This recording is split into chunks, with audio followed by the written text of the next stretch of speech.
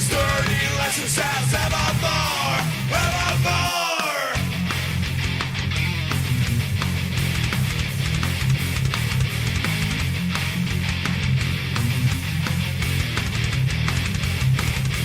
China's now and share the software. China's now and share the software. Hunters can get piles of money, but they cannot help their neighbors. When we have enough free software, what I call, we'll throw out this dirty lesson sounds evermore, evermore. When we have enough free software, My bad. I forgot to turn the bot on. what I call, we'll throw out this dirty lesson sounds evermore, evermore. Where is... Let me swap over the thing.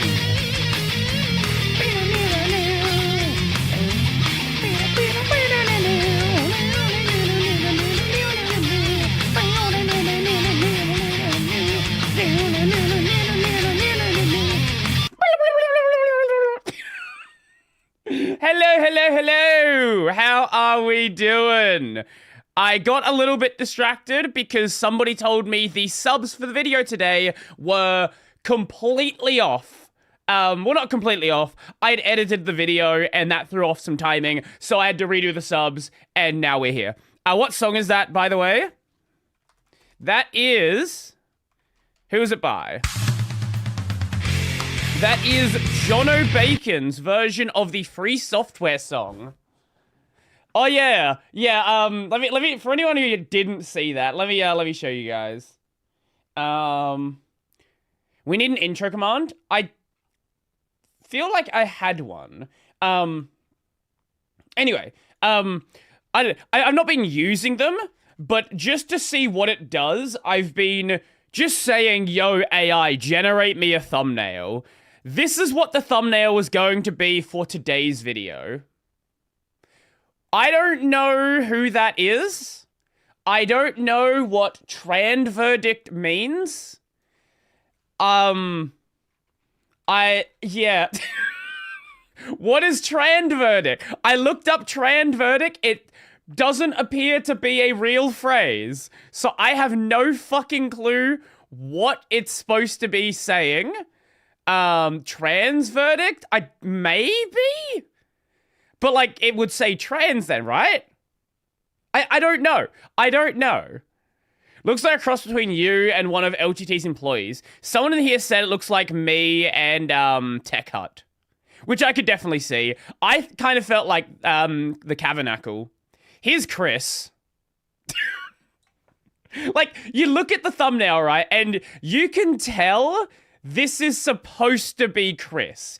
You look at this one, you can tell it is supposed to be me. But there is something fucking wrong about it. And I don't know, like, I can't pin down exactly why it's wrong. But I know it's wrong. Here's another one. This one's closer. This one's much, much closer. Yo, Treetop, how you doing? This one, the two main problems this has is, one, I probably can't even open my eyes that widely, and two, my teeth are fucked up. Like, that's much nicer than my teeth are. My teeth are not that straight. But besides that, that's actually a pretty good one. I don't know what the hell it's generated on the right-hand side here. Import notes, MSC 55I608593, the broadcast bridge, Doel Azle. Yeah. Yeah. Anyway, moving on from that. Let us play the video game. Let us play. Your face is too long. Patent fat. Wait, did it say patent fat somewhere in there? I'm gonna be the only person watching with a Steam Deck hooked up to a Blonder Tongue AM series Agile modulator. What the? I don't even know what that is. What have you linked me? What is this? What is this video you've sent? Oh, the link is to the intro song. Ah, okay, yes. So here you go. Free Software Song 2 by John O'Bacon.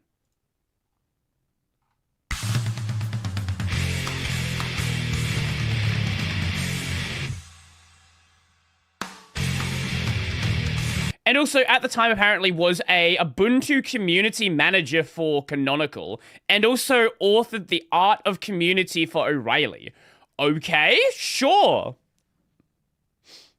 It's analog rack equipment. That's sick. Are we in the right category? I think we are. I'm not certain, though. We are. Yes. Okay, sweet. And let me do that. Lovely. Okay.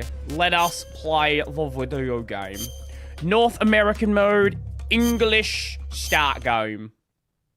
Every time it does that, I'm worried the game just crashed.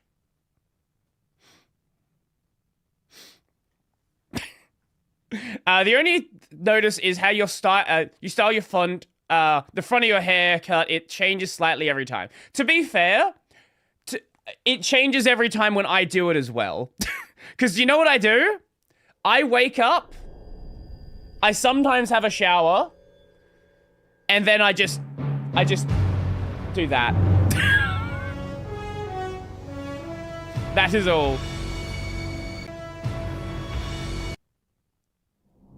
I thought the game just crashed again.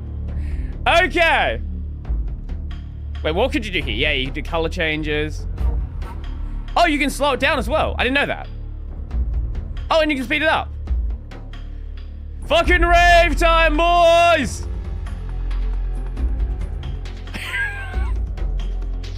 Anyway. What were we doing? Where did we leave off?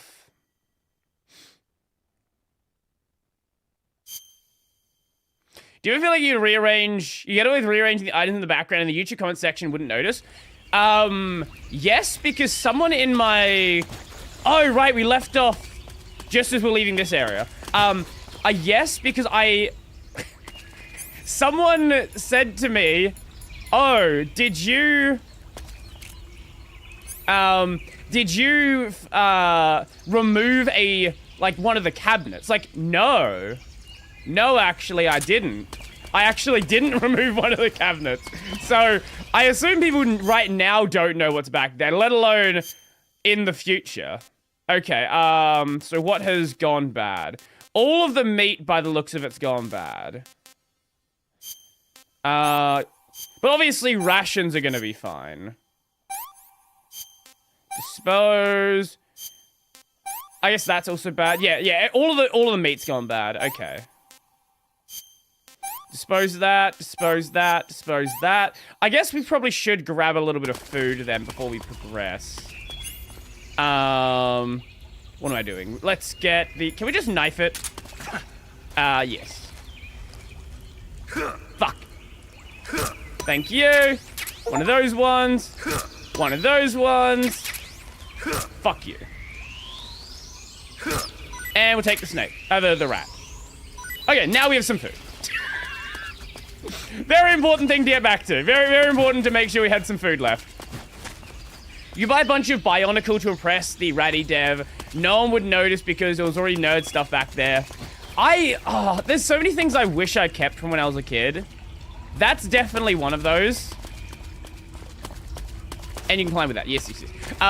I had a bunch, not like his collection, but I had a bunch of Bionicles as a kid. Nowadays, like, they are crazy expensive. Speaking of crazy expensive, I was going through my, oh, right, yes. I was going through my, a cabinet for my housemate the other day.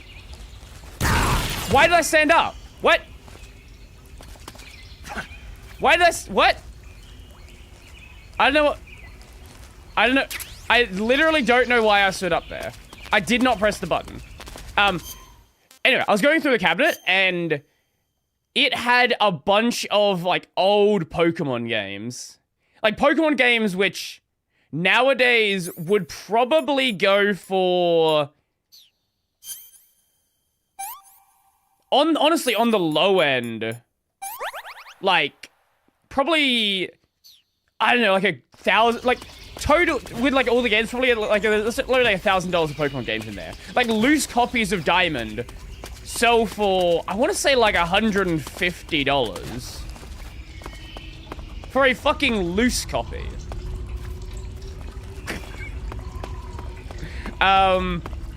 Friend dumped setting up Minecraft server on me since I'm the tech guy in the group, and I remembered 3 things. I hate networking, same. I hate too much choice. I remember 3 things. I hate networking, I hate too much choice, I hate it. Fair enough. Just want to say that you no longer need to set Wi-Fi before running Arch install because it'll bring a menu just like Wi-Fi. Oh, I didn't know that. Wait, is that like new change? Like the latest ISO? Because as of last month's ISO, you needed to do that. At least I think you did.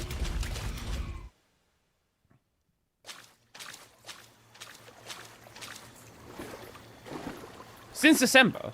Okay, so the ISO's wrong then. Because the ISO says you still need to enable it. Look at all of the food.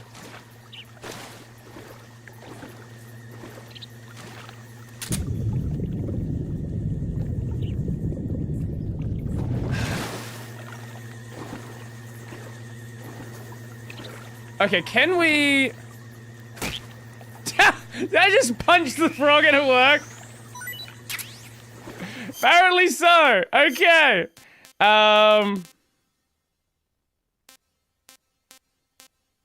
Let's eat the Russian false mango. Pretty tasty. Pretty tasty. I might have to trank that guy.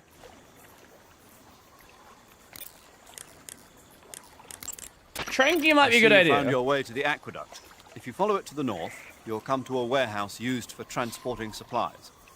Pass through the But if warehouse, I trank him, and you'll is come out into something a bad forest. gonna happen? The lab where Sokolov is being held is directly to the north of that forest, so head north. I'll be a member of your channel if you go to float plane. Yeah, I've definitely thought about the idea. It's just not something I've ever gone around to set up. The Russian false mango is a mango-like fruit found only in Selino-Yarsk. That sounds like a The fake egg-shaped place. fruit is sweet and tangy with a pleasing aroma, just like a mango. But you're watching it. It was What is pretty up with these tasty. people that watch multiple See? streams at once? I don't know how Also, you the people seeds do can it. be used to make a medicine I would go that aids in insane. digestion. It might come in handy if you ever have an upset stomach. Oh. Okay, so that's why we got the other item with it. Oh, okay.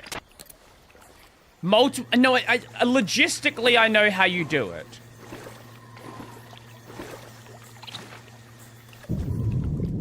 The concern was more of a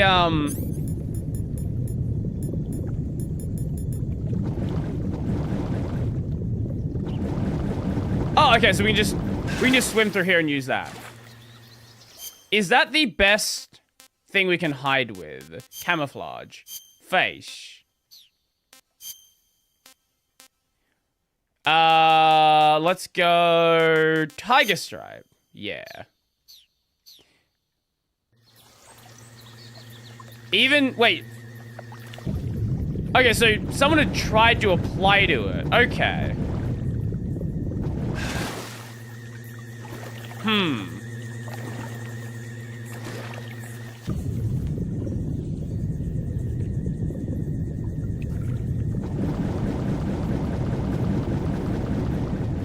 Well, that being the case, then, I don't know, maybe I wouldn't be able to do it.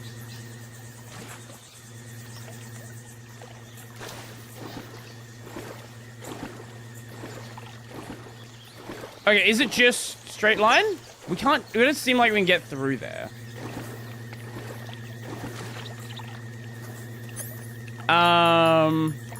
Where's my knife? Knife.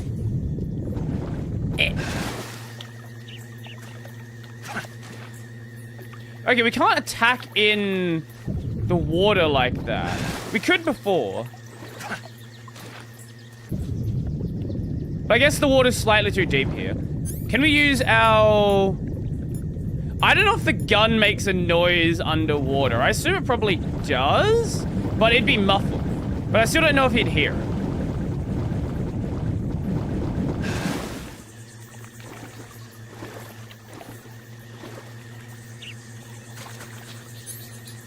Like if I...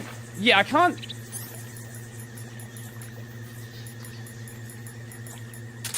Oh, no, wait, we can. Wait, why couldn't I before? Am I stupid? Don't answer that. You know the answer. I want that fish.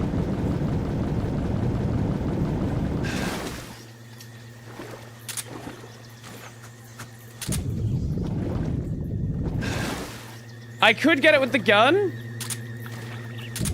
God fucking damn it.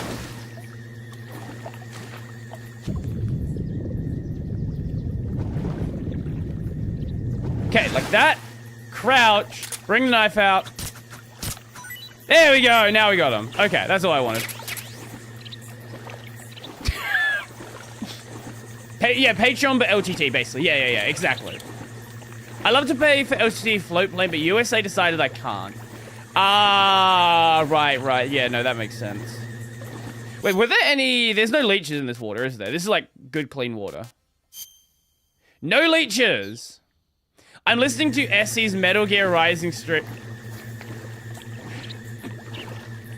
Again? You know? You do you. But like, I am definitely not the kind of person who can watch multiple streams at once.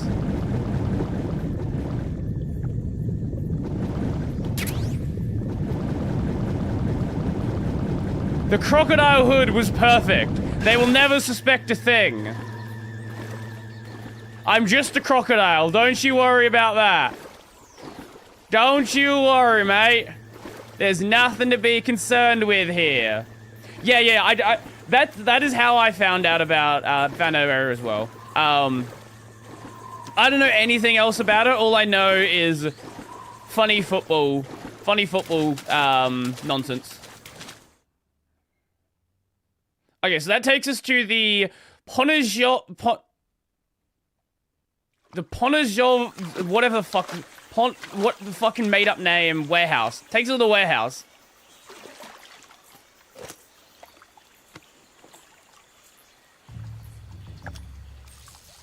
Oh, there he is. Her Oshi is mint, as it should be. Get your hands off me. I'm not going to... Get your hands off of my penis! This man touched my penis! Really now? How many times must I tell you?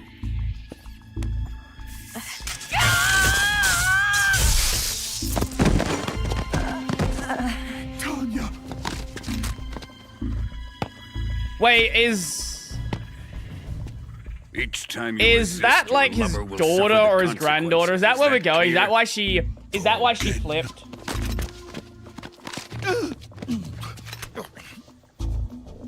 Did she fake flip Damn to you. rescue her grandfather or father? That's where I think this is going. Holy shit, he's strong. Hey, don't zap the titties.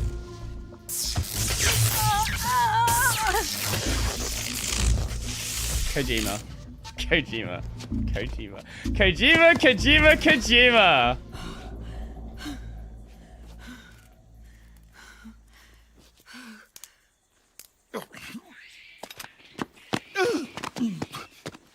Hold it right there, traitor.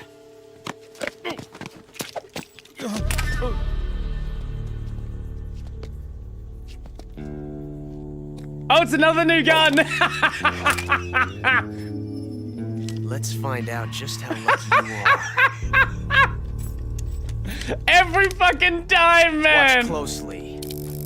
Oh, I love it.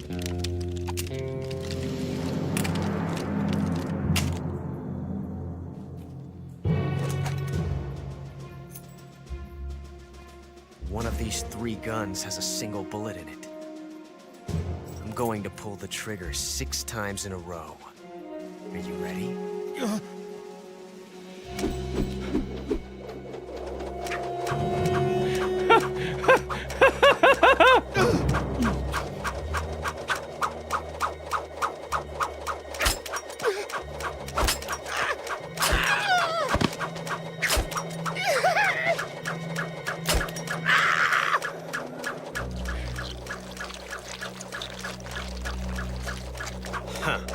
Looks like your luck hasn't run This out yet. fucking dude!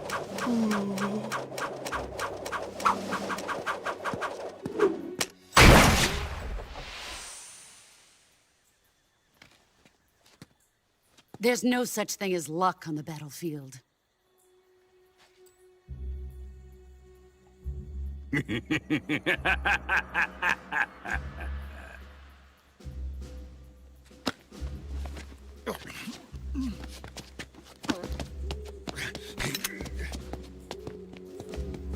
You'd better stay in line from now on.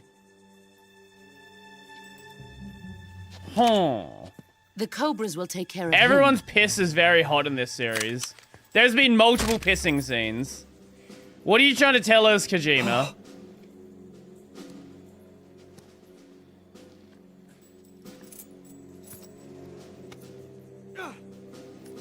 Okay, wait, actually, Has the CIA dog been disposed of yet? The pain is dead. What? I was actually a little confused. Hold up. Does Kojima have a certain fetish? No, he has multiple. He may be a child, but he's definitely one of yours.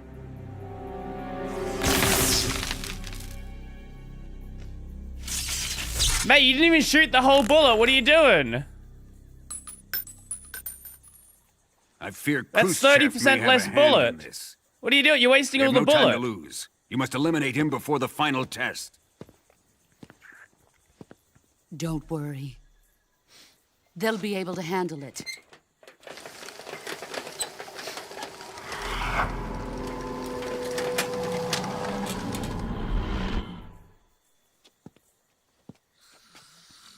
I'm leaving him to you, the field. Why does he look like he's in a different aspect ratio?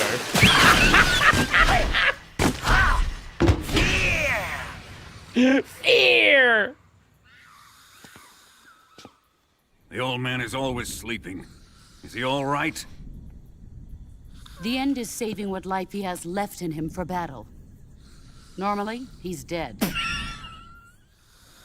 But he'll wake up when the time is right. What the fuck does that mean? Normally he's dead? What the fuck are you talking And when he about? does, it will be the end. Oh, get it, because he's the end! Ah, get it? No.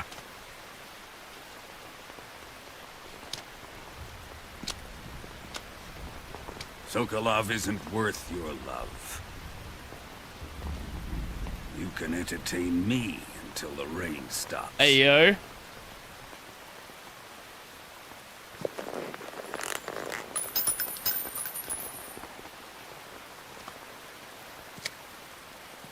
Kuwabara. Kuwabara. Kojima's primary fetish is, unfortunately, Hollywood. I'm surprised Kojima hasn't just made a movie. I wonder, has he ever, like, spoken in an interview about, like, why... Pissarro, is that you? Oh. Hello. Has he ever spoken about why? I assume he's had the opportunity. There's no world where Kojima has not had the opportunity. Maybe he just feels like he can tell a more complete story with the time you get with a video game. Okay, we'll leave that for now. Now, what was the other path? Because there was a second path that went through here.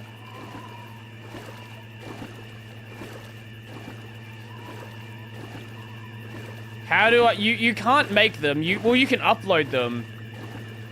But I would need to add them.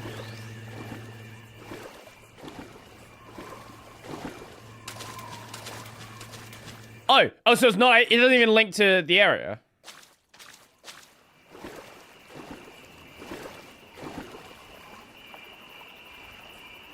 But it is, wait, is it gonna link to the area in some way? Like maybe behind it? There's that guy there.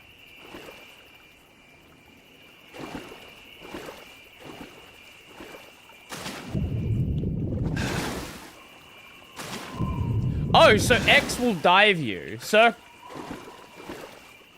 Oh, no. It's because the water's slightly too deep. Okay.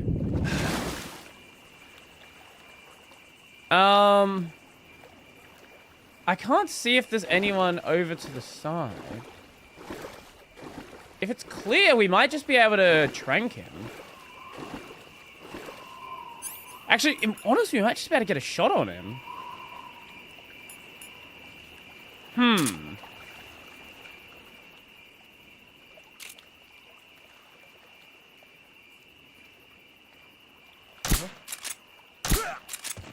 Slightly too low. Slightly too low. But it's fine. It is totally fine. We didn't need to kill him. Oh, there's a second guy there.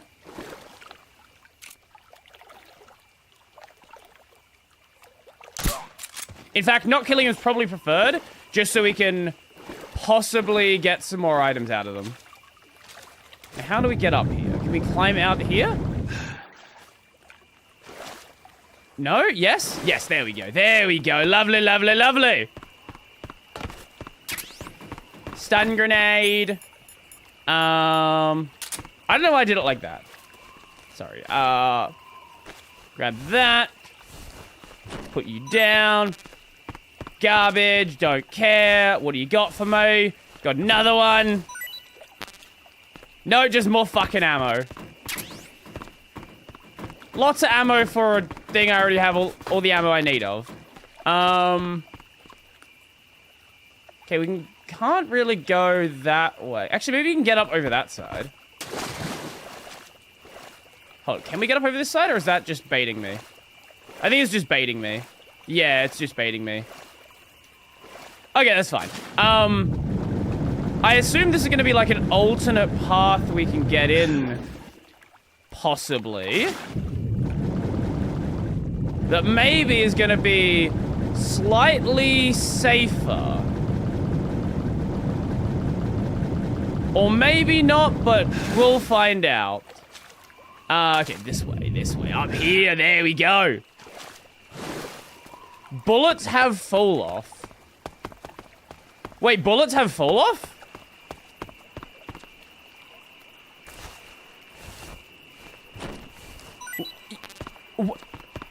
Eh?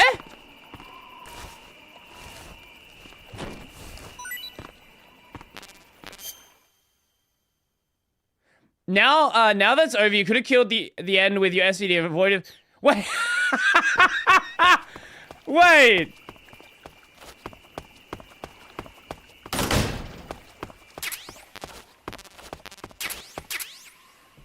Ooh, hello.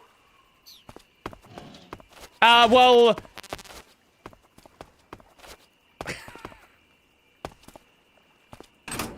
I didn't have the SVD, so I think you actually just spoiled the fight. Because you can't... Unless you're supposed to get it before you go in that room. I don't know. We'll find out. I don't actually know. Getting out his fucking boat. It's a fucking nightmare. I don't know what happens now.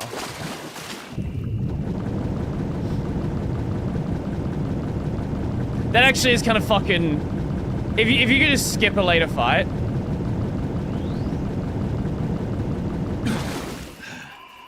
You had another rival...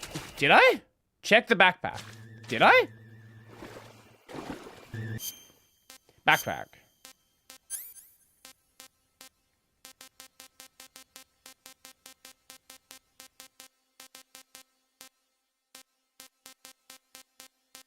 Unless I missed it.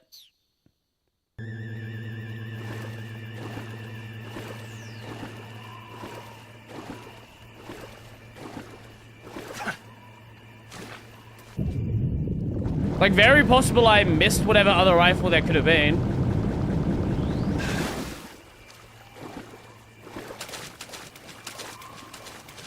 Is he still there?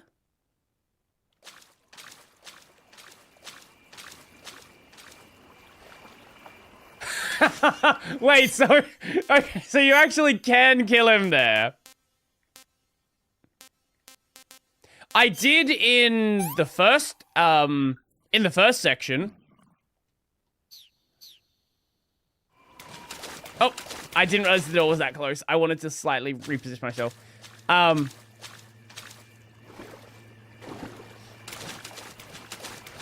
Yeah, I had a rifle in the prologue, whatever it is. Now. Huh.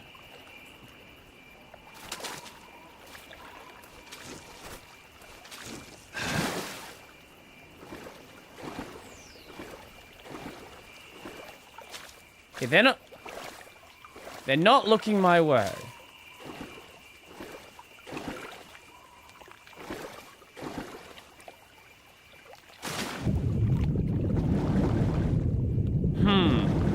Is there maybe a way we can sneak up there?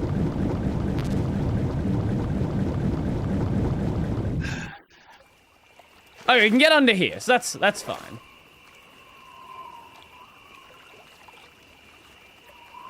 He cannot... I guess they probably think it's just like fish swimming down here. Or maybe a crocodile. Well, I guess... I am a crocodile, so that does help.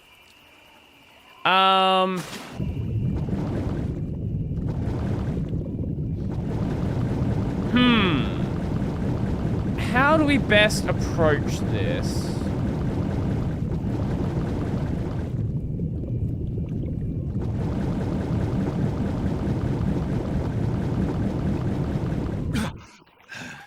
Okay. Oh god, getting under this breaks the camera. My line to the sponge. Okay, yeah, fair enough. Fair enough. Okay, you're there. You're probably gonna notice me though. You're also there.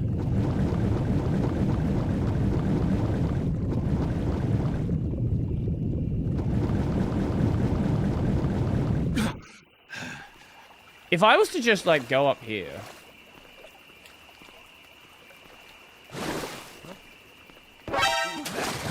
Nope! Nope, one of them noticed me.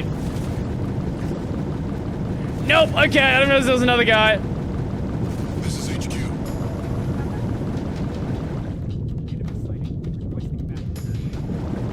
Acknowledged. Sending reinforcements. Nope, you don't need any reinforcements. Back! Back! Back! Where can I hide? Fuck, where can I hide? Where can I hide?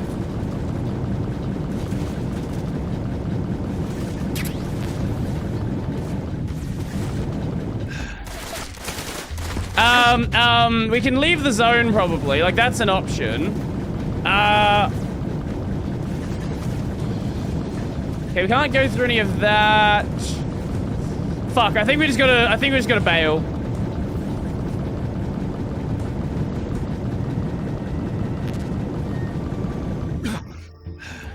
No? Wait. They can't see me over here.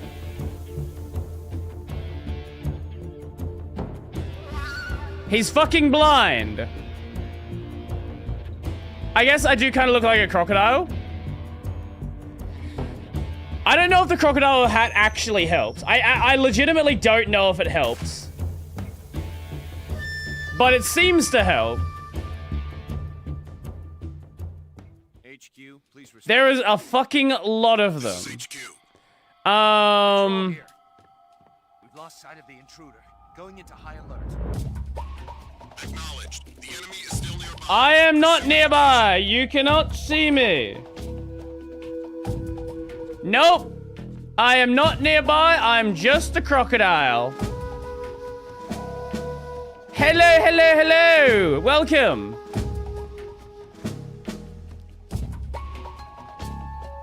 I'm not sure. I think maybe the guy up there saw me. We might need to trank him. I think he's like our main cause of concern. Doom, doom, doom. It also affects being really tired. Yeah, I bet. I need to, like, double check how many guys there were here when it was just the regular ones. Because I know he was out here. I know that guy was there. I don't think the Riot Shield guys were here. I think they're new.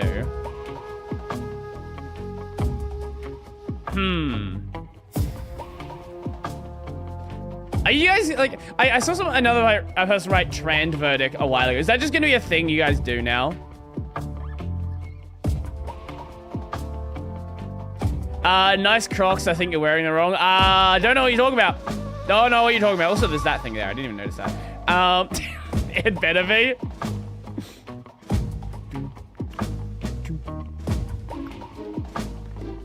Wait, I didn't realize the head moves. I guess that makes it look slightly more real as well.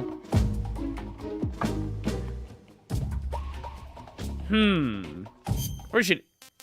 What do we have? What do we have food-wise that we've not eaten? I think we've eaten everything we have on us. Let's eat a python again. A snake eater. Okay. This was like the only part that I'm not a fan of, like waiting out the last like little bit for them to like go off caution. And yeah, you can do things during caution. But the problem is, I will fuck it up. I will 100% get spotted by someone if I try to do anything during caution.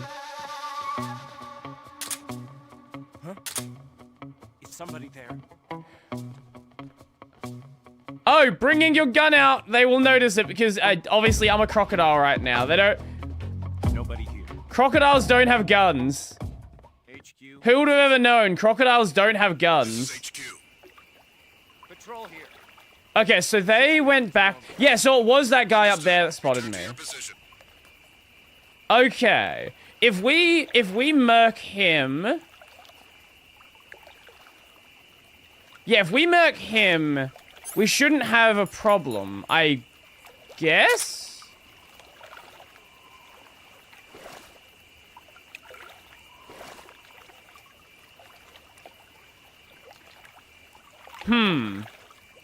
Because, yeah, you're looking out that way. But there's also this guy here.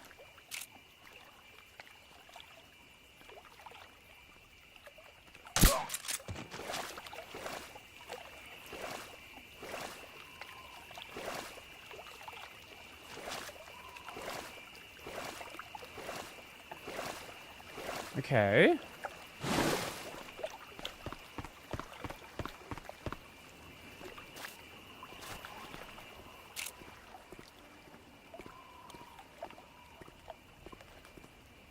What's wrong?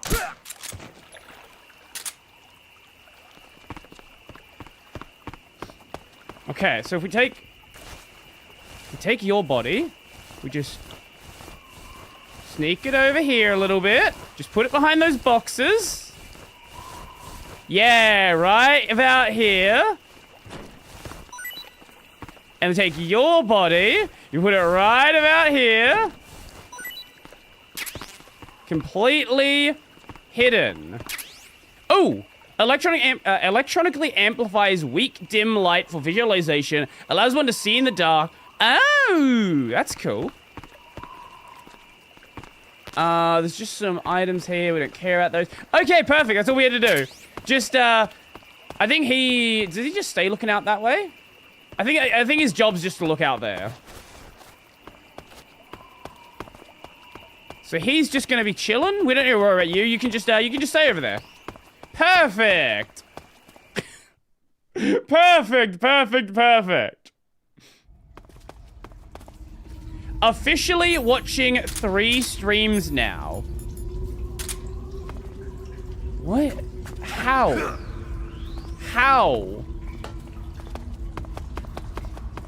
I don't understand. Like, if I watch one, like, I can maybe watch, like, 2 things at once. Maybe I should take the crocodile hood off. Probably a good idea now. Maybe watch 2 things at once. And let's go... Splitter. Yeah, there we go.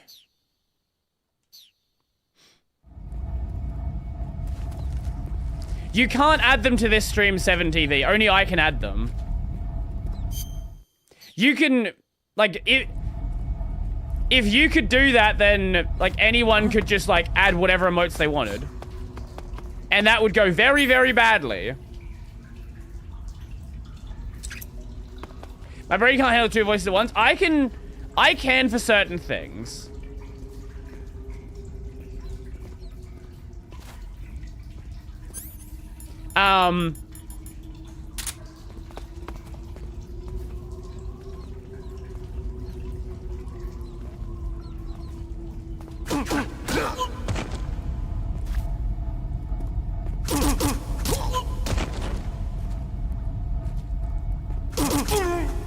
What the?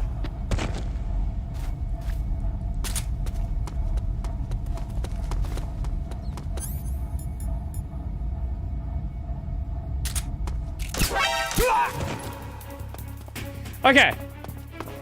Fucked that up. That was not what I'd meant to do, but you know what? It worked. It worked. I meant to go for a CQC.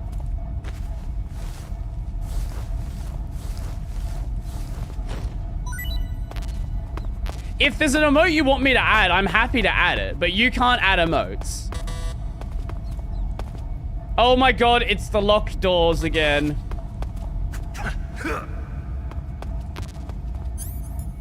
I guess I was just a little bit too far away.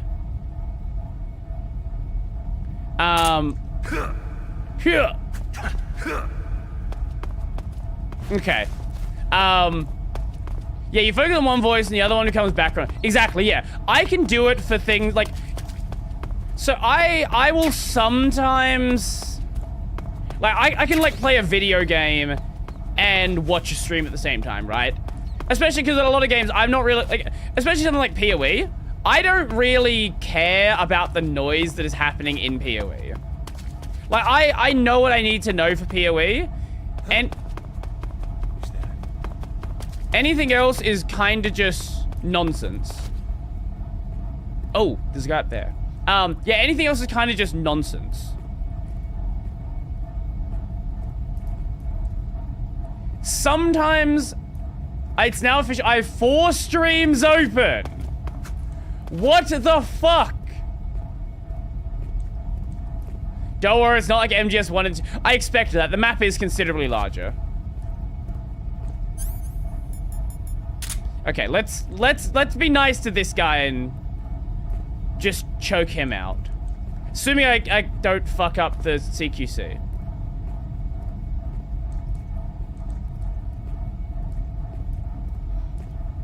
Well, a friendly of this action became a bloodbath around 30 soldiers laying dead. Here's my problem with doing that. I don't have the aim to do that.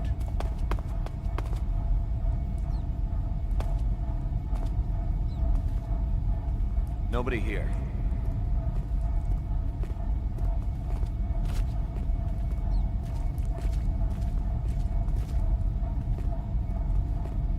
Don't worry.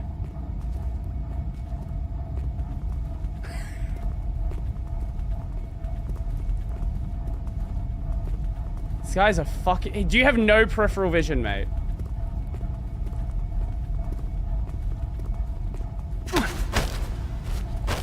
Speak. Radio 148.96. Oh, hello.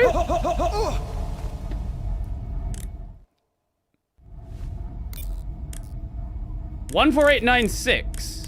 Healing radio.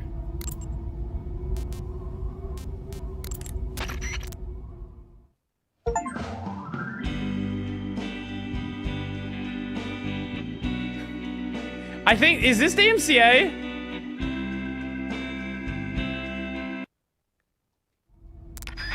I feel like that might be DMCA. I'm not certain.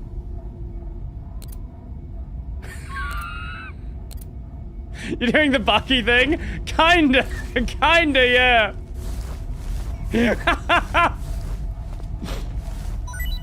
That guy is a fucking moron, by the way. Oh, speaking of a guitar, I did mention this yesterday, but oh, hello. I actually did start playing guitar again. So if we climb over that... Can we climb over that? Yes. What is that? Oh, suppressor. Yeah, I started playing the guitar again, and now I'm trying out new picks once again. This is a problem. Every time I go back and, like, start playing guitar again, I'm like, what kind of pick do I actually want to use? Now, luckily, picks are an incredibly, like, personal thing. So every company that makes picks also sells, like, a variety pack, where it's like, here's 12 different kinds of picks. Pick whichever one you like. Pick whichever one you like. Haha. And suddenly the rain is pouring here. It... Not pouring here. Wait, let me do it like this. I have entered the kingdom of heaven. Jesus fucking Christ. It's bright out there. Very bright out there. Not rainy here, but fucking cold. It's pretty chill where I am. Like, chill as in not, like, chill as in nice. Game Doko. Oh, sorry, my bad. My bad. There you go. Game back. Oh, I realized why I fucked up the CQC again. I did the thing that I do every time, which is, if you want to CQC, you gotta hold the button. If you want to attack, you gotta press it. Or, like, press it multiple times. So you're seeing this in your stream and 4 AM on my clock. Welcome to time zones. Granini Gorky South. I'll give the Granini the Gorky. The big Gorky. This is a boss room. Let's do woodland. You know, let's do desert. We haven't done desert yet. Uniform. Tiger stripe.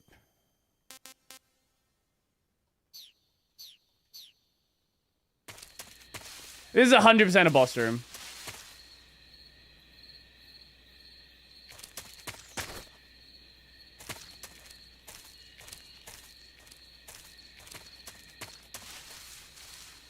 Surely it's a boss room.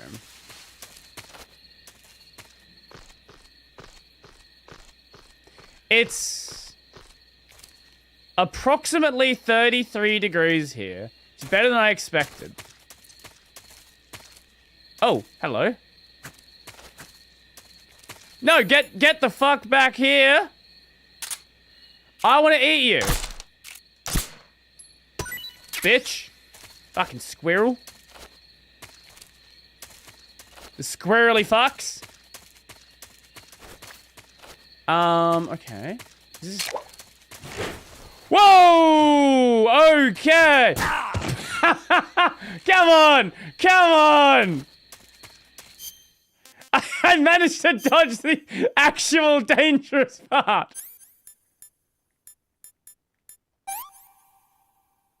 Oh.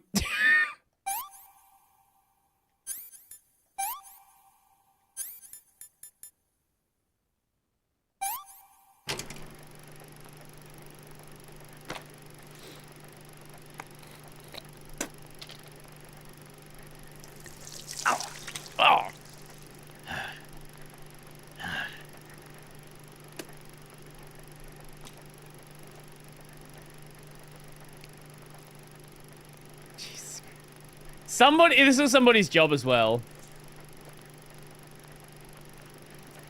It's a case word sequence. It means something like Grannon's Hills or Hills of Grannon, where Grannon is a last name. Ew, ew. It's a boss room for the squirrel. It's a fucking boss room for the traps, apparently.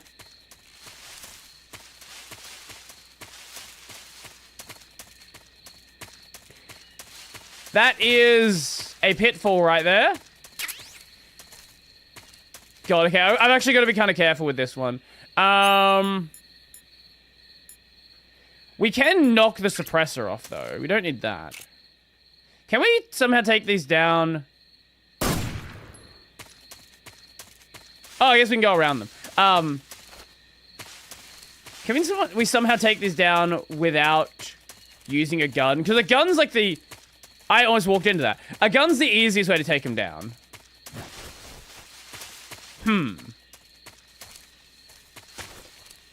There's also a bunch of snakes around the place. I like my Theo edit, so yeah, I did, yes. I did see that. Fuck you, snake. Okay. So, do you actually just have a tool for doing, like, Theo edits now? Oh god, and there's snares. I don't think there's anything actually in this area. Theo text to voice, yes. Oh, hello, what are you? No, that's not ramen noodles, is it? Where's the food? Where's the food?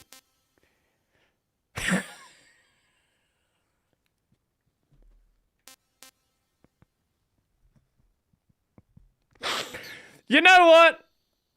I'm not even gonna... Let's see if we can get her to talk about it. Paramedic, tell me about the You food. got some instant noodles. I huh? did. Instant noodles. Instant noodles? Uh-huh. It was invented in Japan just recently. Add some hot water and it's ready to eat. Wait, what year are instant noodles It's from? cheap and can be stored for Does anyone- a long time. she said And besides, recently, it's so delicious. It's was it like the a miracle 60s? food. Wow. Speaking of which, Yeah, are you going to eat that? I was planning on it, yeah. Oh, all right. Is there some reason I shouldn't? No, that's not what I meant. Then what did you mean? I was just going to say that if you weren't going to eat it, you should bring it back to me. I've Aww. always wanted to try some. Whatever. I see you caught yourself a Japanese flying Why squirrel. are they in Russia? Japanese flying squirrels are non-venomous, and they shouldn't attack you.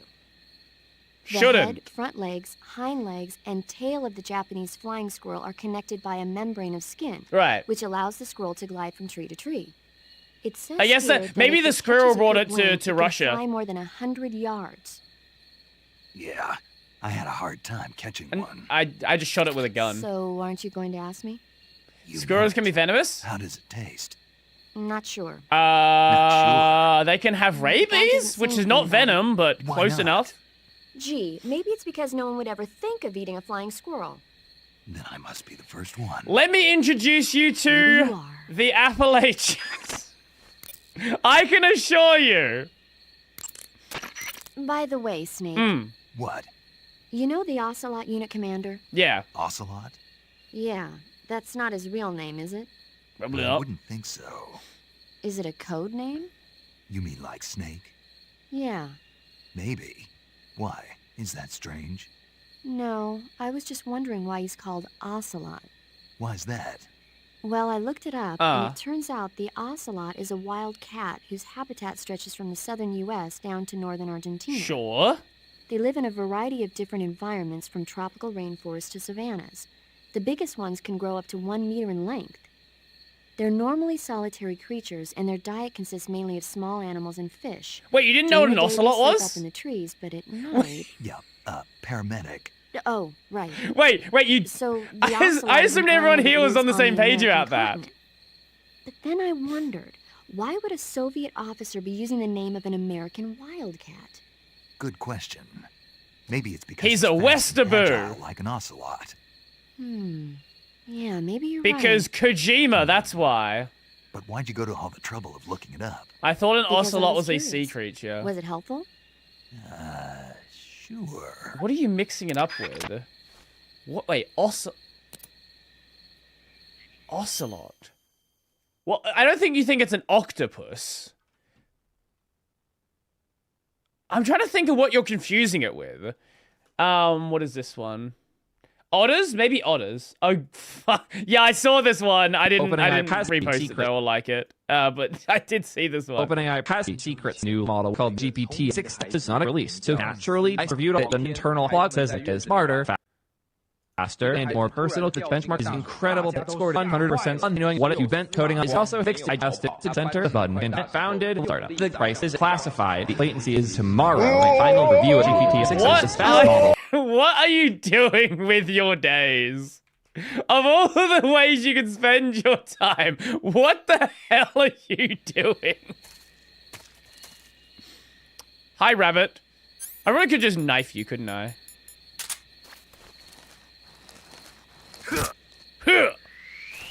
Thank you. You will be eaten greatly. Oh! There's a dude on that one. Oh, yeah? Okay. Where do we go? This way? This way. Hi, I'm late. I just woke up. It's 6 p.m. Is he the snake we need to eat before we beat the game? Snake eater.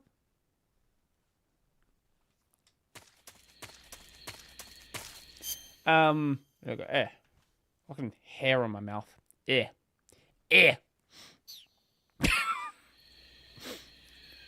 I don't trust walking up just blindly. Is this the game Dawkins got in trouble for? Wait, I don't even know. Dawkins is mentioned in Rising Revengeance as the origin of the meme. Camouflage. Here we go. Sing Snake Eater. What are the lyrics? You know what? What are the lyrics for Snake Eater?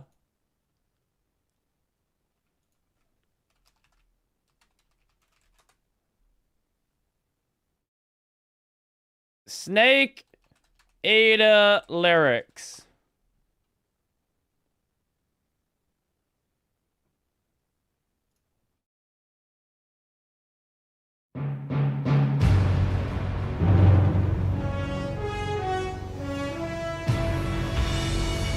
I don't know, I just felt like doing it at one point. What a thrill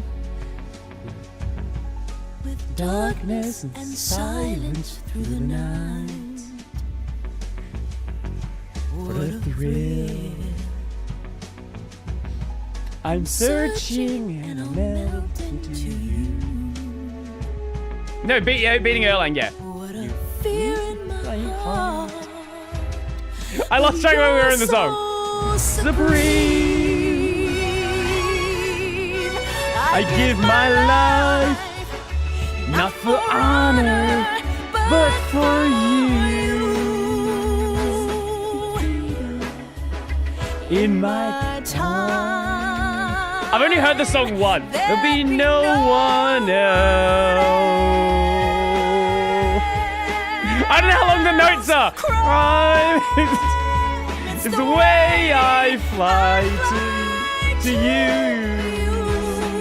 It's good. It's good though. It is good. I'm still The dream, Snake Eater. Someday you go through the rain. Someday you feed on a tree frog. It's ordeal, the trial to survive. For the day we see new life. Give my life, not for honor, but for you. Snake Eater, in my time. There'll be no one else. Crown, it's the way I fly to you. Again, I don't know where the notes are. I'm still in a dream. Snake Eater. Holy shit, I can't hold that one. I'm still in a dream. Snake Eater.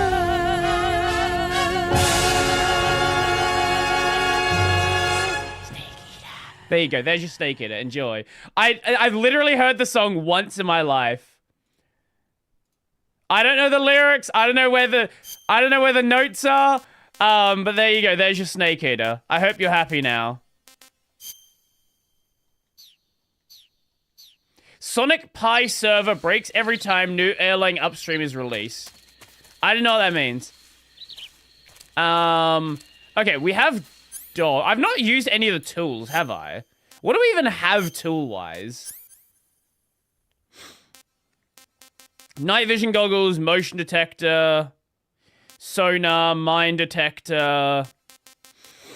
What is bug juice?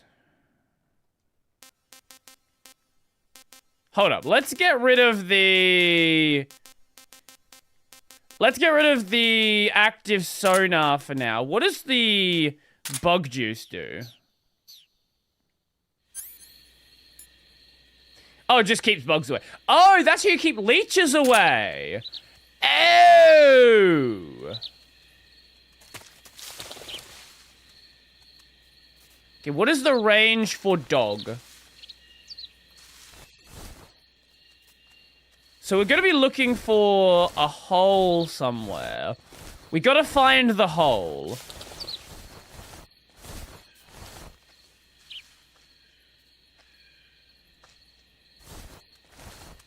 You're going that way. Dog is looking that way. The dog can't smell us through here, which is very strange. Maybe Snake just doesn't smell.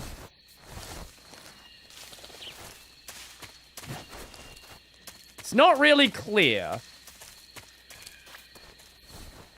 Of course, there is no hole on this side. Why would there be? No! God damn it! I didn't mean to do that.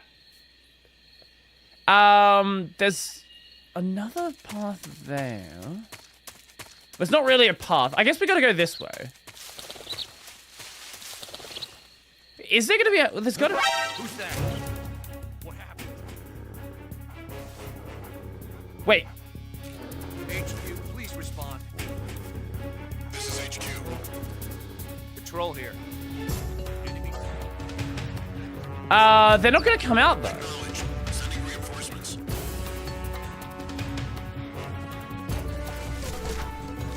Wait. He's firing at us. But they're not coming up from that way. Wait, so where are the reinforcements? Do they not bring... Wait, do they actually not bring reinforcements for this one? Because there's the gate, but they're not opening the gate to come out. And no one's coming up from the other way because it's all trapped there. So actually, we can kind of fuck around in this area without much danger. Unless there's an alternate route we can go to get in here. Because unless there's a hole over that side, there's not really a ton we can do. This is HQ. Patrol here. Maybe we can get around that side? Going into high alert. Acknowledged. The enemy is still nearby. Pursue and engage him.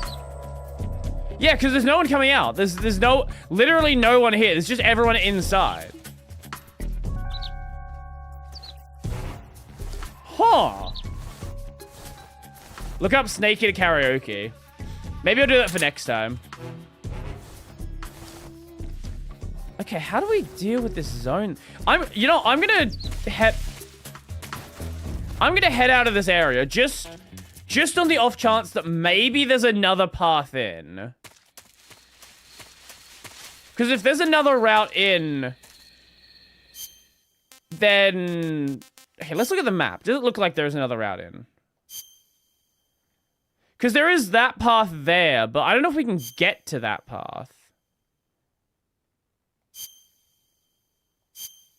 No, it looks like... Yeah, that's all mountainous region there, so there wouldn't be a route through that, likely. At least I don't think there would be. I guess it's possible. But that's probably why they built the base where they built it, because then people can't just walk up through another side.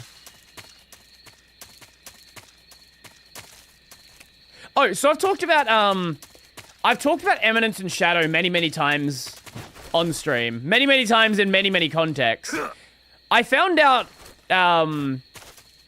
like yesterday, that apparently Eminence in Shadow is like way older than I thought it was. Like, I assumed it was just like one of your, you know, semi-recent, like isekai nonsense. Turns out, it actually might be like one of kind of the older series. Can we not get that one? There we go. Oh, we're full on food anyway. Let me double check, because that's what someone was telling me. I don't know if it's bullshit though. Also, why did I swap to that one? Eminence in Shadow. Okay, maybe they're lying to you. It started as a web novel originally. No, I'm being fucking lied to. Okay, someone said, oh, it's an older series. No, it started in fucking 2018. Why? People on the internet are lying to me and I don't fact check them before I say it? Surely not. That would never happen. Surely not.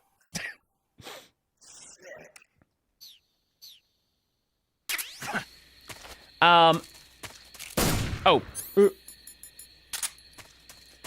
Erlang was mentioned in chat and in the Debian mailing list, so I just copied the bug name. Fair enough. Erlang Shen, not Erlang the language. Okay, now how do we get in here? That is the question.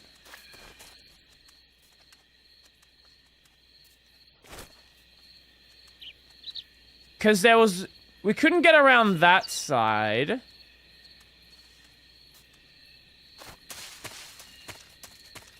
There's got to be... Is that a gap over there? I think it is.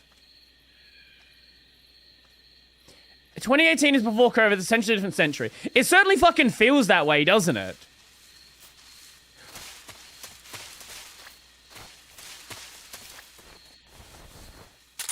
Mate, get your hands off of my penis. Okay, so he's over there. We can trank him. The dog's way over that way.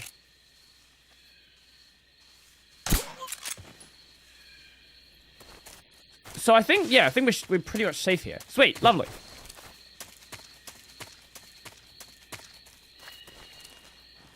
There's no point knocking the electricity down. All that does is just makes them more alert. We can get in from that side. Hello, hello, hello. Perfect little gap. Did the X-Wayland latency video come from the last stream with X-Wayland? No, other way around. I already knew about the improvements with X-Wayland. I had the video already, like, recorded and everything. I just hadn't published it yet. Can we get in the hole? We can. Haha.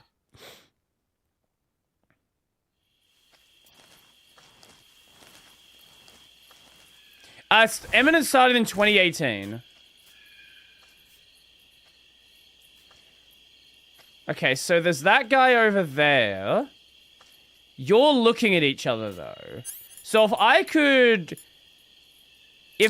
murk the guy in the back whilst he's over there, assuming there's no one else.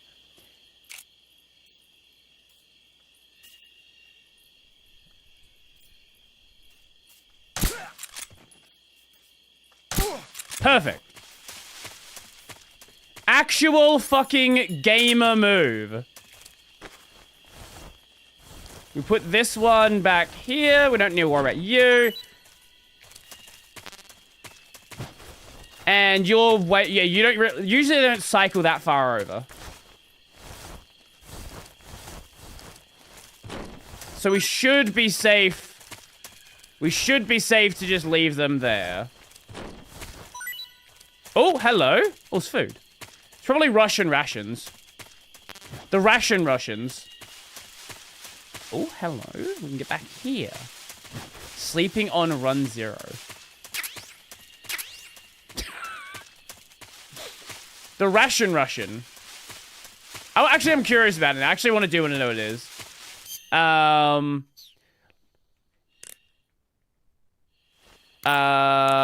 No, wait, wrong one. Let us go into the food, eat the Russian ration. Disgusting. I forgot which country is said to have the best rations. I know the US is supposedly pretty fucking low on the list. I want to say it's like Korea.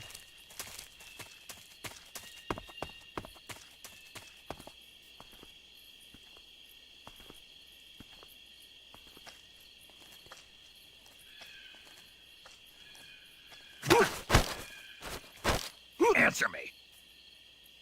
To the northeast. Thank you.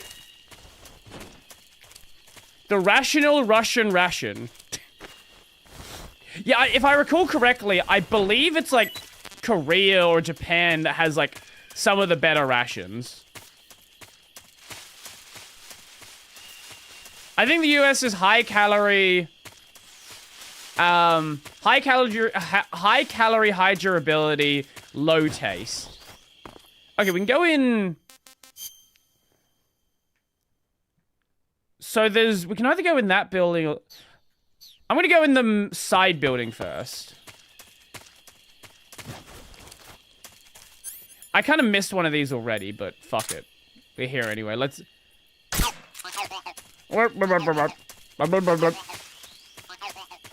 Okay, that takes us to the outside wall. Oh, that takes us to the other side that we couldn't get in from.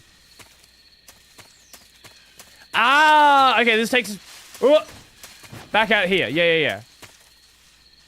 I don't know. I guess maybe you can escape from this side afterwards. Besides that, I don't really know why. I guess, yeah, there's an alternate route to get in the building. If you want to get in here. Actual Russian MREs are pretty good. Regular army food is disgusting, though. Okay. What are they, You know, let's look it up. Which country has the best MRE? Apparently United States is high on the list. Okay, wait, I actually didn't know that. Number one is... Number one is Italy. Because you get tortellini, high-quality canned meats, biscotti, a tiny stove, and notably a shot of 40% ABV alcohol. Mate, that's... Okay, you know what? That's actually pretty cracked. Japan, you get beef curry and sticky rice. That does sound pretty damn good. US...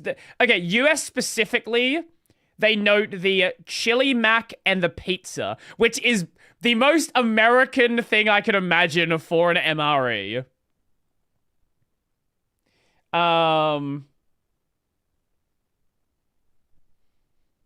You also get pound cake and peanut butter. France is also high with pate, duck, and instant cappuccino. Imagine a Big Mac MRE. That's just called a Big Mac. I think they're probably MRE stable already.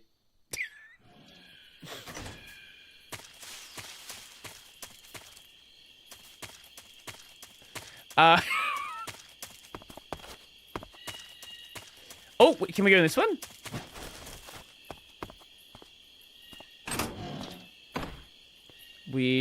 No traps?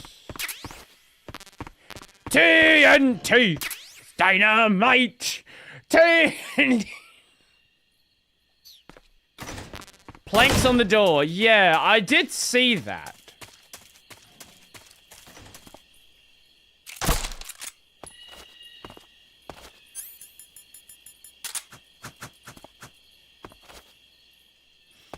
I wasn't sure if I could, like, take them down in some way. If I was to...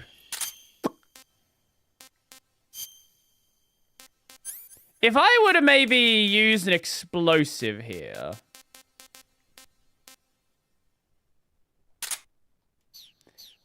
This might be slightly overkill.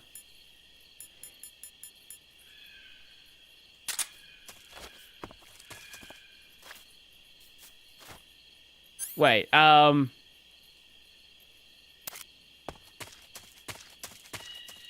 TNT! And then... Just curious. No, okay, just had to make sure. Apparently no fun. No fun allowed. Probably not best idea to go through the front door. Hold up. This is the lab. If we dress like a scientist, will we be safe here? Uniform. Aha. Not that one.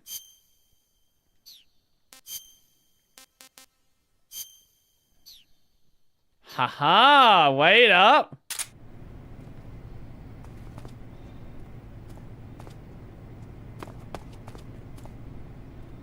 You're definitely not looking, you are looking pretty suspicious dressed like this, though. Walking around like this, though.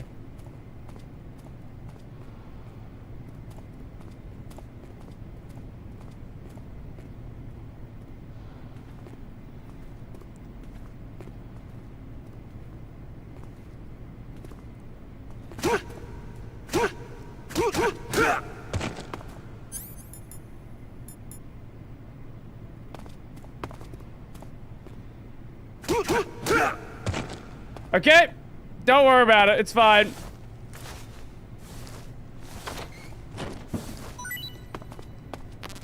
Don't worry about it. It's totally fine.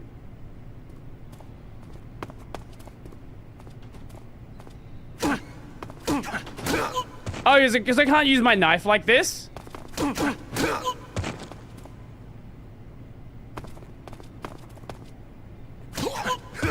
Yeah, I think it's because I can't use my knife like this.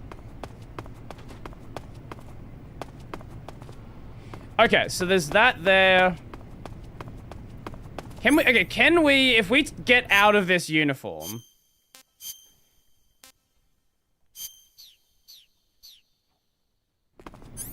Okay, so we actually just can't use weapons like that.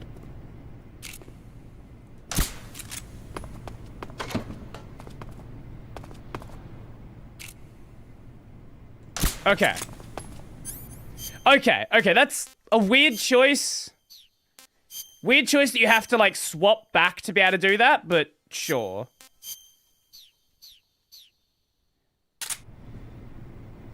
So there is Aerofill Fetch on GitHub, yes, which gives you an animated fast fetch if you haven't checked it out yet. Aerofill Fetch.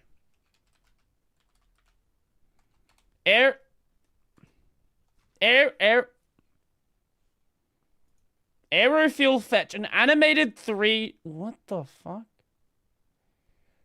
Oh, wait, that's... Okay, hold on, that's actually kind of sick.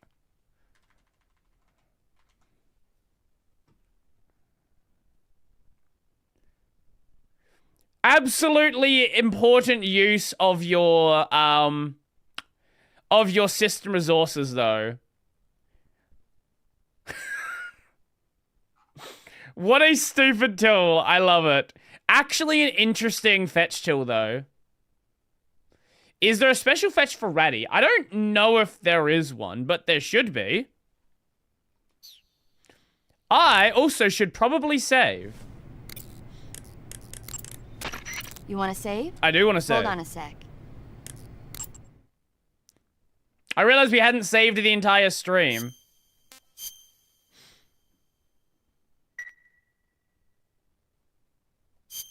Snake, have you ever seen On the Beach? No. Death Stranding on the beach? It's about the survivors of the Third World War.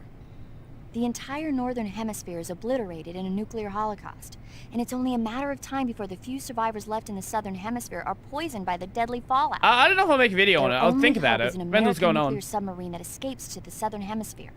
They set out for the Arctic to investigate the fallout. The movie came out in '59, and the year that the war was supposed to happen was 1964. In other words, this year. Nice warning. Let's hope it stays just a movie. Well, I see you're disguised as a scientist. It suits you rather nicely. actually does look pretty good. As long as you don't do anything suspicious, like roll or crawl, the enemy should have no reason to suspect you. Sokolov is somewhere inside that lab.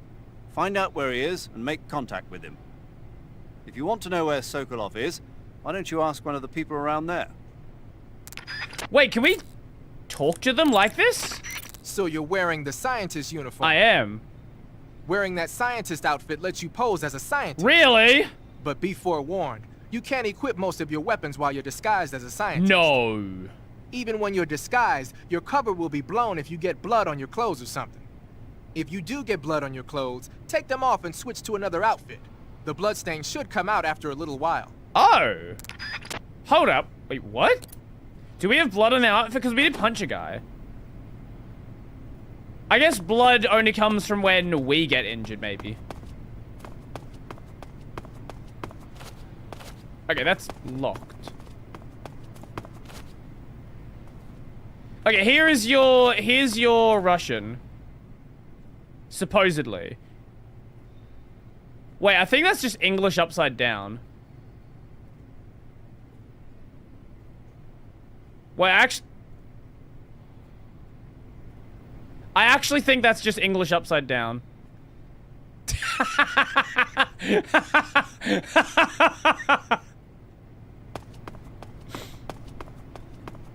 Okay, wait, here we go. Here we go. Here's some supposedly Cyrillic.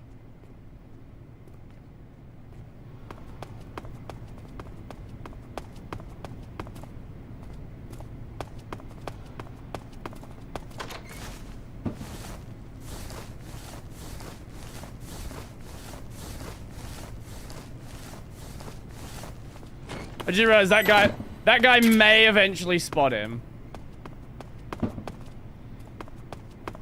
Okay, no, he stops there.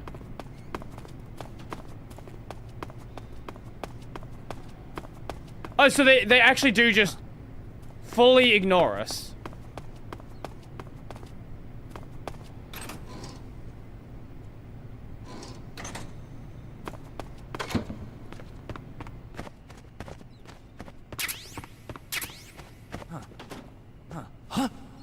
Who are you? Oh, so the scientists will know.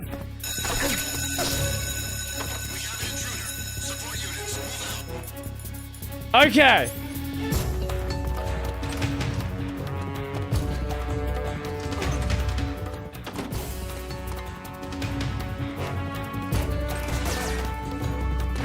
What? Wait, why was I standing? I crouched.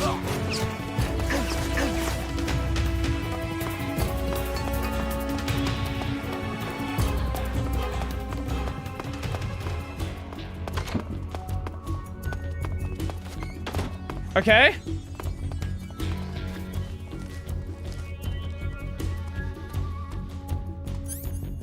Don't mind me, just barely hiding under the table. Just don't worry about me at all. Okay, so I'll keep that in mind. Hide for real? No, they don't know where I went. They don't know I'm in this room. We'll be good. So, the scientists will recognize us, which makes sense.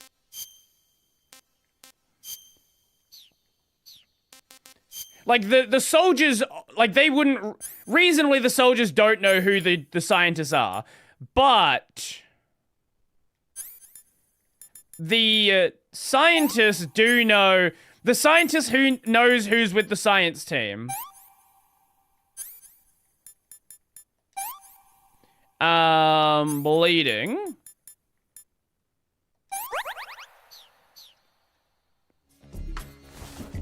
Now, the question is, will they freak out immediately? They probably will freak out immediately if I go right now. Who's there? What? Wait, what? Oh, there's a guy right there. Fuck! I didn't know that. Fuck! Fuck, I did not see there was an upstairs section.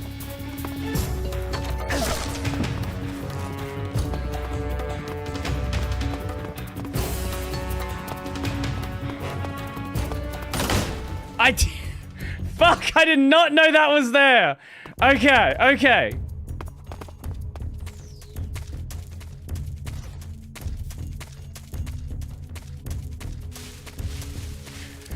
Righto, my bad, my bad. Okay, now we know.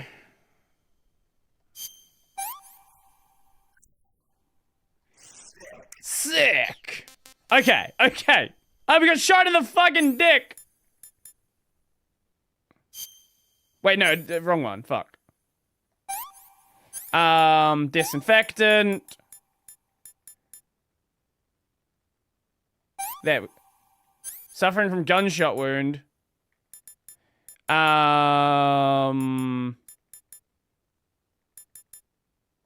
okay, this is the gunshot. The bullet. Hello, fellow Wayland. Wayland good, ex-Wayland bad fellas. Hello, hello, hello. Oh god, they're checking out here now. I think we should be good over here.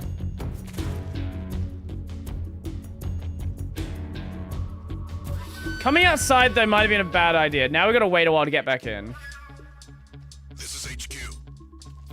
Patrol here. We've lost sight of the enemy. Commence alert formation. Fuck, they're not gonna... Fuck, where are they gonna go back to when they're done? Are they gonna walk over this way or outside? He was coming that way. Fucking hell, why did he do that? Maybe I could have hidden the grass. Maybe that would have been fine. Now that I think about it, I don't know if I'm using X-Wayland still. If you've not enabled it by yourself, you're using X-Wayland. To be using native Wayland for gaming, you have to... Right now, you still have to enable the option.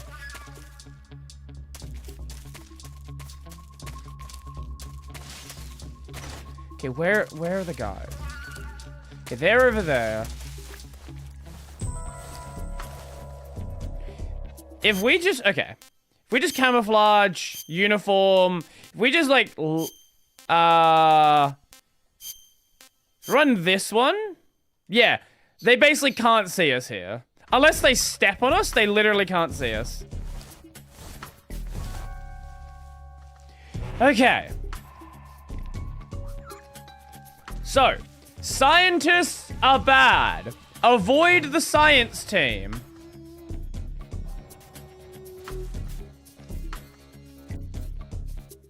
I should be fucking invisible to you right now. 95%. It is kind of annoying that we can't go and choke people out when we're in the science outfit. I get it, but like, we should just be able to throw away our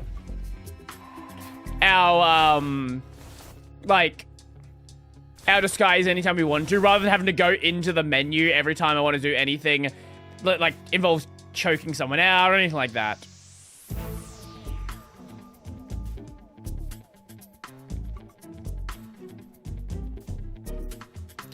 I have considered doing a State of Ex Libre video.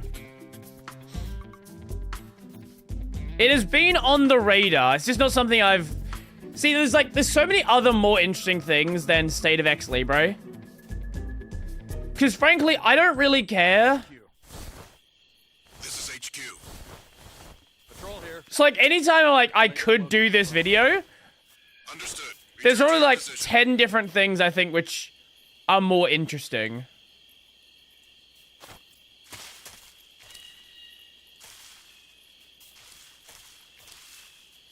Okay, he's If we just leave him there...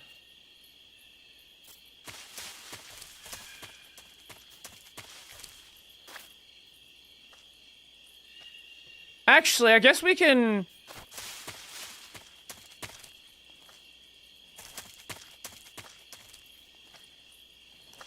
Yeah, okay, let's take him out. They wanted to deal with him again.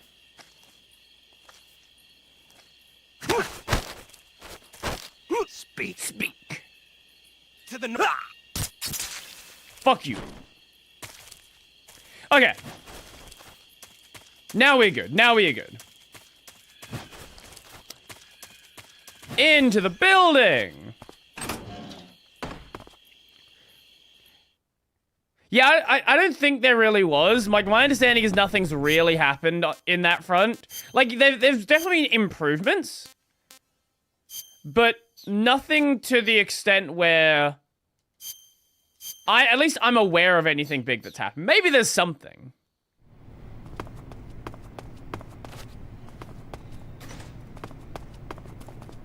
Yeah, maybe there's something I'm not aware of, but... I don't think so. Would it be suspicious if we chowed down on a snake?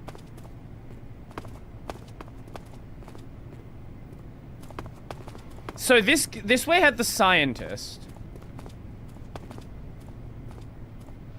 Not at all suspicious. I'm just a guy walking around. I've got a headband on. Don't you worry about me.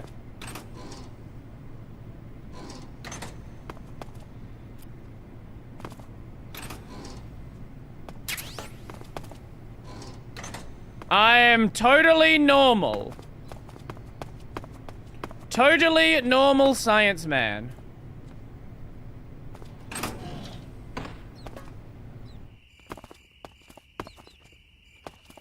Wait. Oh, hello.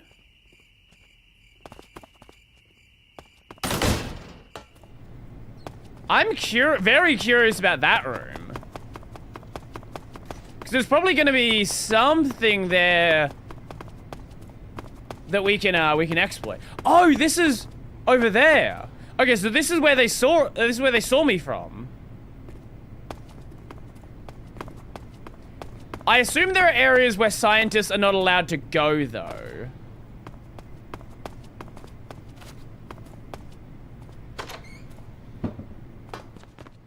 So that is slightly concerning that I don't know what those are. What's the month you will go back to Neri? I don't really have, like, a set time frame with that. I'm enjoying KDE right now.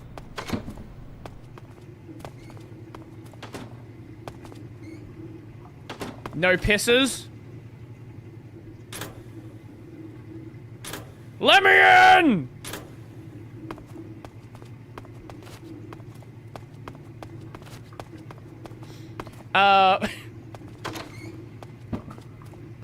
Just washing my hands, officer. Don't mind me.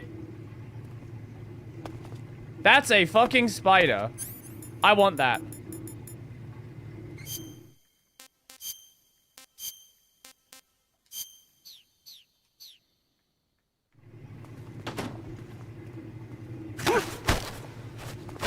Speak. Eat spoiled.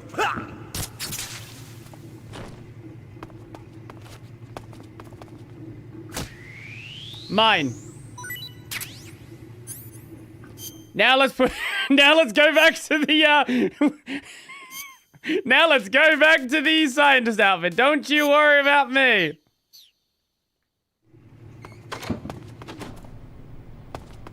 Totally fine, totally fine. Nothing suspicious at all going on here. Okay, this is... Where does this take us to? Wait, this takes us to the inside walls. Takes us outside? Oh, it's a little, Oh, it's a little terrace area. Oh, that's cool. I didn't even know this was here. Katie is good. Used it pretty much all 2025 before getting back, sucked back to X of CE. Honestly, I've just been enjoying KDE. I don't really have a reason to stop using it. Wait, what is this? Ah, fixes his glasses. Oh, it's cute.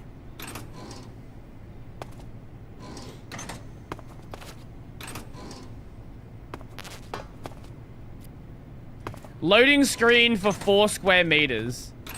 I doubt it's even that much. Where are the titty posters, Kojima? I know there was one with the science team. Very few titty posters this time.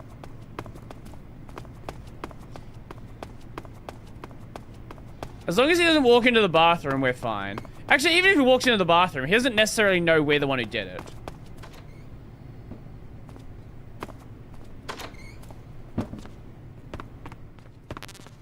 Wait, what is that?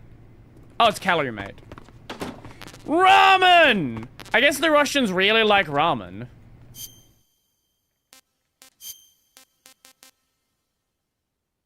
Cobalt blue tarantula. I've not eaten the crab yet. Hey, this works. Hey, this works. Get one of these guys. Honestly, keeping some of the non-perishables around is probably a good idea. Book. Uh-huh. Oh, wait a second. That takes you up here. Do you miss scrolling, like, you know, carousel? I do want to do a carousel video. I've just not gotten around to it yet. That is the next KD thing. Maybe Cronkite's next on my radar. Cronkite and then carousel.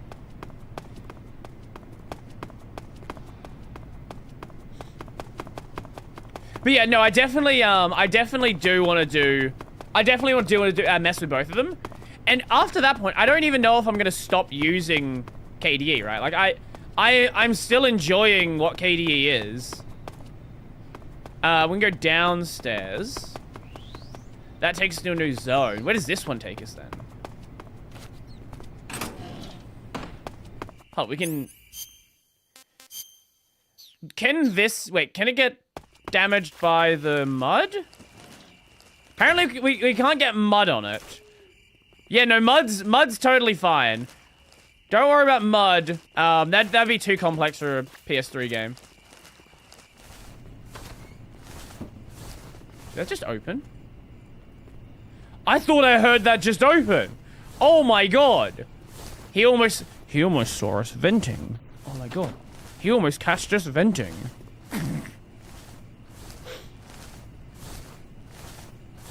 Oh. Oh.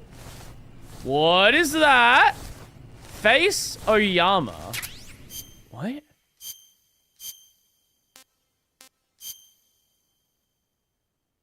Why can you get...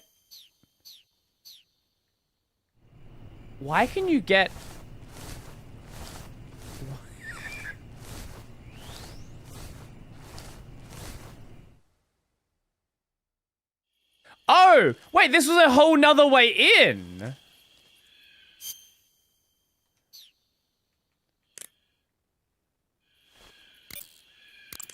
Major zero. Sokolov is somewhere inside that lab. What about... Yeah, if I put it...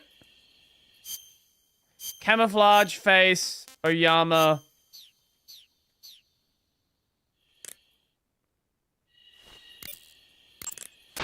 Sokolov is somewhere inside that...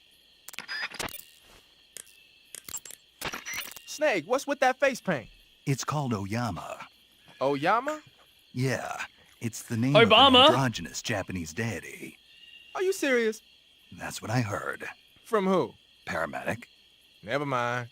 In any case, that I face think we're paint supposed to doesn't talk seem to work very paramedic well. first. Your camo index is way down. Unless you want the enemy to see you, I'd change to something else. Oh. Okay. Let me guess. You were just getting to like it. It kinda grew on me. Fine. Get yourself shot. I see you've caught yourself a Taiwanese cobra. Okay, I guess we're gonna go through the food Taiwanese first. cobra is native to Taiwan and southern China. It's quite vicious and carries a potent neurotoxin Oh, in that's its bad. fangs. Be careful. If it bites you, go into the survival viewer What is immediately Concords? and use the cure option to Wait, inject Concord? yourself with serum. What are you, why are you talking about Concord? Don't ask me. Huh? Do you mean Cronkite? The guide doesn't say. If you absolutely have to know, then you'll just have to try it yourself and see. I didn't say anything. But you were going to ask, weren't you? About the taste? Maybe. I'll talk to you later, Snake. I see you've found some flyagaric mushrooms. We gotta go through a lot to get Flyagaric it is to a talk about relative of Oyama, the I death see. cap mushroom that grows only in that region. You'll find it growing on the ground, but it's poisonous. Oh. So if you pick one up, don't eat it. Okay. If you do eat one, go into the survival viewer immediately. Don't and eat use random Cure to mushrooms take off some the antidote. ground. The poisons found in the flyagaric include phallotoxins and Those don't antitoxins. sound good. It says here that when you eat it, the initial symptoms include nausea, stomach pain, and diarrhea. Finally, your liver and kidneys will break down into a sponge-like substance and you die. That sounds like a bad. horrible way to die. Isn't it? Yeah.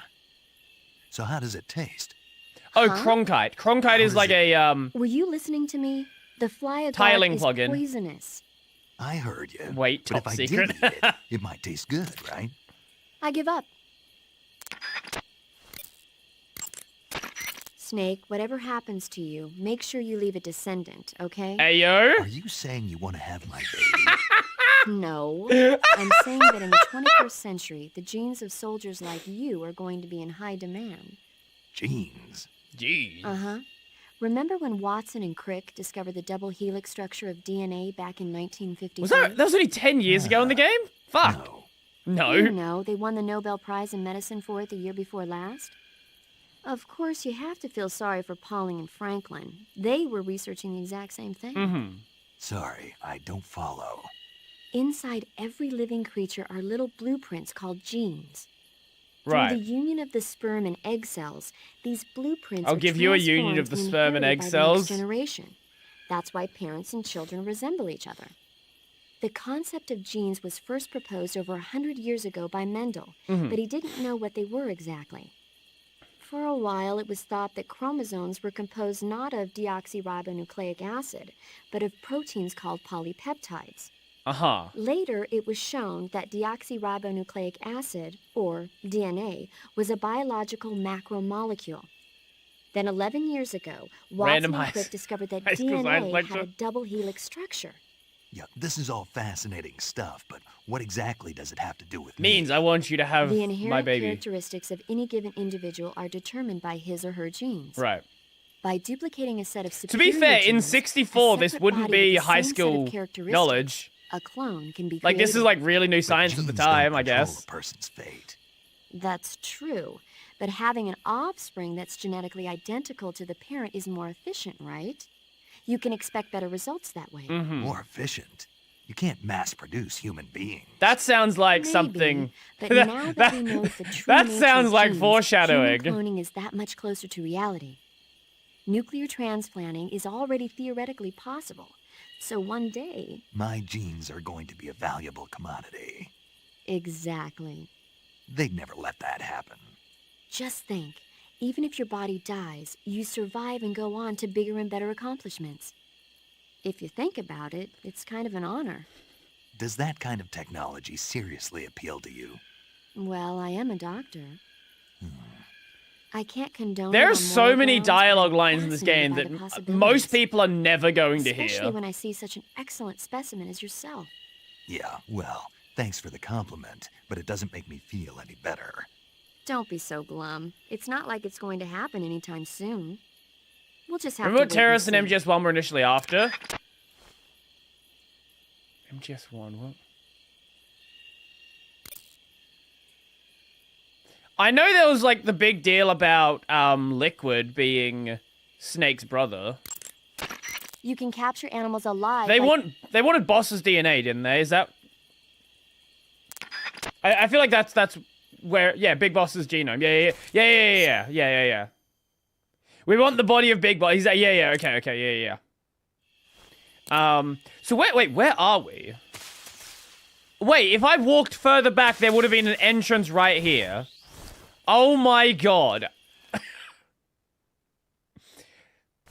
Here's one thing I wonder. I wonder how many of the dialogue lines were not known about until, like, years later when people did data mining. Because there would be some, like, weird random conditions that, like, most players are just never gonna meet in the actual You've game. infiltrated the lab. The security on the inside is very... Okay. He's just giving us information now. XSD is too outdated for me. No HDR, VR is limited. Factual scaling. Wait, wait. Oh, I took... No, it is still on. Yeah, I think they will recognize me with this on. Oh, did I skip it? Oh. Oops. Well, it is what it is. We're here now, so... That's fine.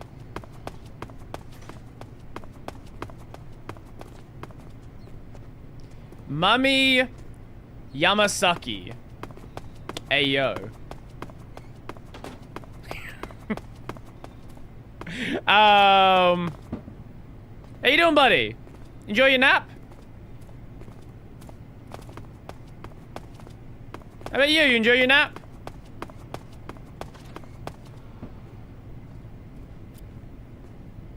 Look. Don't think too hard about it. Okay, to be fair, they have had a number of, American defectors. So even though he obviously is not Russian, there is that. Now the headband, don't worry about the headband. He did say something about it? Oh, oops. Oh, that's all he said? Okay, that's fine then. Okay, there's that. Is there a science man in here? No science man in here. See, I don't know where I'm allowed to go. Because everything's fine right now.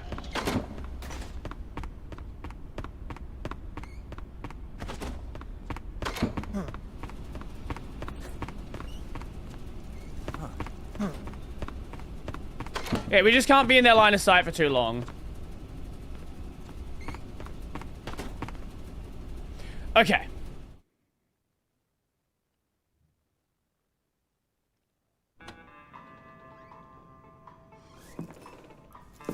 Wait, he's gonna... Yes, let's go! He's gonna have this in the cutscene now. I'm with the science team!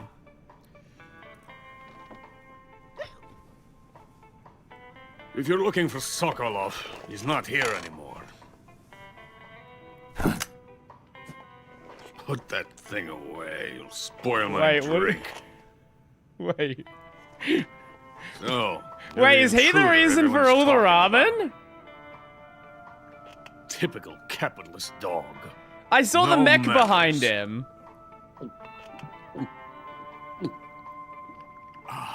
And who are you? You mean you've never heard of me? And you call yourself an agent? Very well, then. I am Alexander Leonovich Granin. Okay. A man of some importance, if I do say so myself. Granin. Wait. This is what the building's named foremost after. weapons scientist in the Soviet Union. And the head of the glorious Granin Design Bureau. This is the big This big is guy. the Order of Lenin. It is an honor of the greatest magnitude, given along with the title of Hero of Socialism to only the finest workers. Pretty good pronunciation, by the way. I just It said was it the way he said awarded it. to me in recognition of my brilliant he said it. contributions to society. Since the Great Patriotic War, Also, that's kind of one of the easier I words have to say. created countless weapons in the service of our great communist society. Brother, communism. It was thanks to me that we were able to stamp out the Nazi scum. It was I who created the basic design for the mobile ballistic missile system you know and fear as SS-1C. He's being very open with a guy who's clearly not on his side right now. You're crocked, aren't you? I'm merely drowning my He doesn't sorrow give a shit at this point. He's because of him. You want to know I've got whatever you want to nothing to do know? but Enjoy your sit life. here. Have at it. Drink this crap. Him. Him. Sokolov. Look at the photo. It's him you're looking for, isn't it? I did see the Because photo. of him, I have been stripped of my authority. My research has come to nothing. Look. No matter 3 games later. It is a revolutionary mobile nuclear missile system. A bipedal tank.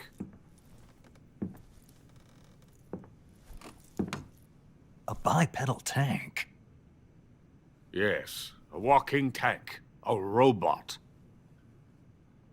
Are you familiar with the theory of the missing link between apes and He humans? did look a lot like Otacon.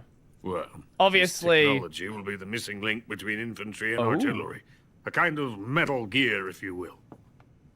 And this magnificent Metal Gear will mark a revolutionary step I'm forward assuming it in was weapons like development. Otacon's father or something. Metal Gear. Metal Gear? But I won't be used so easily. No crying myself to sleep.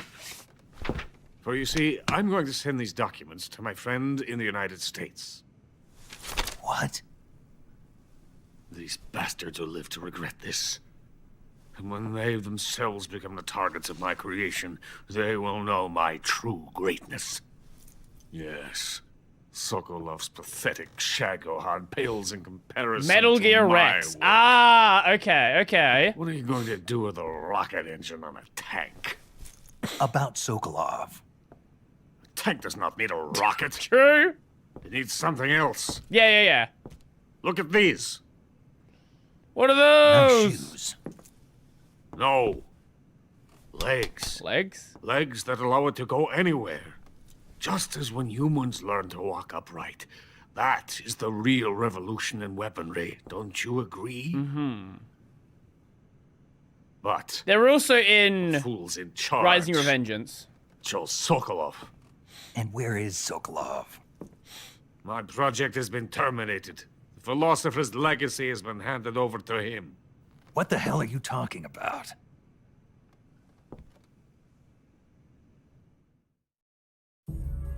The philosopher's legacy.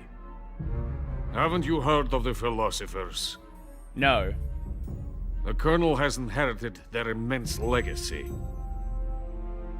Volgin's father was in charge of the philosophers' money laundering activities. In the confusion of the war, they somehow ended up with their treasure. Turns out another technology comes from the Soviet brilliant mind who Volgin hates to be inherited that treasure illegally.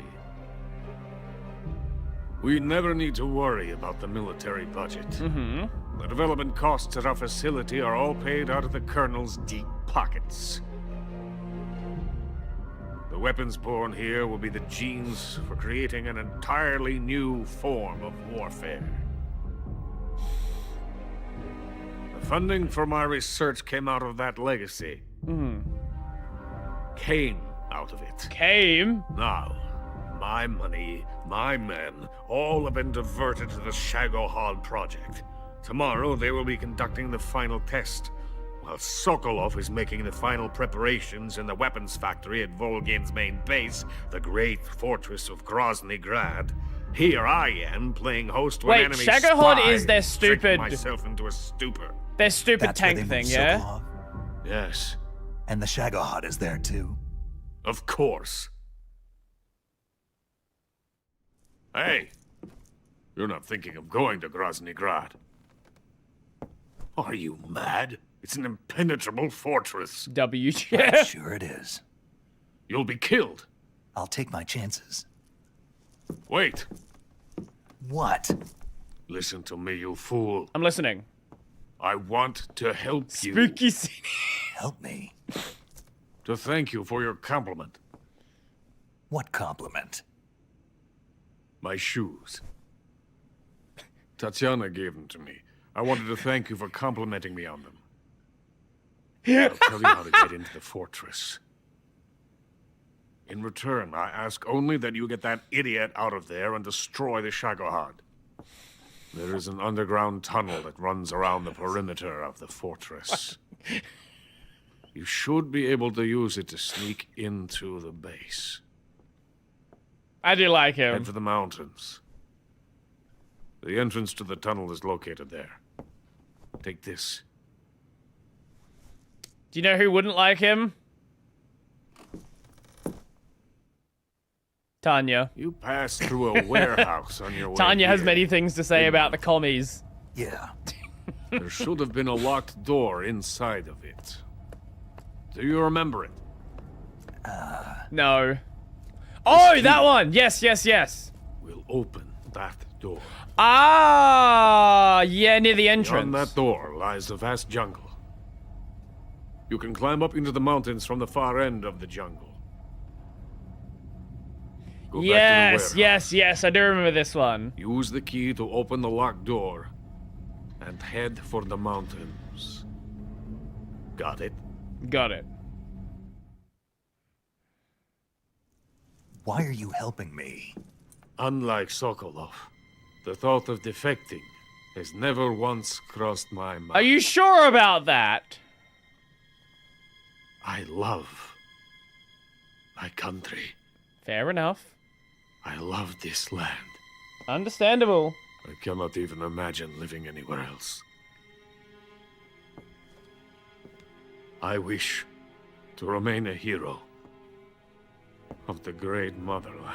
I get it, you love your country, you love the people, but you don't love the way it's I cannot run. bear the thought of being hounded into a corner and left to waste away. It is already dawn. You must hurry. I will remain here and nurse my troubles for a little longer.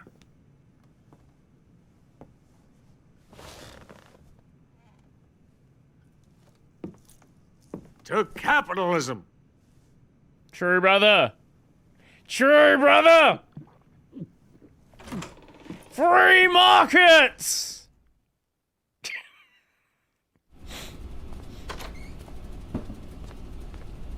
You can bother the guy a little.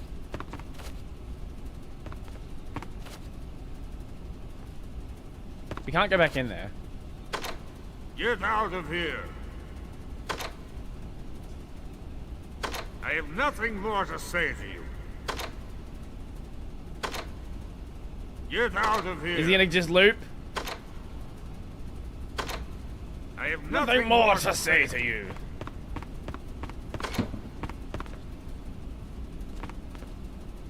Okay, we have the science team here. Nope, I'm not here. Don't worry about me.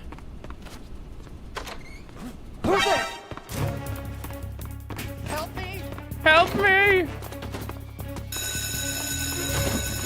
No, I'm not an intruder. Don't worry about me. No, don't worry about me. It's all good. It's all good. I am fine. I am totally fine. Wait, can we break it? Come on, tell me we can break it. Come on, we should be able to.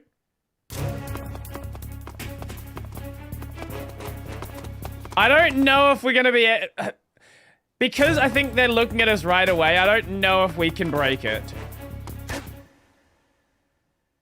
Fuck. Yeah, no, we can't break it from that position.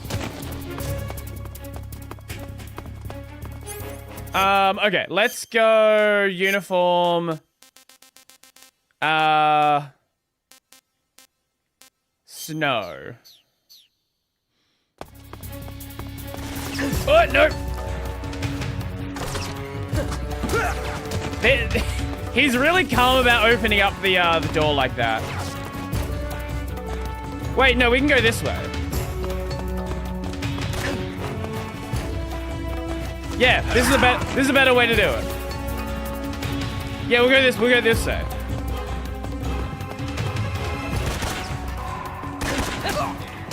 Fuck you.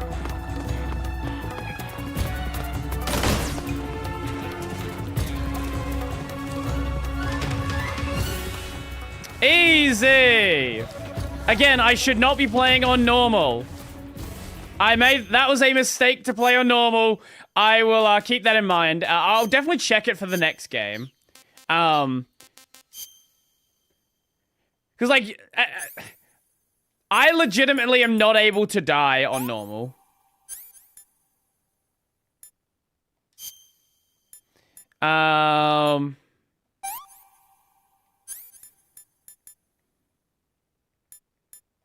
There we go.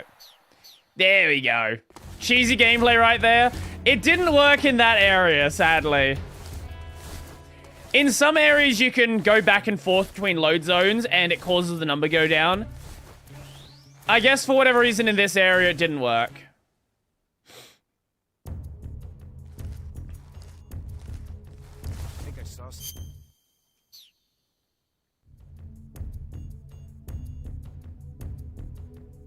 Huh. Guess I'm seeing things. Yes, you're seeing things. Don't worry. Do not you worry.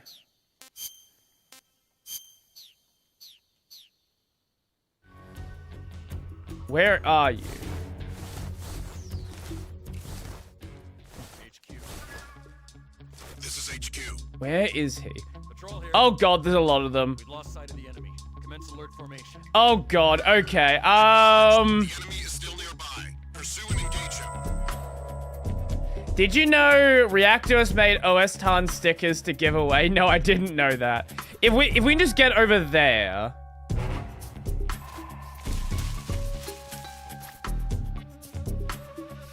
We don't need to do much. We just need to get over there.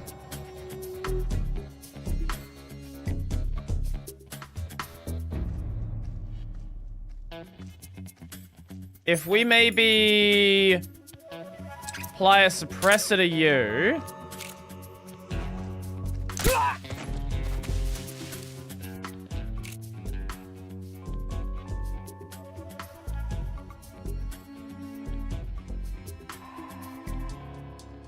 We gotta get a headshot in. He's slightly behind that pole. And now's a fucking... Oh wait, we actually might not need to worry about that. You might just be able to... You might just be able to run for it. Who's there? Radio, where's your backup? Fuck! Fuck! Fuck! Go do it! Okay, he's slightly spotted me.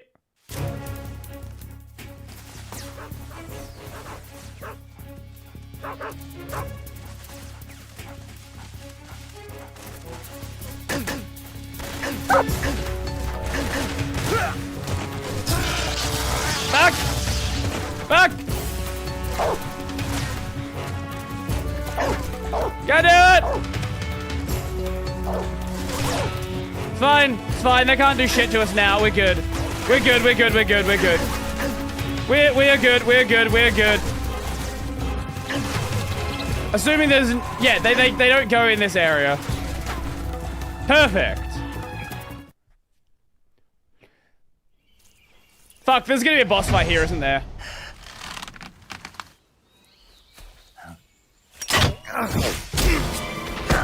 We're not good.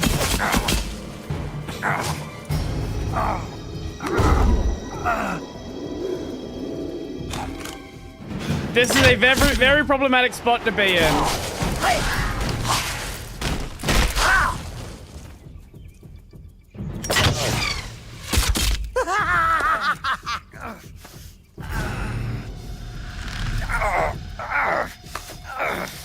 Oh.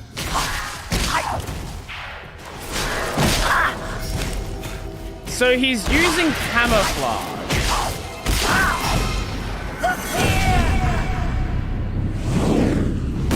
Mate, you just threw away your biggest advantage. I am the fear. Hi? That boat is coated in the venom of the Brazilian wandering spider. Soon, a most exquisite pain will engulf your entire body. Your limbs will be paralyzed, your lungs cease to draw breath. Eventually, your heart will stop beating. But what fun would that be? Not a fitting death at all.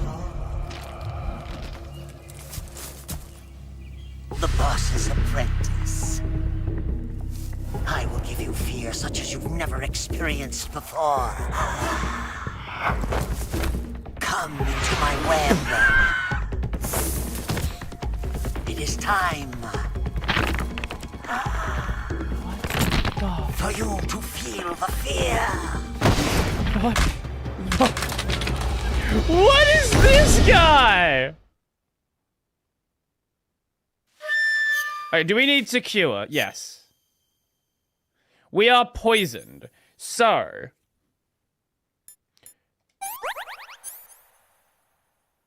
Suffering from a bolt wound. Do you use a knife? Bolt extracted. So we really want a bandage. No. Disinfect? And then suture. No. Oh, there we go. Orochimaru needs to calm down. Okay, are the traps still the traps are still active. Oh god. Okay.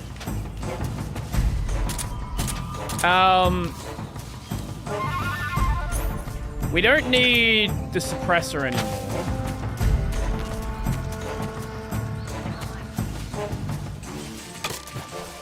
The question is, how do we handle you? His stamina's going down pretty fast.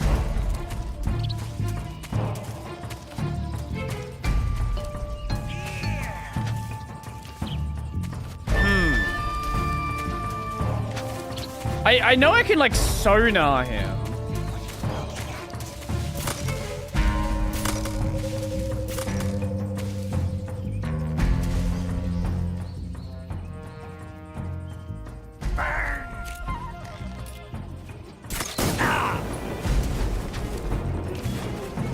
Oh my god. Okay.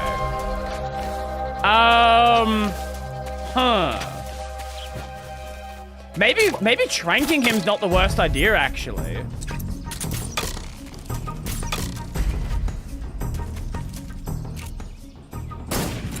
Because he's such a stamina-driven boss.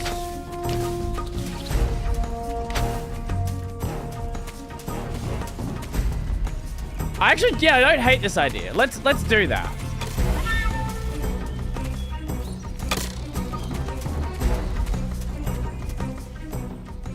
He was over that way.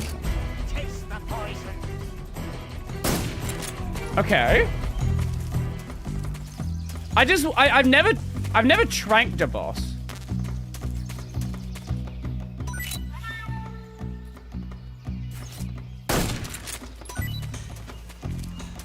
Hold up. Is he gonna go eat the food?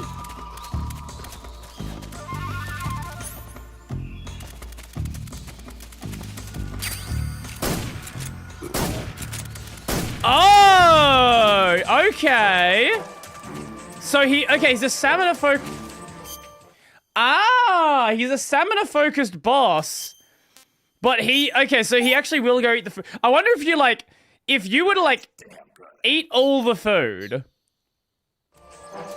Is that like a winning strategy?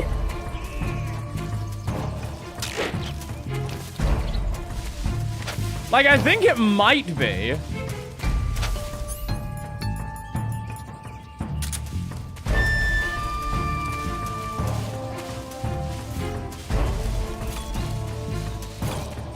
I know it sounds stupid, but I think that actually might be a winning strat.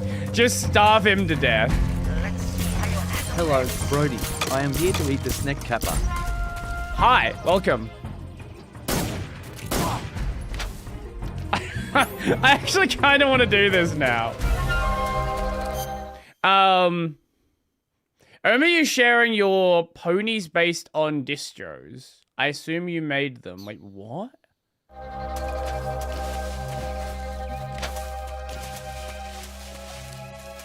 There is a lot of food here. That's the problem.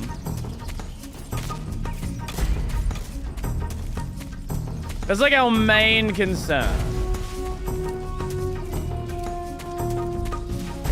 Fluttershy is so deviant.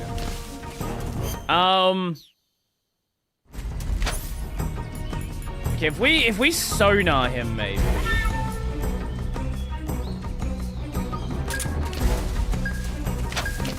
Okay, that tells us if there is a life form. Let's bring out the sonar. That'll tell us the direction of it. Because once we have the direction, like everything else should be fine. Like we can bullshit our way. Yeah, if we motion no, let's go motion detector. Like if I know the direction he's in.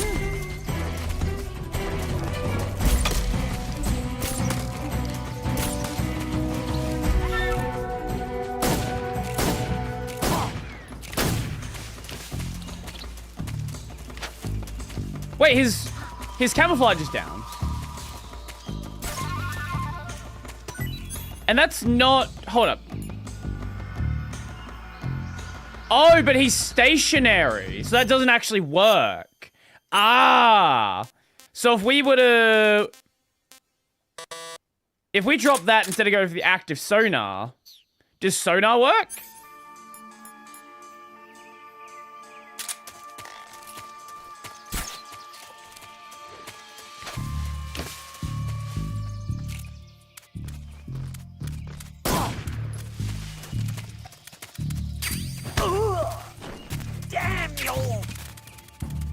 Okay, so we can steal his food from him, though.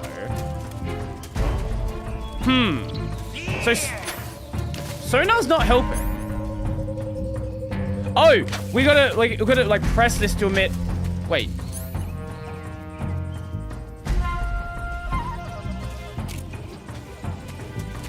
Press it to emit waves. I'm so... This isn't a hard boss anyway. It's just... This is one of those bosses where it's like, this is really easy, but at the same... Let's see how you handle this. Oh! At the same time, he's just kind of annoying. Okay, we want to remove the bolt.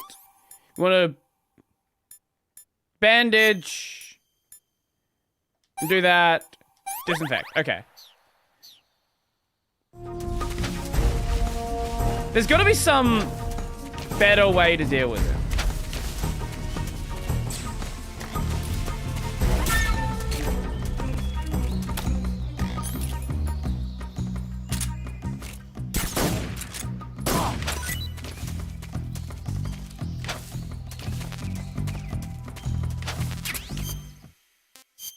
Wait, hold up, we can steal his food.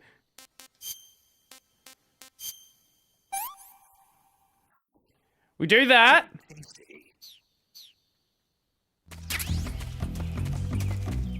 Fuck you, bitch.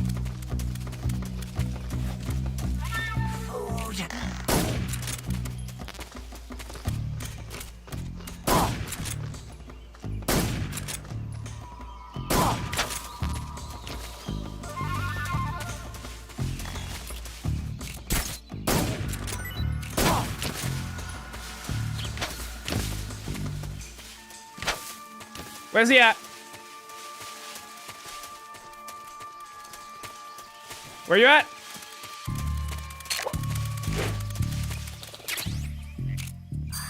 No! God damn it! Ah, he got the food! Ah, no! I almost... Here comes another one. What? Wait, he can fire them from above? Oh my god. I think, okay, let's make sure we have food slots so we actually can Make use of that. Disinfect, knife, gunshot wound. Okay, there we go. That's what we needed. Whoa!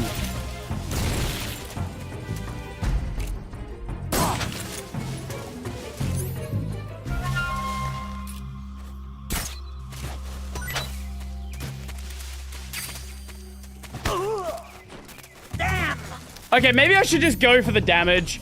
Maybe I actually should just go for the damage rather than trying to, like, bullshit the food. I keep fucking up the food anyway. Like, if you can get him, it's definitely a way to handle it.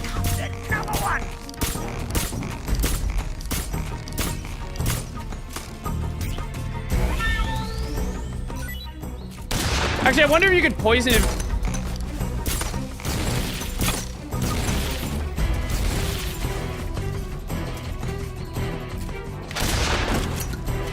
I wonder if you could poison him.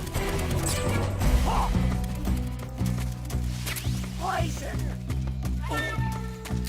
Oh, you can! Wait, okay, you actually can poison him! Hold up!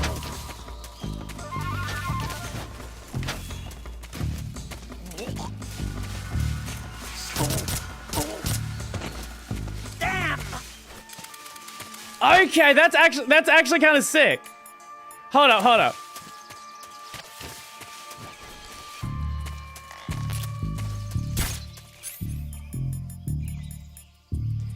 And then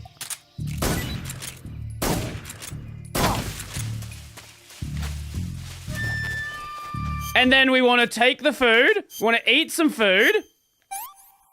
Here we go. Here we go. We take this. Let him have that one. Poison. Haha!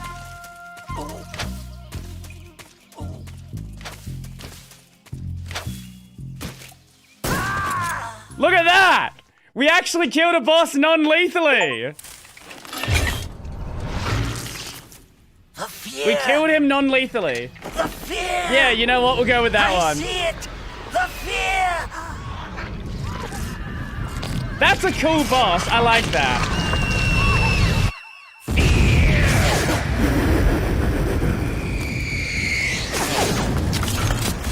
Oh yeah, I forgot about the thermals. I was thinking, like, what can I use to see him? Yeah, of course, the thermals. I didn't use them, but even so, like, yeah, that was another way I could have approached it. That's such an interesting fight. Wait, what the fuck? Like, it's not a hard fight at all. Minus 110.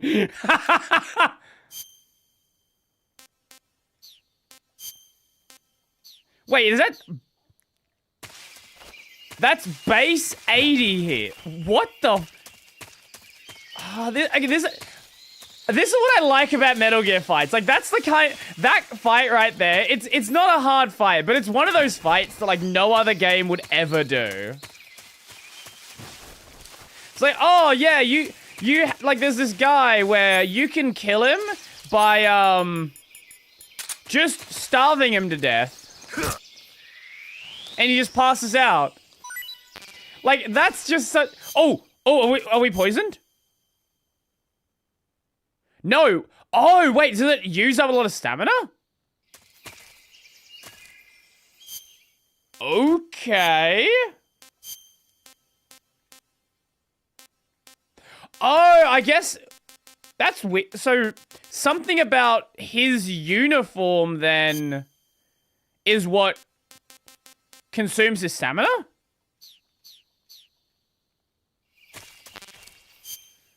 What's that about?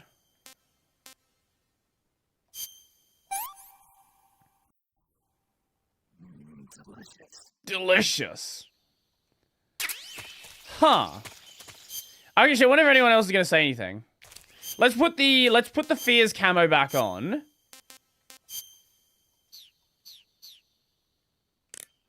And let's ask someone. According to Granin, you should be able to get to the mountains through a passage. He located never has deep in the anything to jungle say. Beyond the warehouse. Right. Then if I climb the mountains, there'll be an underground tunnel leading to Groznygrad near the summit. Start out by going back to the warehouse. Use the key you got from Granin to open the door and proceed into the jungle. You remember where the door is, don't you? It's directly north of the door you went in when you came from the aqueduct. I see you found a Yabloko Maloko. That's not real. Yablo, what now? Yabloko Maloko. It's a Russian name Oh, that roughly I didn't even know I got one of translates as those. milk apple. That must be one of the It's a food type I of stole. Star apple. The juice is thick and sweet, like milk, hence the name. And if you cut one in half lengthwise, you'll see a star-shaped ring radiating out from the center. That's cool. Hence the star apple. Right. The star-shaped part has a gelatinous texture and is said to be especially tasty. Okay. Sounds useful. You're welcome. For once. Did you say something? No, back to the mission. Snake, that area is inhabited by magpies. Fucking Magpies magpies! are members of the crow family. They're distinguishable by their Oh, I need to beautiful kill dark one. blue and white bodies and their No, long we need to kill tails. one. Their favorite food is insects, but they'll also eat small fish, acorns, and fruit.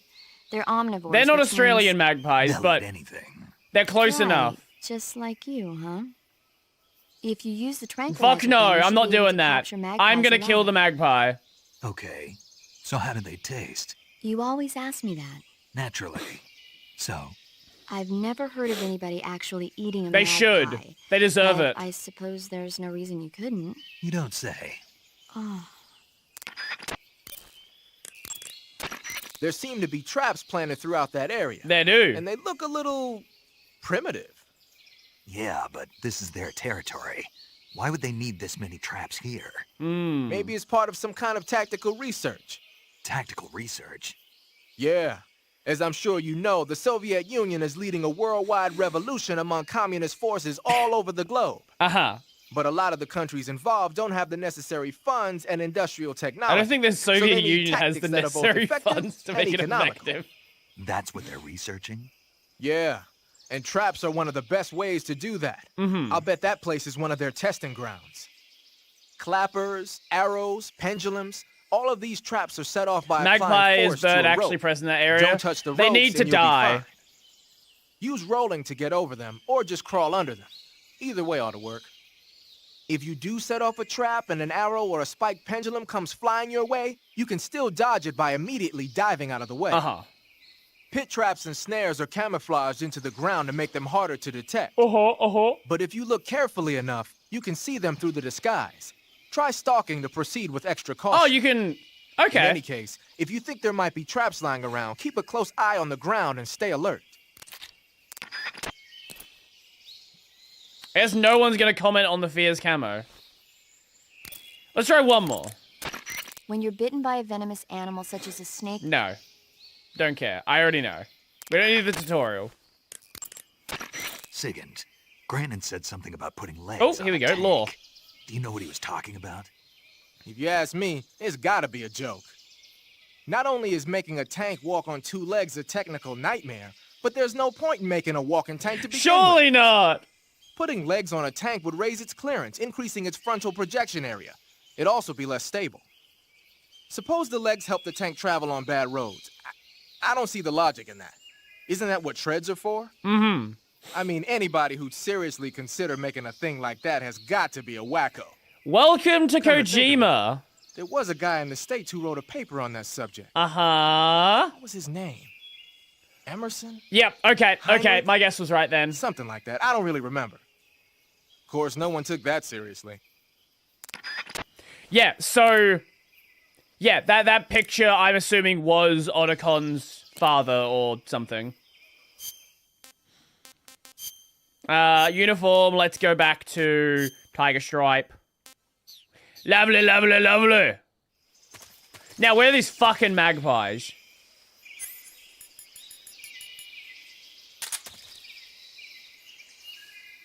I can hear them, but I cannot see them. Are they just background noise, or are they actually in the area?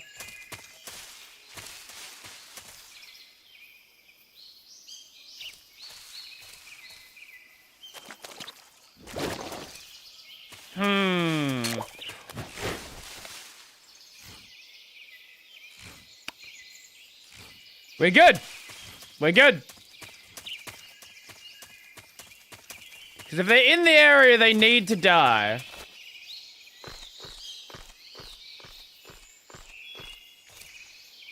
Oh, one of these guys.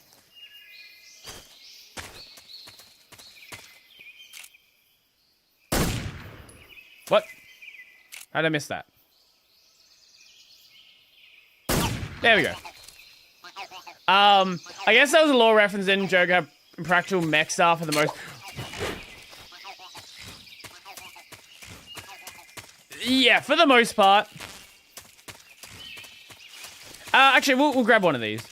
Let's eat something, because the ramen should be non-perishable. Yeah, there we go. So I'll work my way through the perishable food for the rest of the stream, and then we'll have food left over for next time.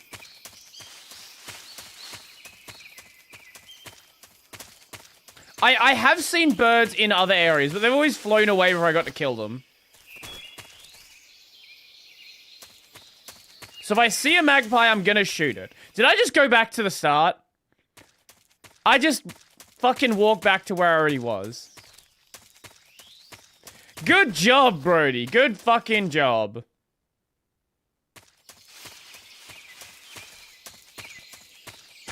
Okay, I think it's just straight this way. Yeah, straight this way. I got distracted looking for magpies. If you don't understand why I don't like magpies, let me just give you a bit of Australian lore. Australian magpie. This tiny bird killed a man. But how? Well, you see, this is an Australian magpie. And why, yes, it is found in Australia. How could you fucking tell? But despite sharing a postcode with all the other Dark Souls enemies down here, they're actually pretty chill little guys. They got no poison, they aren't hiding a mouthful of teeth, and considering they're the length of a ruler and weigh less than a kilo, they can't pick you up and fly off with you. On top of that, they're actually really intelligent and often will form bonds with people who feed them. Most of this, however, immediately gets thrown out the window during the magpie's nesting season. Or, as it is better known down under, fucking swooping season. See, because half of our wildlife would gladly turn magpies and their eggs into KFC, the second they build a nest, a switch flips in their brain and every single fibre of their being is devoted to aggressively defending the nest like they're a unit in a fucking tower defense game. No, I'm just showing why I don't like magpies. 50 meters of it, they will lock onto you and dive bomb you at Mach 5 and try to peck your eyes out over and over and over again until they run you off. That's been my life many times. In 2019, magpies caught a fucking manslaughter charge. Yeah, one day a 76-year-old man was riding his bike through a park in Wollongong. A park that contained a magpie nest. Oh no. The magpies took exception to this and started swooping him. And they swooped him so hard that he careened off course, crashed the bike, and fucking died.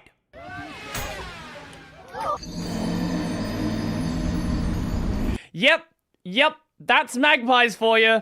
Let me show you how a lot of people deal with them. Australian magpie helmet.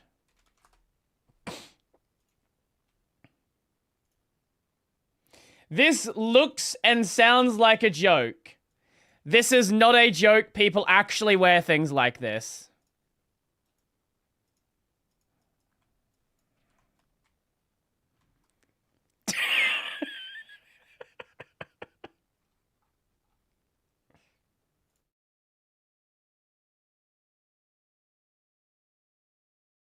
They don't work?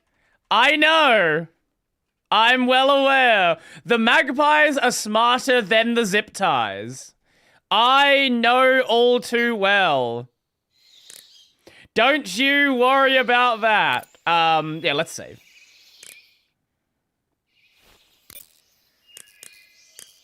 They're you made of steel, not zip ties.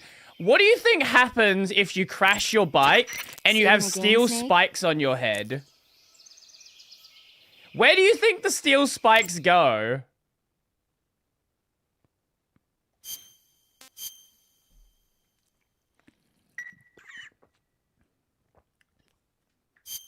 Snake, have you ever seen the War of the Worlds? Here's one I actually have seen. No. These flying saucers from Mars arrive on Earth disguised as meteorites. The saucers use their heat rays to attack the nearby towns. Are we going to talk about the ad that was done for this one? Something wrong? The thing is, I was too scared to watch. I had my eyes shut almost the whole time. Then you haven't seen it. No, it's not that. It's based on a novel by H.G. Wells. You haven't seen it, have you? That does remind me, though. When I was 2 years old, Here it is, yep. Drama version of the story. It was right after dinner on Sunday, and we were relaxing in the living room.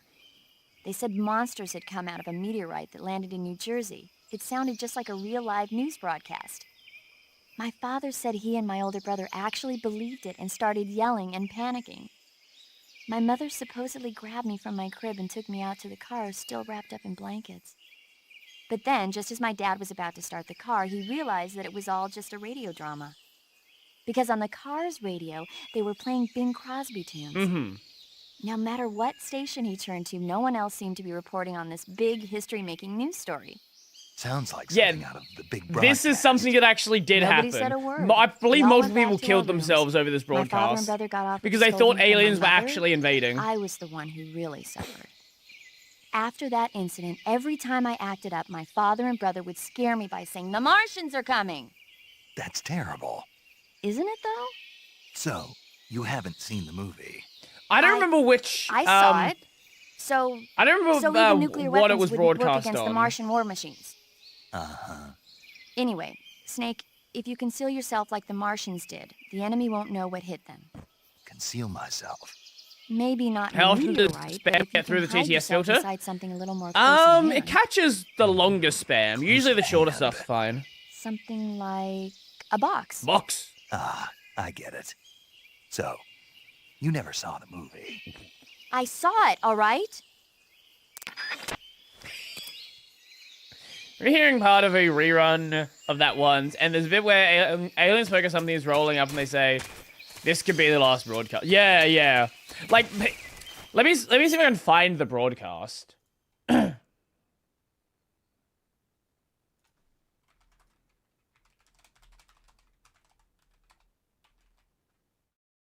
Broadcast 1938.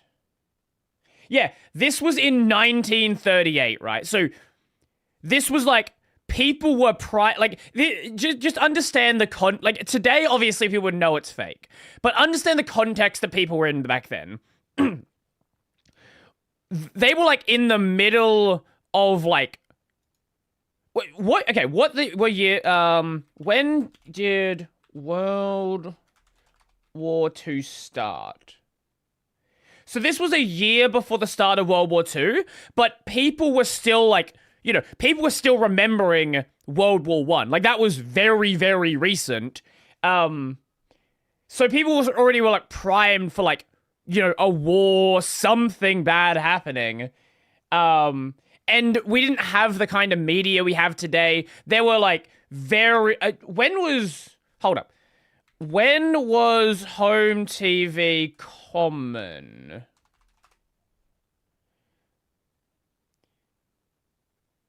So home TV didn't become popular until the 50s. So most people's media consumption was news on the radio, basically. And like going to a cinema. Is this the actual broadcast?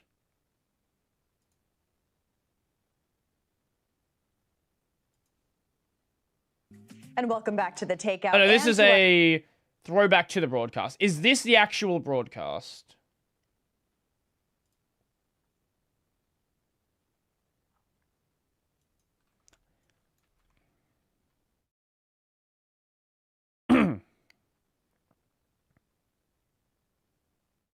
Oh, and yeah, it was...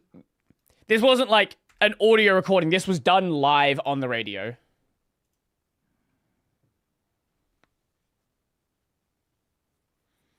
Brody knows that I'm playing with names. Why the fuck is YouTube doing this again?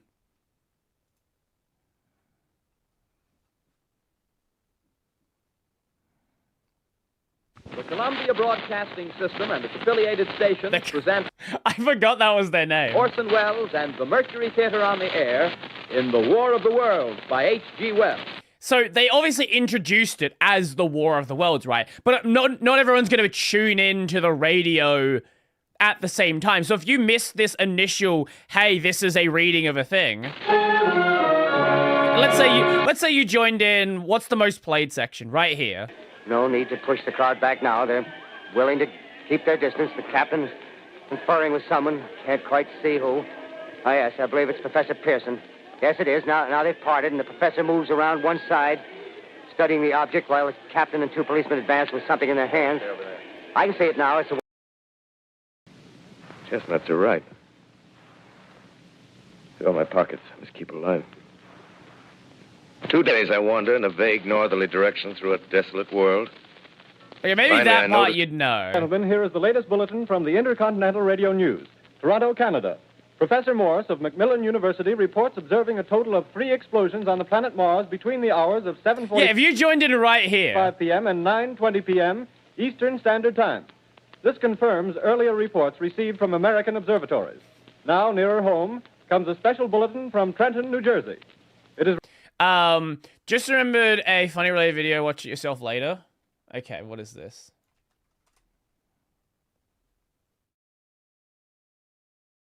What if Martians invaded Earth in 1913? I see.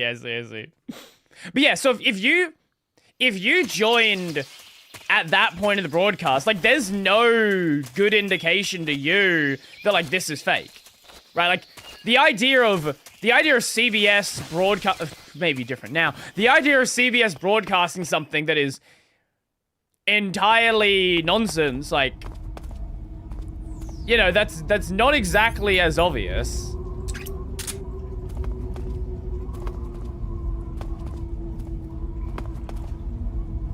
Okay, you're there.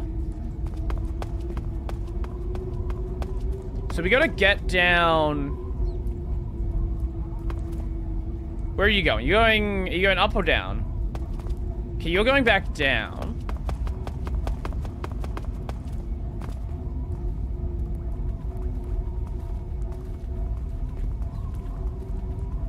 Who's that? What?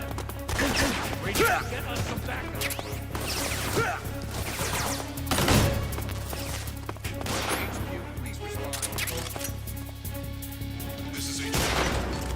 Brother, you will not invade my land!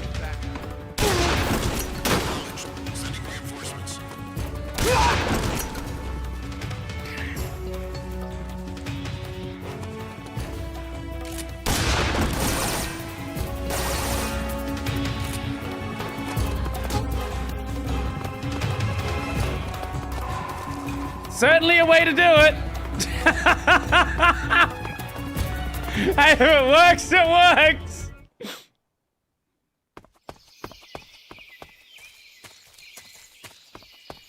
Are they gonna come through this way? Are we kind of safe now? Oh, we're actually just safe. What the fuck?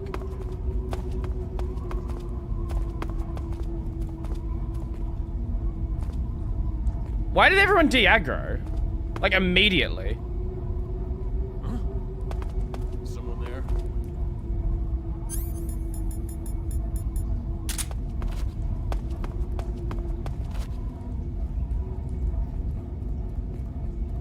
What the fuck? How would I get that one? How would I even know that one's... Wait, I think... Oh my... Mate! Mate! Chill the fuck out! No, no HQ. Oh, I think it's because there's just no... There's no soldiers that'll come out that way, so they just immediately reset it. Huh. I'm trying to find a clear way to get through here. Let's change our camouflage. Clearly they're spotting us immediately. Face. Let's go zombie. Okay. Okay, so now we shouldn't be spotted straight away. I don't know what the actual, like, windows are for whether or not we'll be spotted.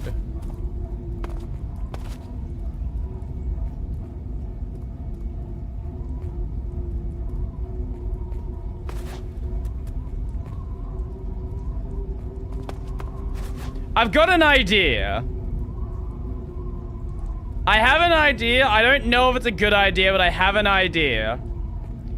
And it's gonna be fucking sick if it works. I'm gonna die if it doesn't, but...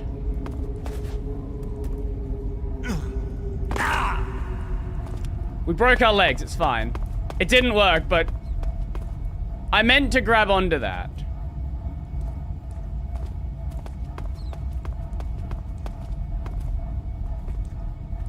It's fine, though. It's fine, it's fine. Don't you worry about it.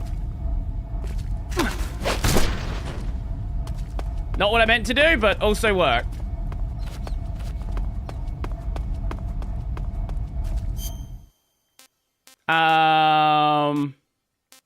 Cure, we broke our leg.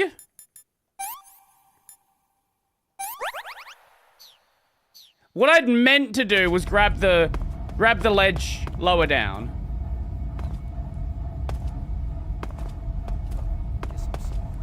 That was my goal. My goal was to grab the ledge.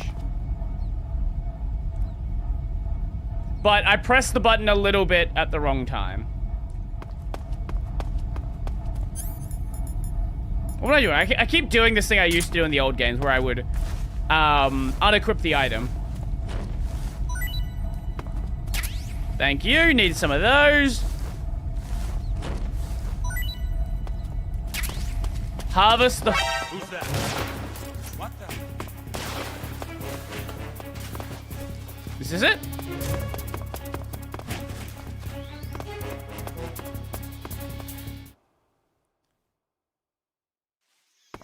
Are we in the right place?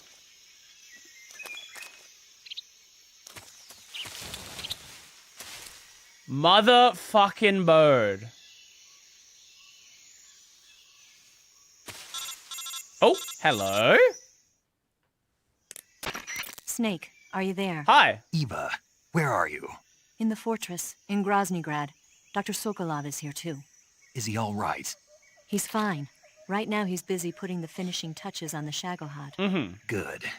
That means they haven't killed him. Not yet anyway, but you better hurry. They've already finished the Phase 2 tests. Once the final preparations are complete, they'll have no I'm more assuming use the for final him. boss is going to be the Colonel won't Shagohod. have any qualms about killing him if he thinks the CIA is closing in. Eva, you can't let Sokolov out of your sight.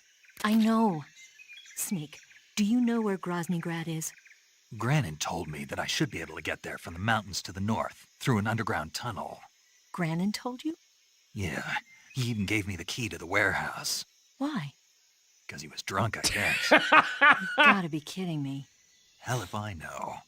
Snake, there's one problem with that route. What problem? The mountain entrance to the underground tunnel that leads to the fortress is sealed. You need a key to get in. A key? What about the key Granin gave me?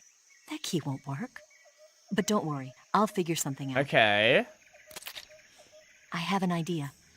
There are some ruins at the top of the mountains. Mm. Meet me there.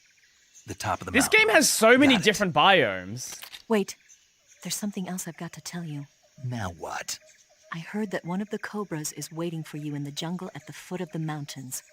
He's a legendary sniper called The End. Yeah, I've seen him before. That ridiculously old guy, right? Mm-hmm. Don't underestimate him. He's known as the father of modern sniping. Is he alone? No spotter? None. He's all by himself. Apparently, he doesn't need a spotter. You can't be serious. The entire forest is on his side. The forest? Stay alert. Yeah. I'd hate to have it be the end for me.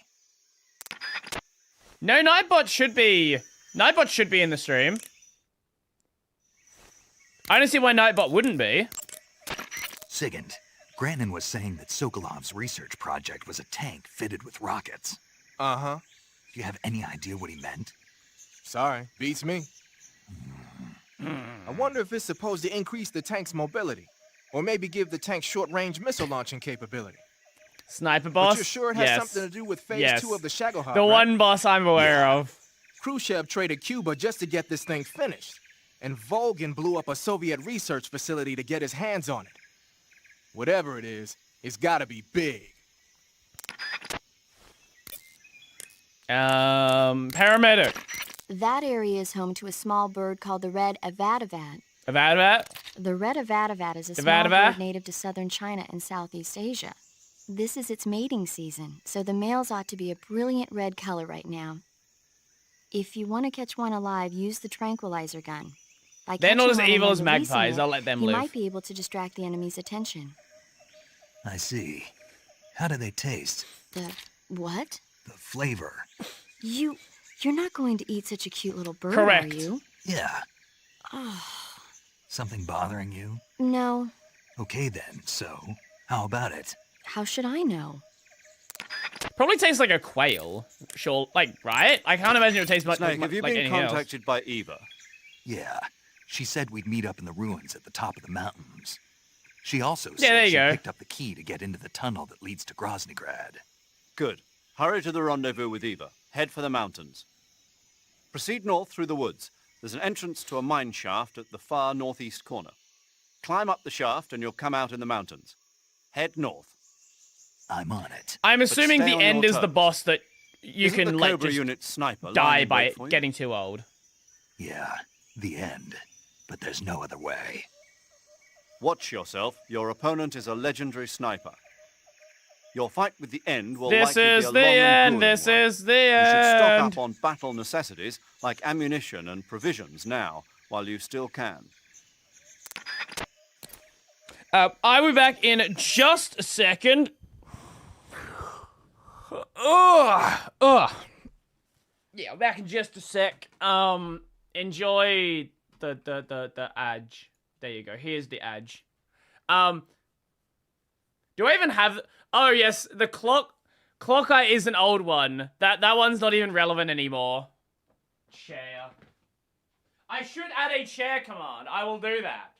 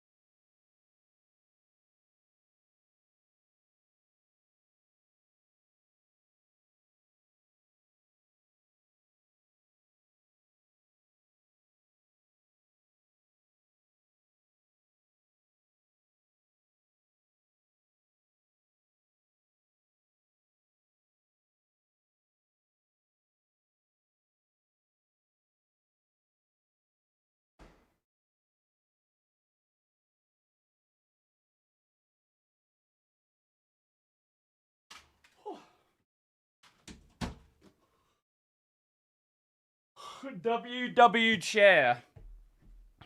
Worldwide chair. I don't know why I even have the BSD command. People ask about BSD every so often. I must have added it at some point.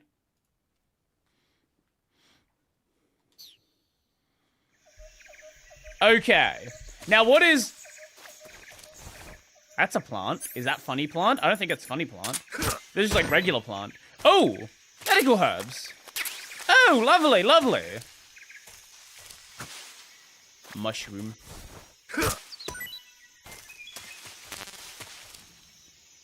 Get Handka first. What the fuck is a Handka? You bloco maloko. Not so great. Not so great. Okay, mushroom. The spatza. It looks safe. That's the problem with mushroom. I see you found a spatza. Is it a good mushroom? Spa. Python 3. Spatza. True, brother. Spatza. Right. That's an ancient Interesting one. name.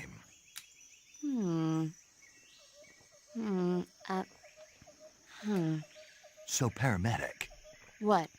what kind of mushroom is a spatza? You really want to know? How you doing, Kylo? Welcome, welcome. Okay, let's see. The spatza... Yeah. Yeah. It's gray. It is gray. And it grows on the ground. True, that's what they do. And That's all. that's all? That's all the guide says. Okay, so I don't know that much about it. Why don't you eat one and see? It might be pretty tasty. Eat one and see. What do I look like, a lab rat? Shh. What? What did I say? What if the rats hear you? You'll hurt their feelings. Again, there's so many of these lines that some people are just never gonna hear.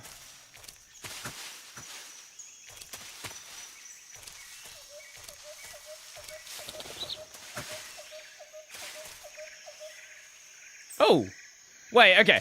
I tried it before. I couldn't kill the butterflies earlier. Maybe we can kill them now. We can't eat the butterflies. Book!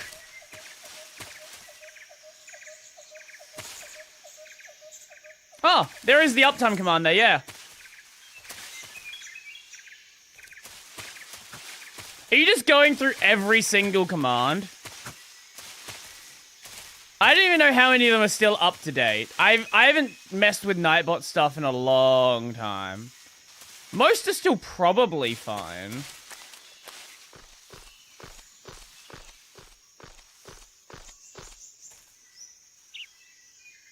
Holy chai. Wait, did I just see something moving over there?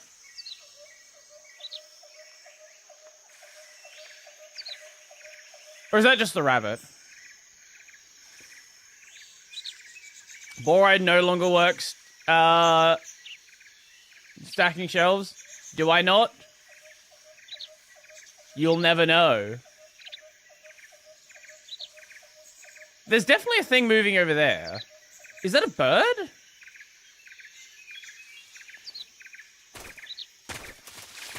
It was a bird, okay.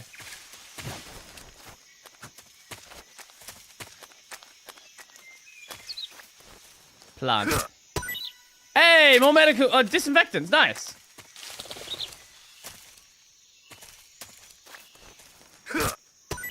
Wait, so is this place all like medical stuff?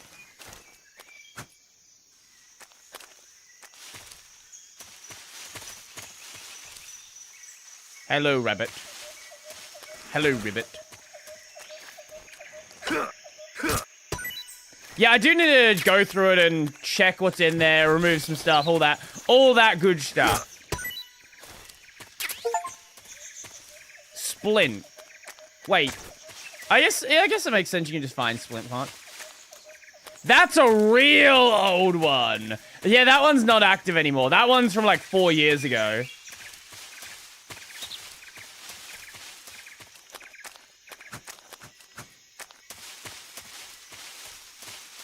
The link probably still works, but you will not get the $100 of free credit. I can 100% assure you of that.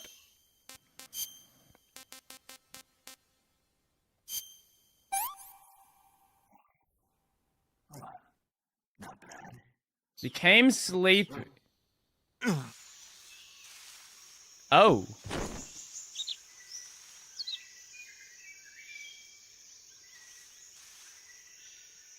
Oh.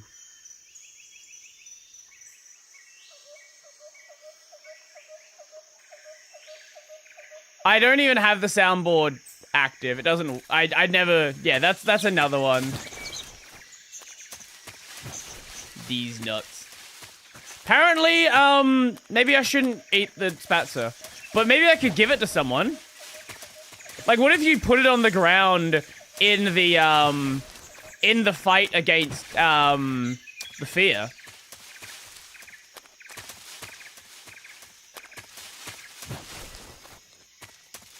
I don't know. I wonder, is that link active as well? That's like a really old link. And can you stop going through every command? Like, it's actually just being spam at this point. Yeah, I think that link might be dead. Yeah, I think that link's dead. Yeah, I did purge like 3 or 4 of those commands. Actually, you know what? We'll do it right now so I don't fucking forget about it. Commands. Purge that one. Purge that one. Matrix is dead. The Nuzlocke one was for a stream that we're not doing right now. That's for another one that we're not doing right now. Get rid of that one. Get rid of that one.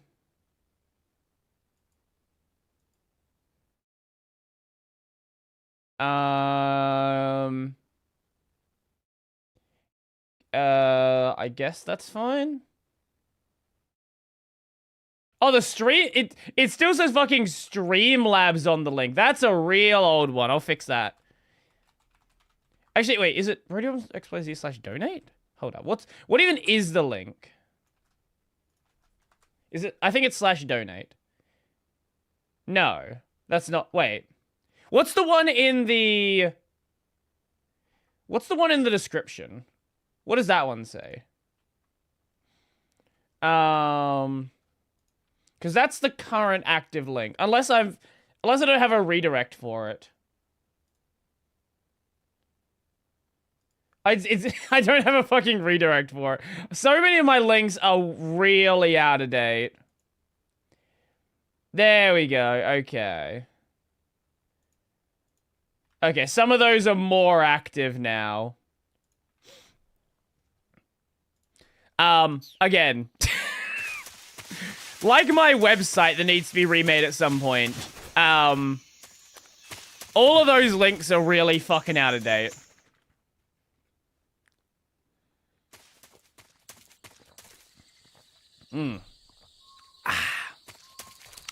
I don't know why why the image was hosted on a random website and then just put it on my on my own website. I don't even know why I did it like that. I think maybe I did that before I even made the site. Like that, again, that's how old some of these links are.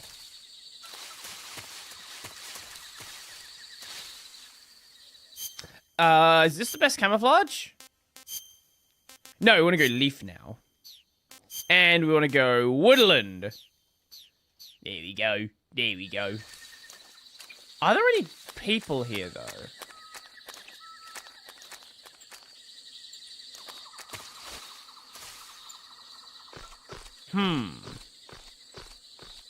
This is a weirdly calm area. I don't like it. Nope.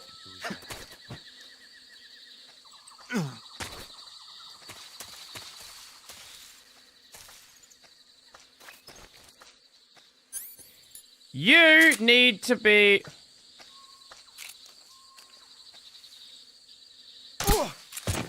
Oh, we tranked him in the fucking eye. Oh. Okay. Note to self, there are still some guys here. Even if it might not initially look like it.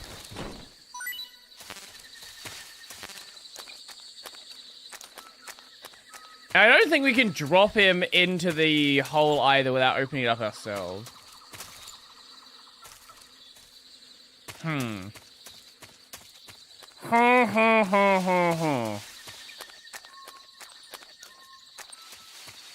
There are many, many things that I have set up over the years and just never got around to, like, fully dealing with.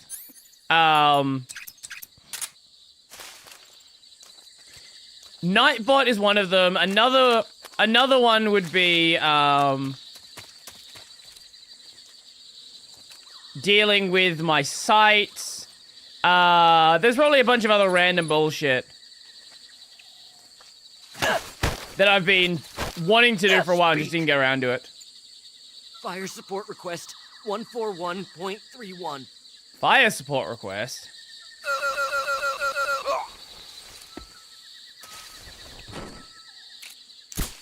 What is that? Wait, what is fire support request? I'm curious about that one. So what do you guys got planned for the weekend? Getting up to much, just chilling, doing it. Oh wait, you can get a suppressor for that? That's crazy. Okay.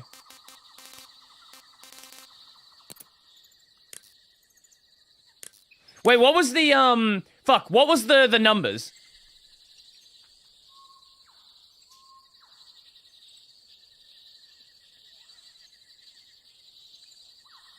I thought it would just be in the list.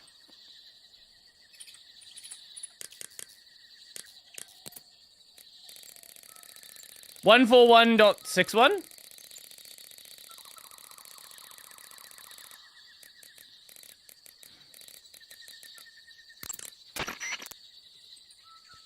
No, it was not. I love when we just get the wrong numbers. That's great. Anyway, let me go back into the thing.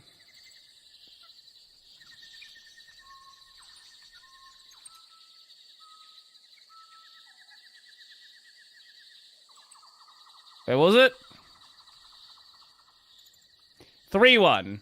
14131. Okay, we'll close. I'll give you that one. I will give you that one. Okay.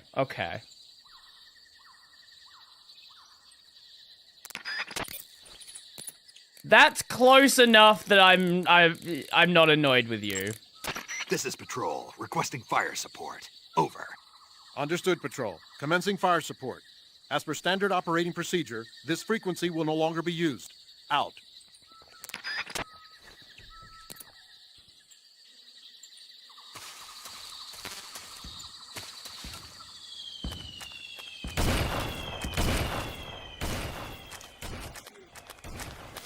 This is HQ. Patrol here. The enemy is attacking from an unknown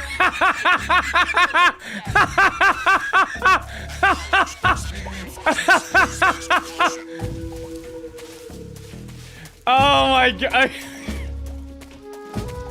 Okay, that's kind of cute.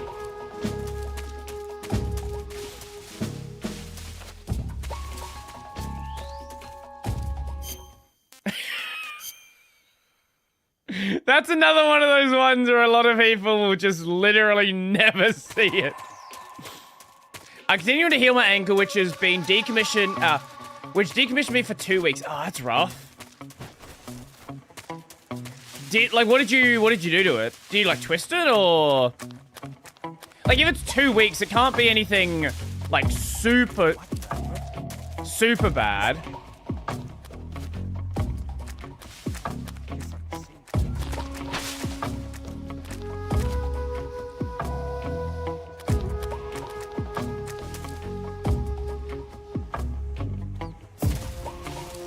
There is a body knocked out right there. Nobody here.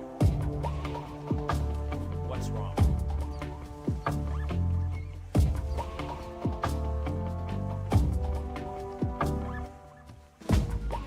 Oh. He's chilling. Fuck, now they're cautioned. They're cautioned more. Fuck. Back. Going down from an elevated platform the wrong way. Are you, like, 65? What do you mean? Getting off a platform the wrong way put you out of commission for 2 weeks.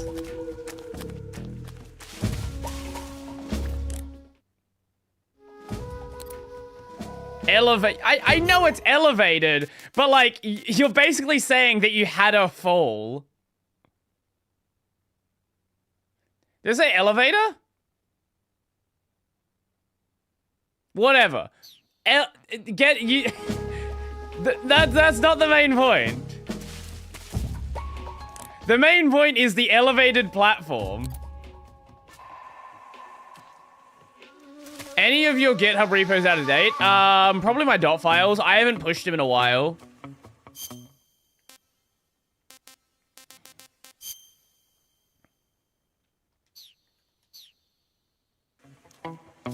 Wait, if... Oh! There is a thing here. Hello. Rat. Is it just this? We go up here? Wait, where does this take us? What the fuck? What is this?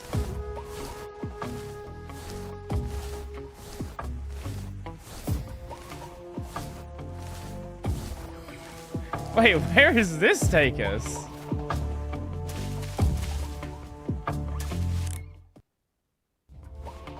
I keep pressing the wrong button. You found a tunnel.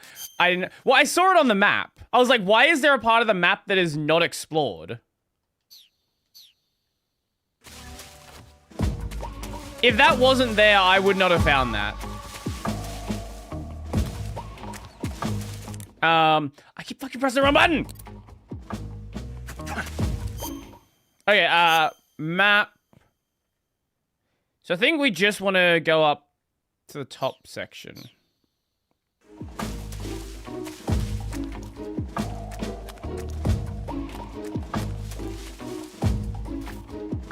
Okay, he's alone.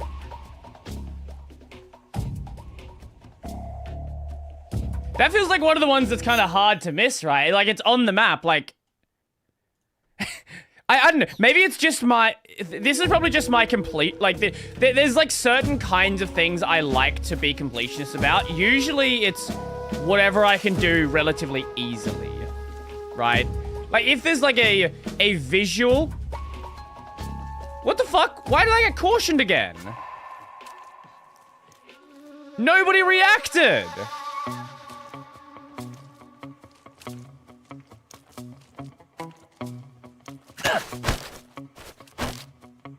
Speak. You lousy! Fuck you, bitch.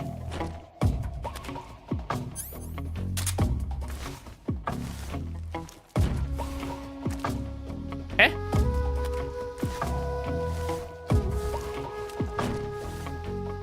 Doesn't even fucking have anything. Fuck you.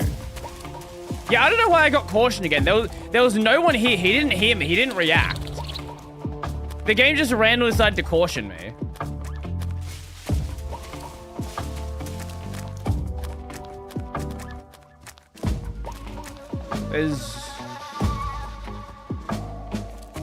Why are they cautioned? I'm so confused why they're still cautioned.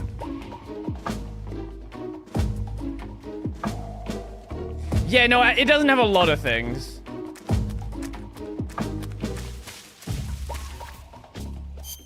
Is that not the best camouflage we have? No, it is. Okay, it's just this is not a great area. Oh, when the guards wake up at caution. Okay, that makes sense.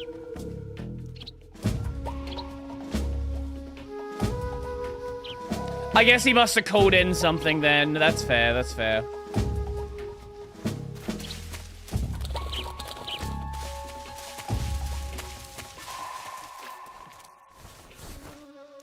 We should be fine if we just sit back here. They're probably not going to come all the way down.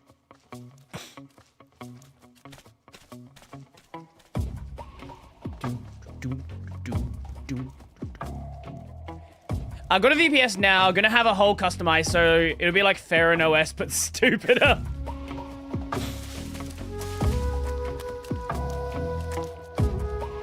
hearing them, but I don't know how far away they are. No, I think we're fine. Okay. Those guys up there. I think they've mostly fucked off.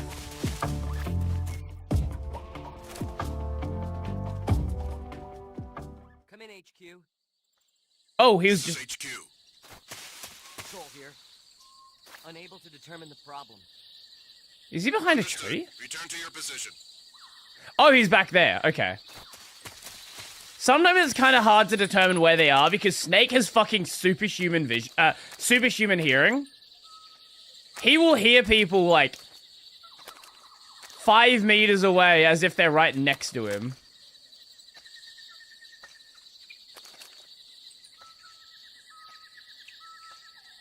What if Brody's I have never played any of the Chinese gacha games.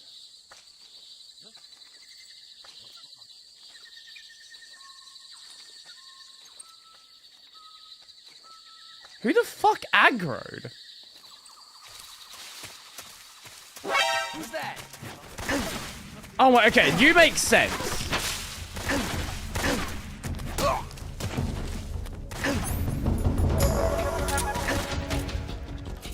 I'm in HQ. Just my luck. And that's why I shouldn't be playing on normal. Because you can just fucking do that. There's something wrong. Support unit, confirm their status. Yeah, I really should not be playing on fucking normal. Normal actually does just make every encounter you get spotted just absolutely a fucking joke.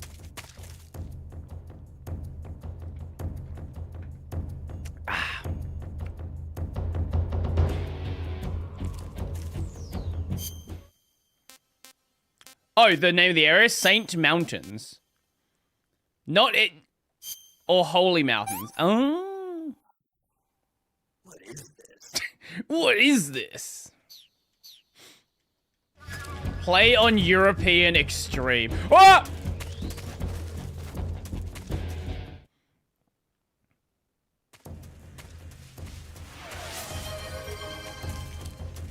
Commence the brain rot. Skibbity 6-7. 6-7. Dokunana. You happy now? I will have to check with the next MGS game, like how, like what the difficulty is like, right? Because if it's gonna be like this, I'm 100% playing on hard, right? Like, I know I play a lot of games on hard and it ends up going really badly, but like, there's a difference between the game is incredibly difficult and like, you know, you just can't die. And you can't die is kind of the state that this game is in. Like, you have to try to die in this game. Unless you fall off a ledge, which I do often. But besides falling off a ledge and killing yourself, you kind of have to try to die.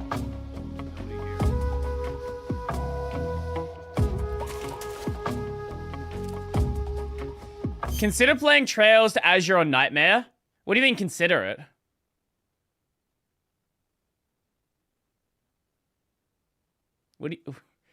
What is this consider you're talking about?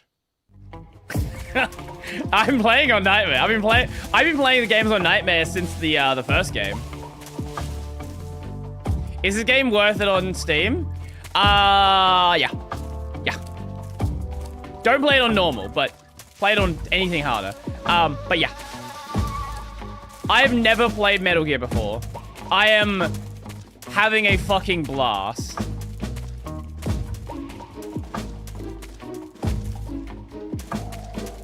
I say don't play on normal because normal is very, very easy. Like, I could just go guns blazing and I would still be fine. I'm not doing that because where's the fun in doing that? Oh, so that means I then have to fucking aim with a controller and I don't want to do that. So it's actually easier for me to not. It's actually easier for me to just stealth around because then I don't have to do any gun controls. Who's that?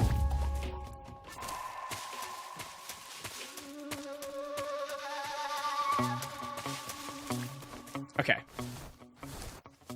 We win aggro him again. Good, good, good. No, I've heard really bad things about Azure on Nightmare.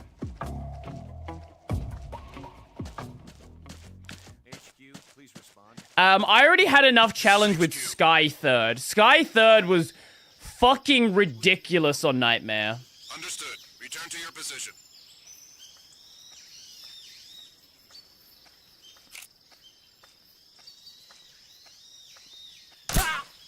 Fucking perfect. Yeah,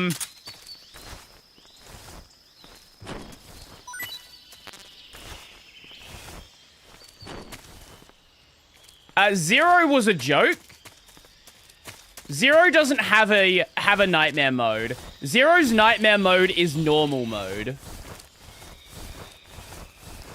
Like, I am genuinely convinced that, like, that game does not have a nightmare mode. I don't think I died a single time in Zero. However, playing fucking, Footsteps.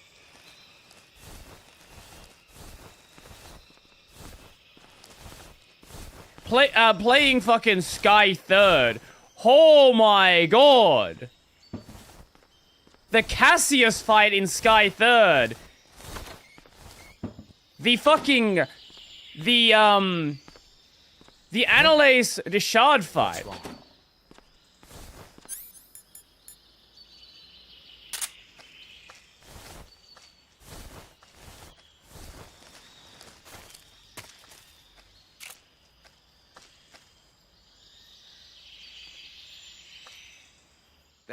That guy? I know he's close. No, he's not. The enemy was that. I shot you in the head!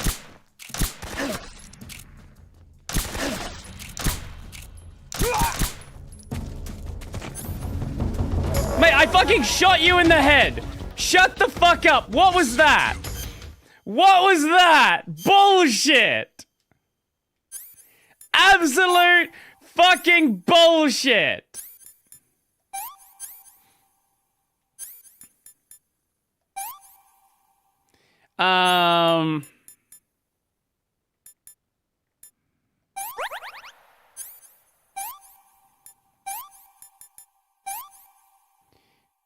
And bandage.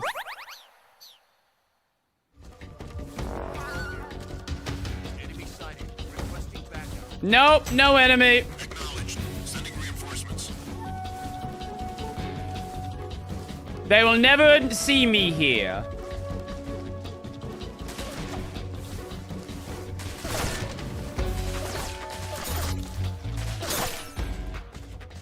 Wait, do they think I'm in the building? I think they think I'm in the building.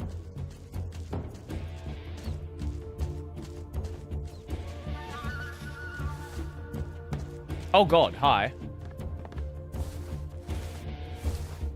My goal there. My goal there was to hit him in the back of the head. Linux is funny. What I should have done is I should have CQC'd him. I should have gone up and CQC'd him. CQC would have been way safer. Patrol here. We've lost sight of the intruder. Going into high alert. The enemy is still nearby. I'm not nearby. Nope. Don't lie to them. Oh, you can put the gun away like that. I didn't know that.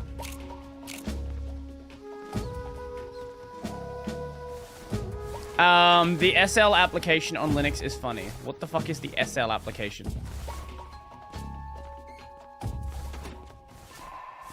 I really don't want to come out of here because if I don't want to aggro them again and immediately be in a fucking annoying situation.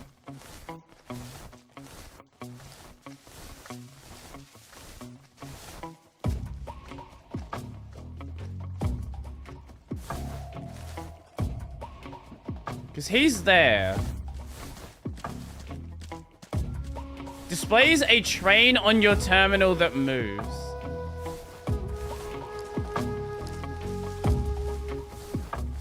I am not aware of this one, actually.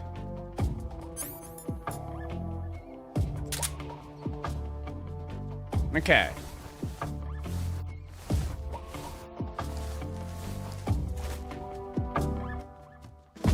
Okay, there's no one here.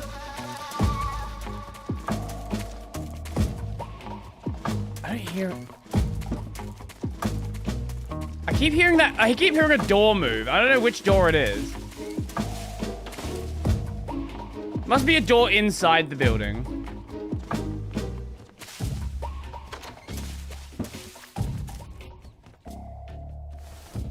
Okay, and then he's come back out.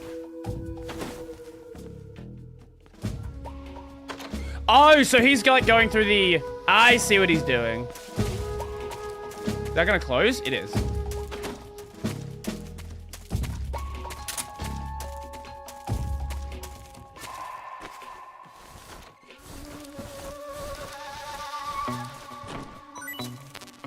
Can I please have some...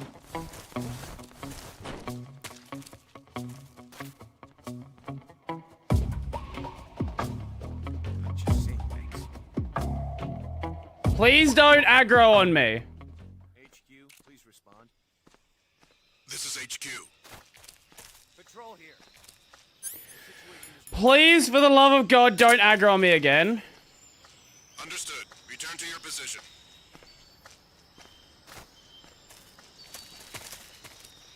Thank fucking God. Okay, we're good, we're good.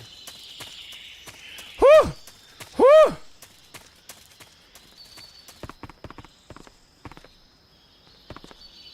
Okay. Okay, there's no one in this room, immediately in this room. Oh, wait, can you, like, climb up through that floor if you, like, break it? Okay, could you break it? I don't know. Oh, hello. M63, American light machine gun, brother. Brother. Camouflage, uniform. Choco chip. And let's go dessert.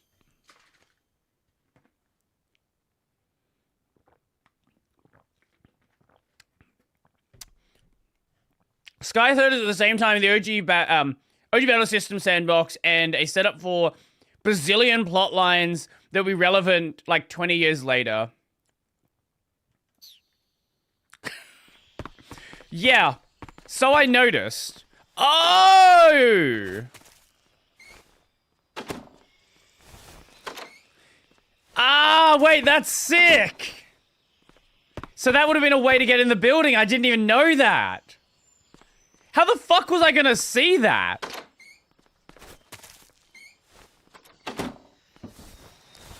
Oh, it is slightly different, I guess.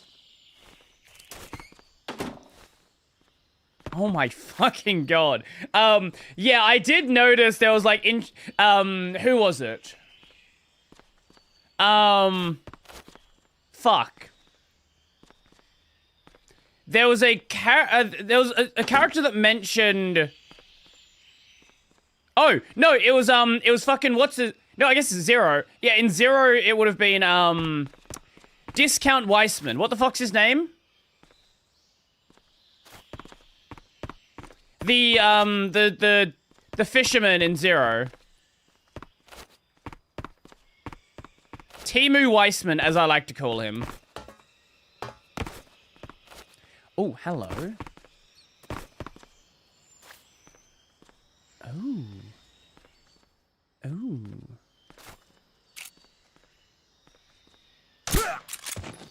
Wait, that... Okay, this is a really cool room. Again, why do I keep doing that? You can just fucking unequip it.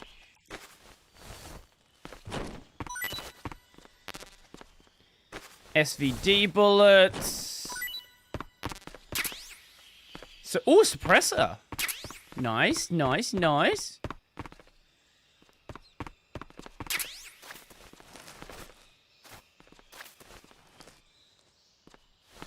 This is such a fucking weird building.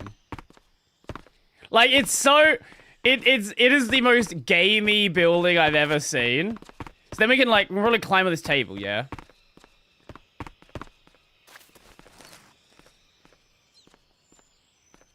I don't want him to come in here. I can hear... They're not really concerned with any noise being made, because he knows there's someone in this room. I can hear noise, but I don't know where they are. I don't know if it's in this room or the other room. I think we just got a ball.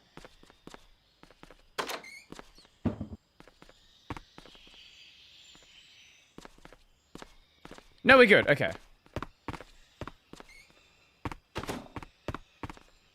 Okay, I thought I saw an item in here. I did. What is this? Another suppressor. Lovely, lovely.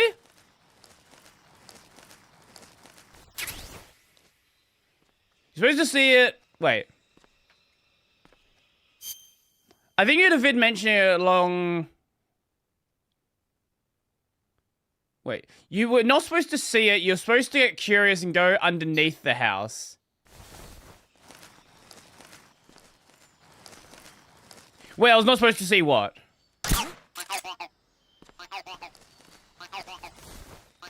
Wait, I think he might have just aggroed to the suppressor. What's wrong? Fuck. Okay, they can't respond to the suppressor.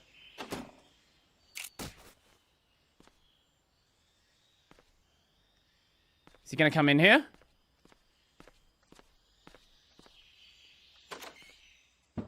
Mate, stay the fuck out. If you know what's good for you.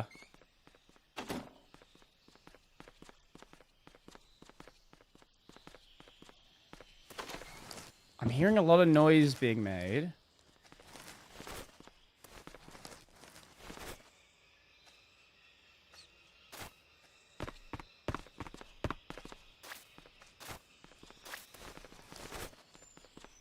I'm hearing a lot of noise. I'm not seeing a lot of people. We might be good.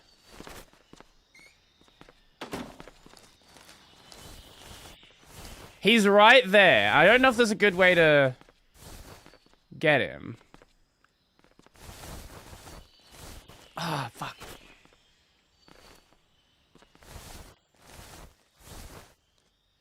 No, I'm in Azure.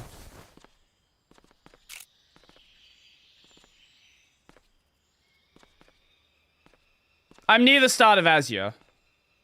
Are you Kojima, of all the times that we're gonna have good hitboxes. Thank you.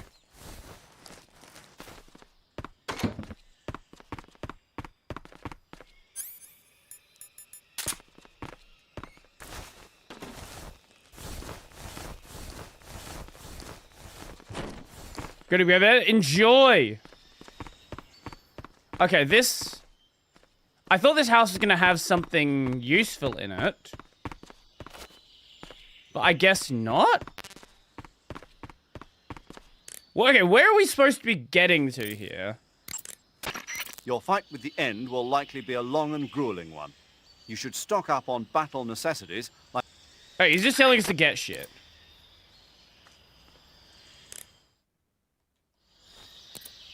No, I've finished Zero. I'm in Azure. Oh, we're gonna go to that part of... Oh, okay, so this is just an area to get stuff. I thought this was a destination we had to get to. Okay, I guess let's get out of the house then.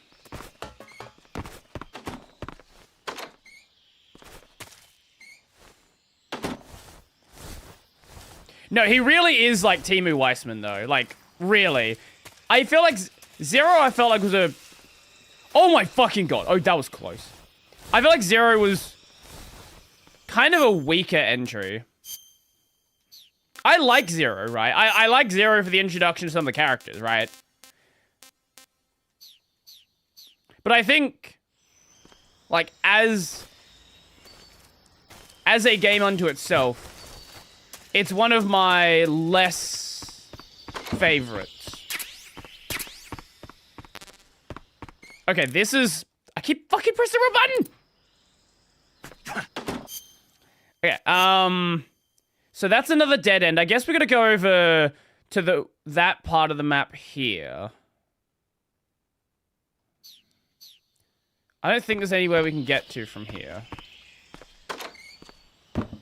Yeah, we can't get anywhere here. Already pressed... Here's a missing board!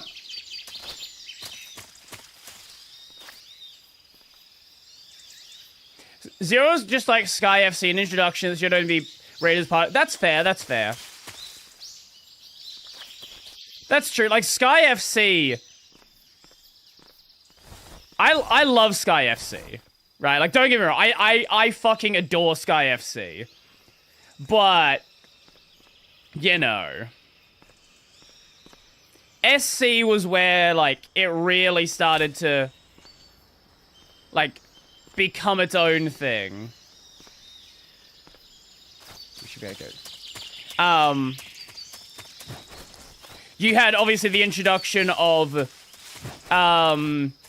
Yoshua as part of the, society. You had, like, the, Yoshua partnering up with, fucking...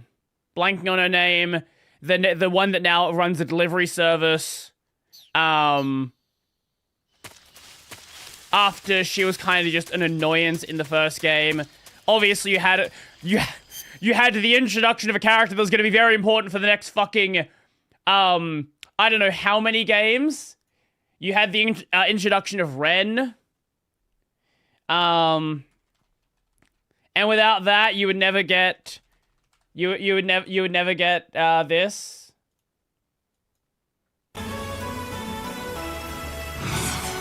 Which is one of my favorite S breaks.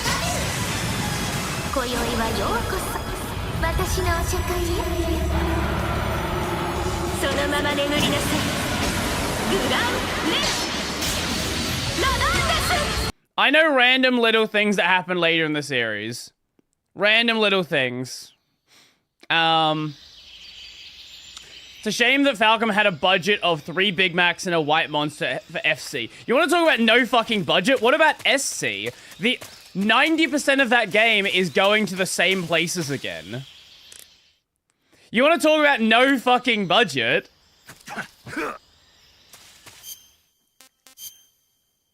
Okay, that all loops back in together. Oh, is it there I need to go to?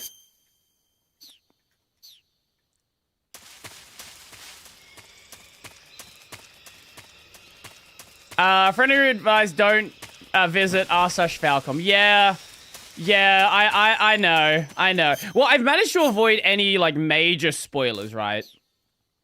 Like, yes, I know about characters that come back, yeah, and I am aware of Reverie. I am very aware of how big the cast in Reverie is. Now, I don't know all the characters that are in the cast of Reverie, but I am fully aware of the Reverie situation.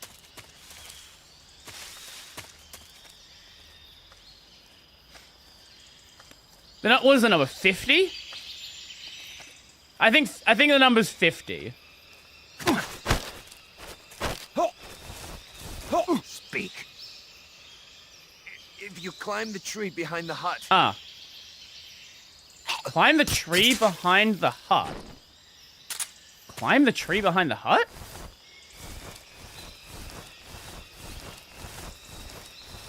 Hold on, what is he talking about there?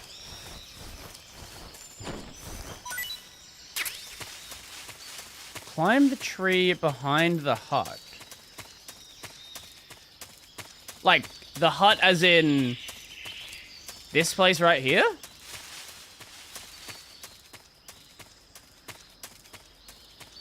Cole still carries size of a Reverie cast. I see.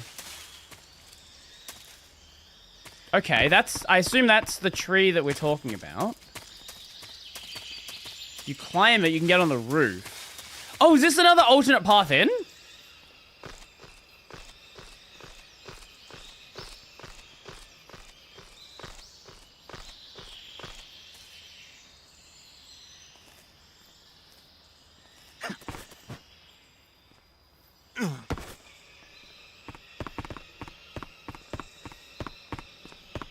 I'm assuming you can maybe, like, blow that up and get in like that.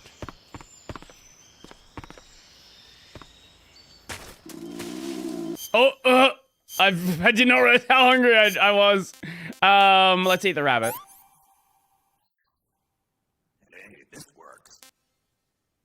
Let us dispose of that one. Is it ridiculous in CS2? Can't say I dislike that, though. I am very excited. I'm very excited to get into CS. I must be seeing things. Like, I am aware of a few characters in CS. Like, I am aware of the main character. I'm aware of Fee. I'm also aware of a character that was technically not in Azure originally, but they added her in the later releases. What's her name? Juna.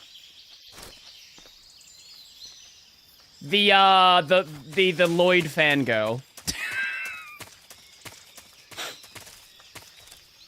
Could use any weapons. Decides to copy Lloyd. The only reason I'm aware of Juna is because in Azure there is a very brief moment where she is introduced when you go to the police academy before Randy joins the party.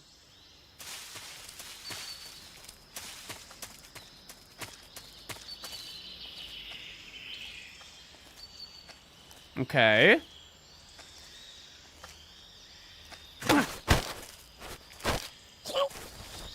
Answer me.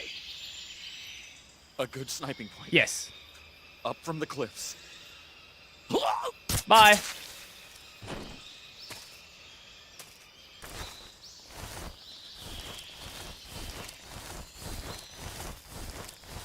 I also added Toa to the name rings a bell.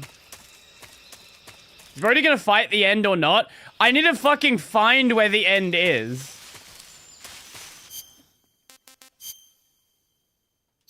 Okay, oh, that's just this. Okay.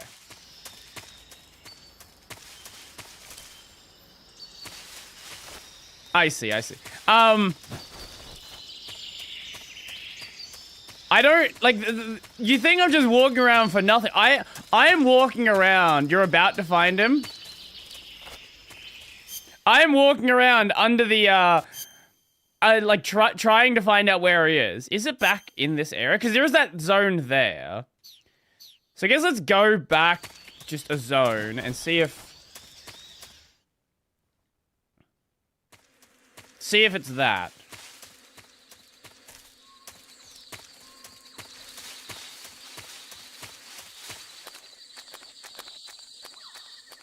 Yeah, right here.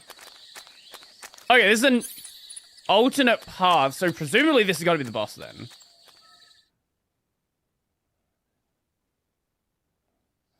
There it is. There he is. Okay, we got there eventually.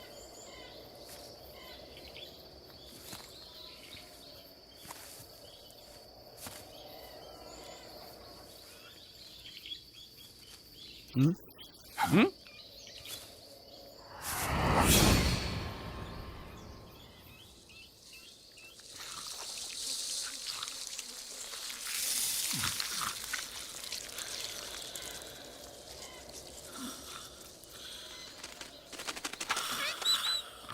Yakuza Trails MGS. Well, MGS is a new one for me. MGS is a very new one, but...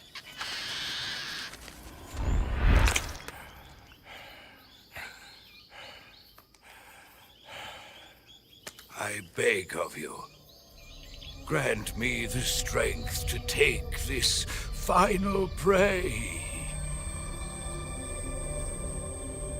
Let me linger in this world just a little longer. I have already slept enough for one lifetime. Enough for an eternity. You have my thanks. I have to thank you for waking me. If you Who was it that told me to kill him earlier? If we killed him, we wouldn't have got this dialogue. Would have been eternal.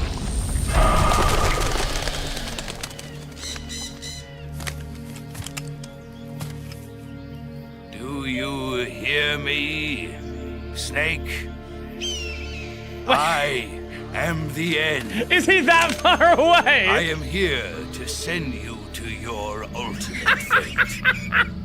You'll make a fine quarry for my final hunt. Oh.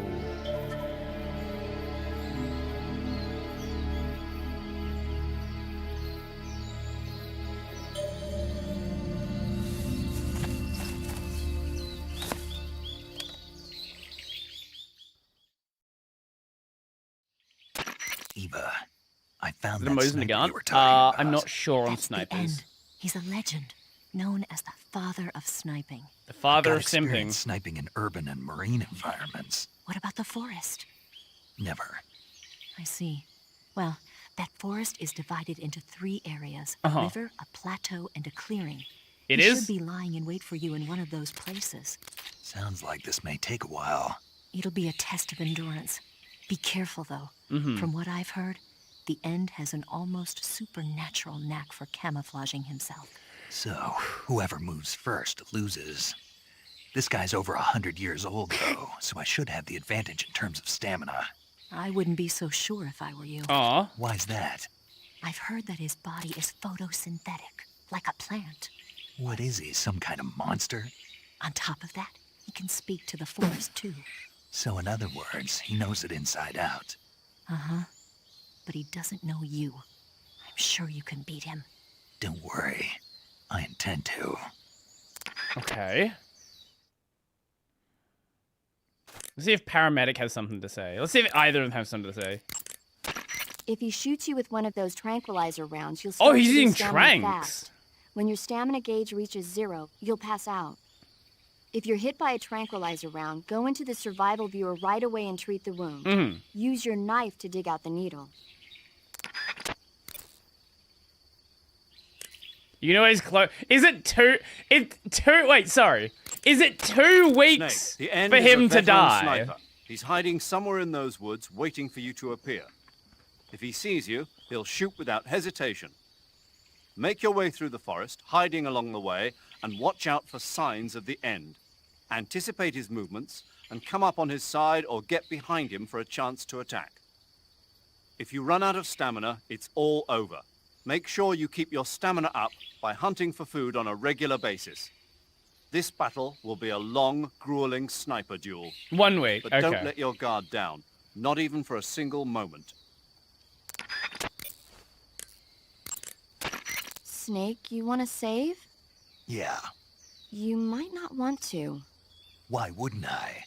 Well, it just feels like something bad could happen. Oh? It's just your imagination. I hope so. Feels like something bad could happen. I'm curious about that now. I'm very curious about that.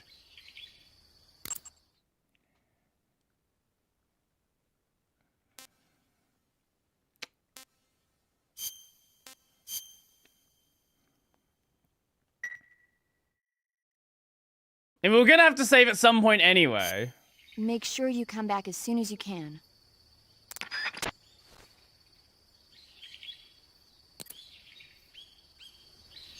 You either beat the end now or will not be alive in your next stream. Depends on is it exactly 1 week?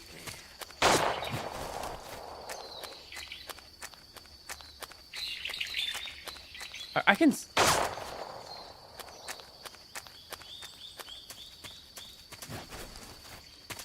We'll see what we can do. We will see what we can do. Let's go with that one and swap over to... It probably doesn't even matter if we're camoed. It actually probably doesn't even matter.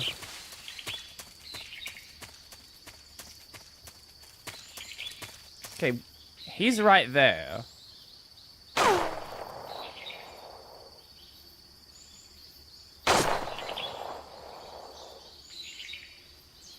He can't hit us here. We can't hit him either.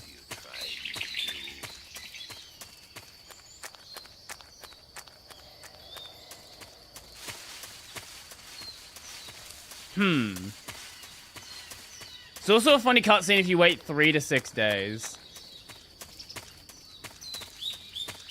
What a strange... Like... Wait, is he firing at you between zones?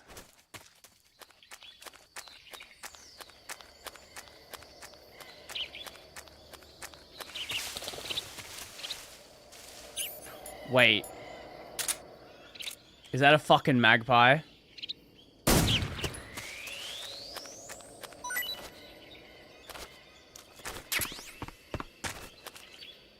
I'm not hit, am I? Sure. No, I didn't think so. Okay. So he's got to be like this way, yeah? Where is he? Hold up. Is he up on this hill?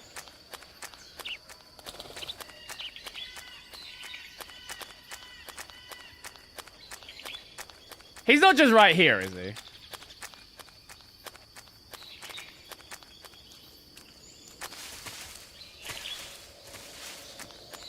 No. Wait, did I diverge too far from where he is?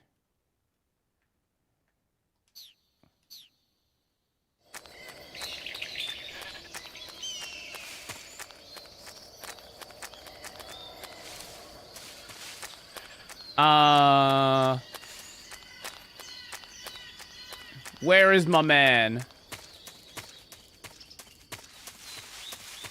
Oh. Okay, so this is the edge of the map now.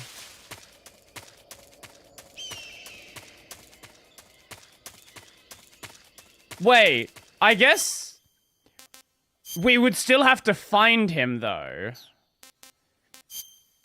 That's still a problem. Not too bad. I assume he really doesn't move around that much.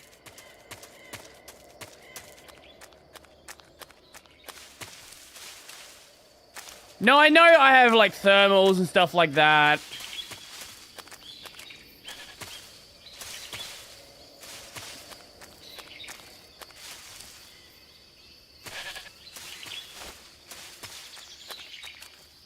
Okay, how much of the map...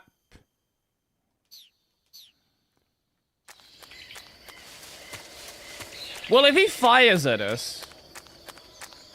I guess maybe we're too close for him to fire at us, because he knows the spot's going to be found.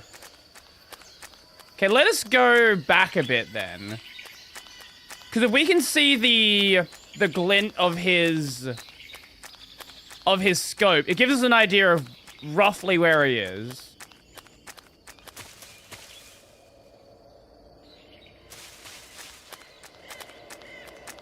Yeah, let's do that.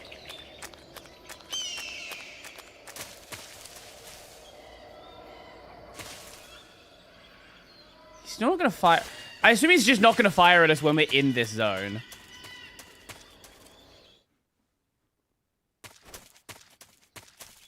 Okay, let's see what he does.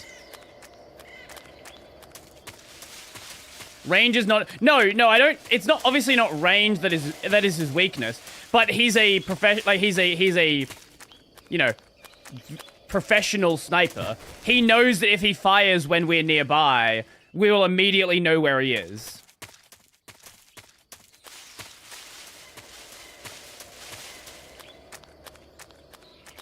How do we get down? Fuck. This way?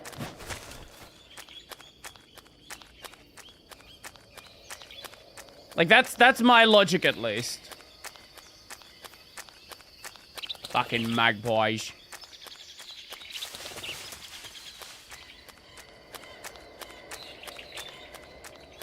Okay, let's go over here. Oh, so there is something interesting about having a boss fight like this and then just no music. Like, at all. It's just, here is the game.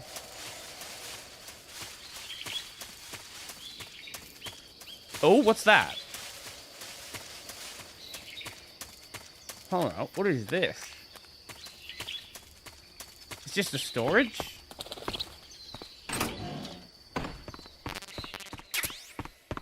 Oh, it's just supplies. Okay, lovely. He's really not firing us anymore. Maybe we go... I don't want to go all the way back to the first zone.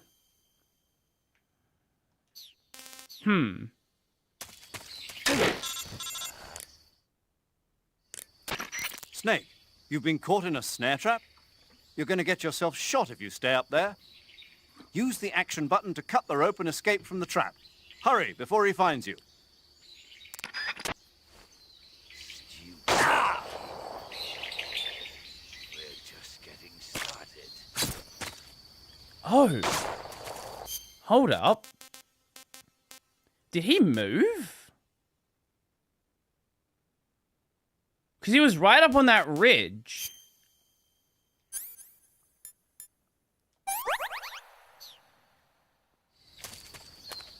He was right. Where is he? Where are you? You're there. Why are you there?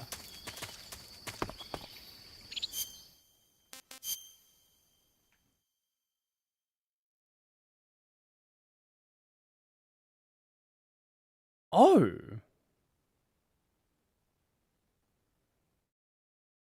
Okay.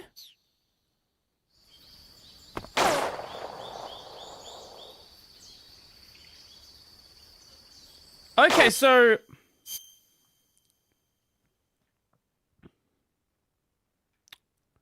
Huh. Your skills are no match for mine.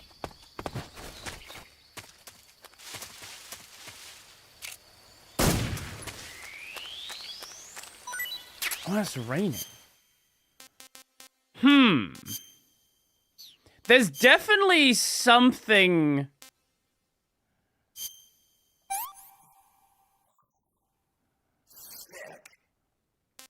There's definitely something about this fight that I'm missing. This works. Because he was right there.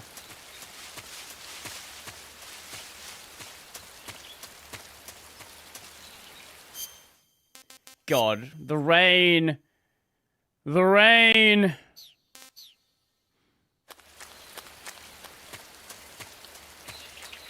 But if we go... all these points he's moving to. Or is he moving?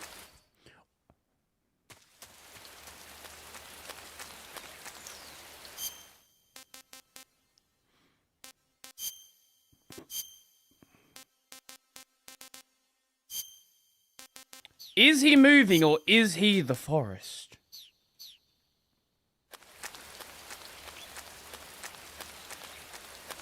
Huh.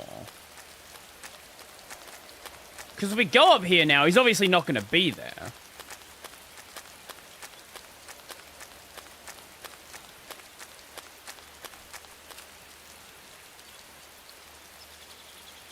Wait, footsteps.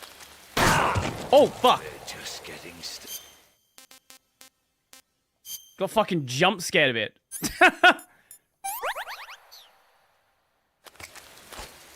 Oh, he is there.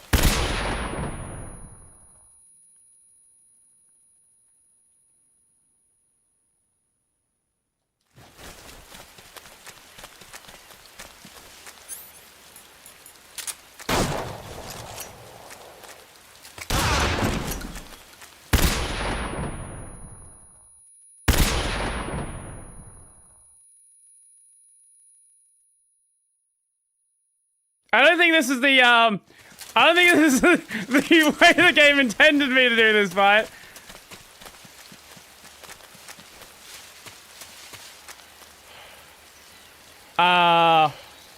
Did I break his AI?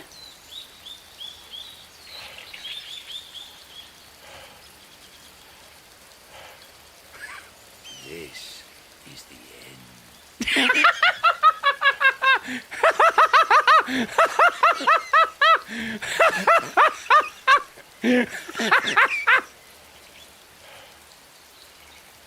I think it's the difficulty. Freeze.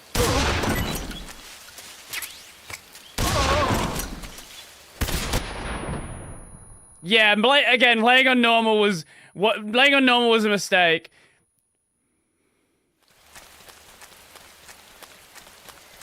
Man, this dude fucking runs.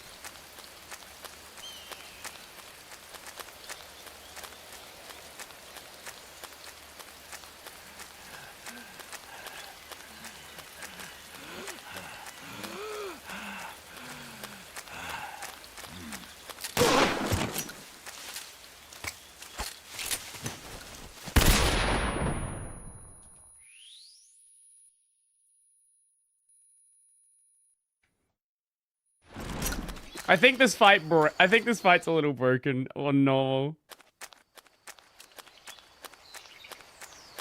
You call yourself? Yeah, this fight does not. This fight does not work.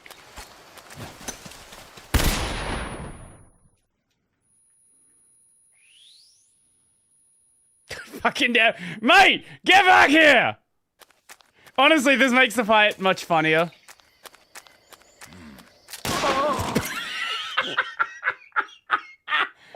That's not the way that fight's supposed to work. That's not...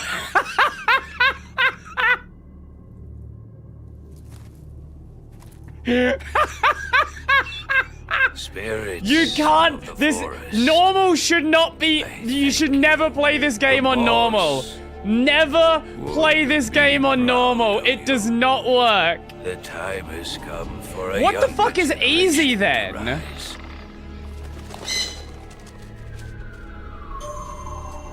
I've been wandering for more than a century, and now my journey comes to a close. Maybe it's the rain.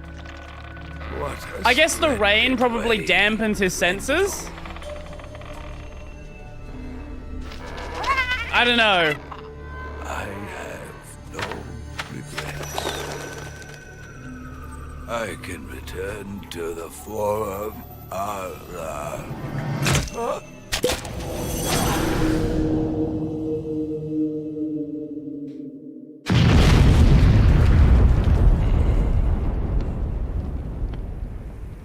Yeah, I'll keep this in mind for the later games. No, maybe it's different in MGS 4, but like 3 is 3 is entirely broken on normal.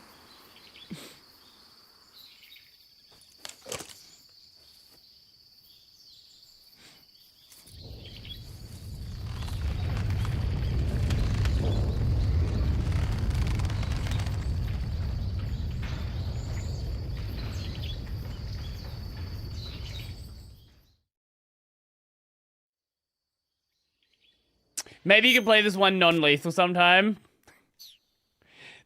That took way less time than I thought.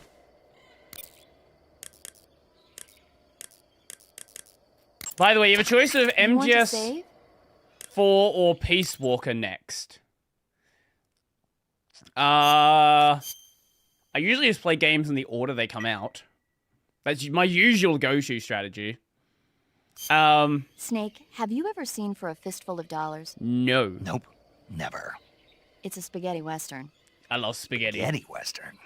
It's really cool, especially the main character's stylish gunplay. Gunplay. I saw it in England on the Major's recommendation, but it hasn't come out in the States yet. It's so cool. They'll bring it to America, I'm sure. You have to see it sometime. Sure. Absolute fucking cinema. What a fight. I just want to check this. MGS 3, the end, normal, mode, really easy.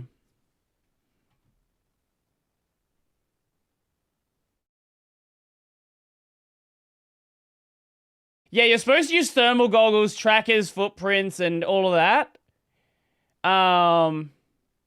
Is the end really that hard?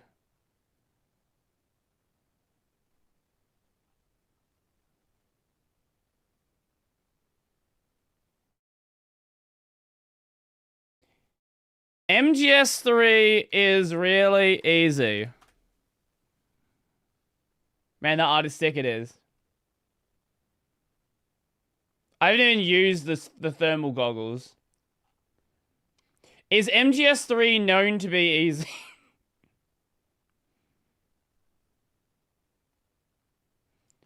So apparently EU Extreme is like the actual hard mode.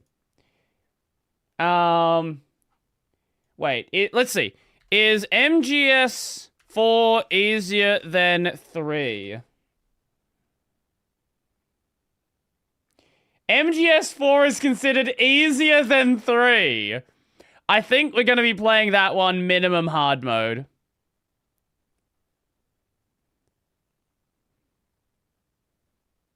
It is the easiest of the 4 main games. This is in 2009. People were calling it the easiest of the 4 main games. Yeah, I think we're gonna have to work on that one. I think we're gonna have to do something about that one. Like, I want there to be some kind of challenge, right? I'm not gonna play on, like, extreme because we know how badly that's gonna go. But I think at a bare minimum, we've got to at least play on hard. Oh, man. I'll be back in just a second, and then we will, yeah. Okay, here's the thing. It's not like I'm playing MGS for it to be a challenging video game, right? Like, I'm playing it for the story. But, like, there's a difference between, oh, it's not that hard, and I can just chase the end around with a shotgun and just win. Can I share a cool, stupid, but really cool... can I share a cool, stupid, but really cool window manager concept? You can go ahead and do so if you want to. I'll be back in just a sec. I will play the ads as well. Back a sec.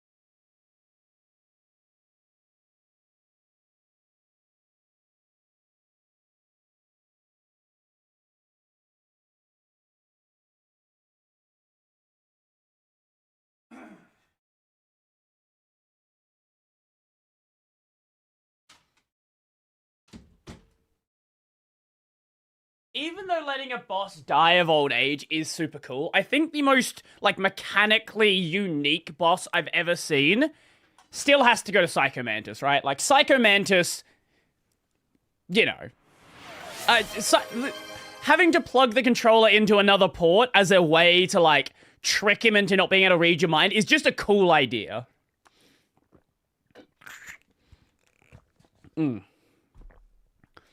Okay, what is the concept we have?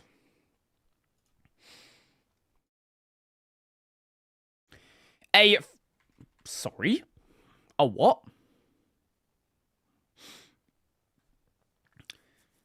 Where windows behave as physical objects with mass.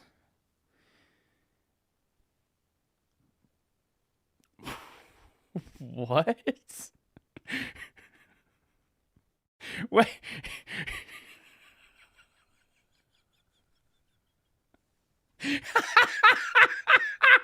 Okay, that's fucking stupid.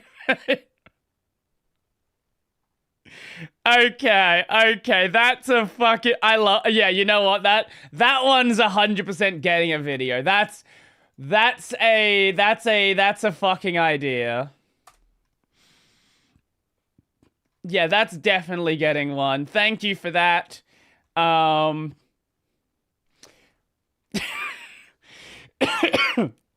As a reminder, you have free will. You can do stupid shit.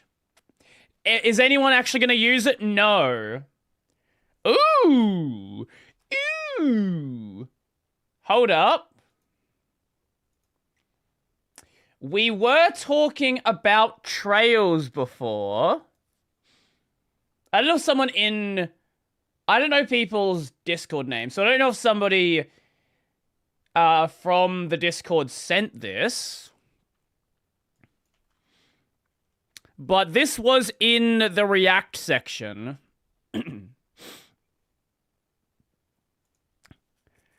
Arcturus, the Korean RPG that inspired Trails in the Sky.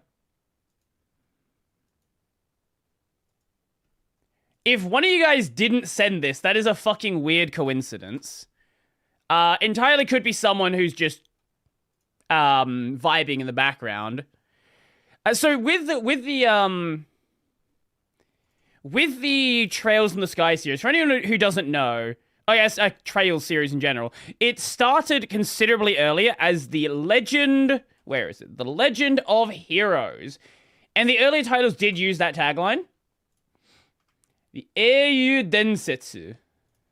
Here we go. You have the Dragon Slayer games, you have the Gargav trilogy, and Trails was supposed to be, like, just another one of these, like, I guess, trilogies or short storylines. The problem is that it did so fucking well that they were just like, you know what, fuck it. Trails it is. What, Legend of Heroes? No, never heard of that. Nope, never heard of that. We're now gonna just do Trails. So I don't know what this is, but I guess we can check it out.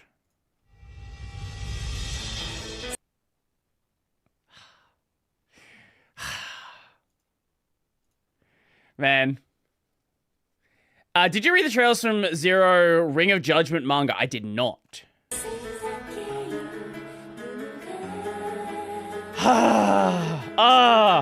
This is actually such a nice scene in the remake. Let me see if I can find it. Trails in the Sky, first chapter, play. No, not playing the game. Performance? No. Well, how would I find it? What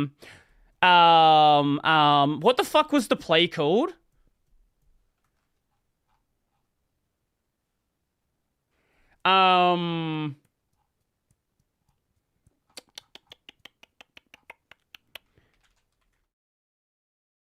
Just got...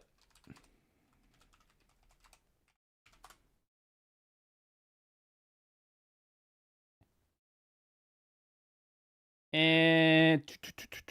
White Magnolia, yeah, something like that. Yeah. Let's see if I can find it. Yeah, here it is.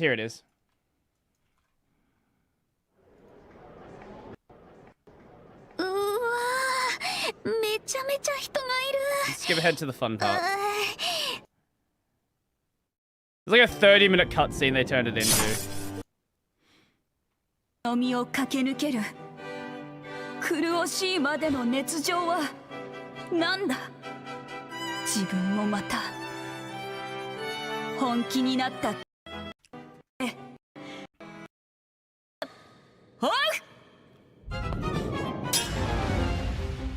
I haven't played the remake, but I've heard nothing but good things about it.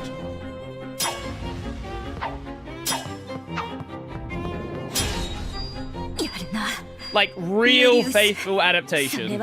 Which is always nice to see. Where's Joshua in the dress? Here's Joshua in the dress.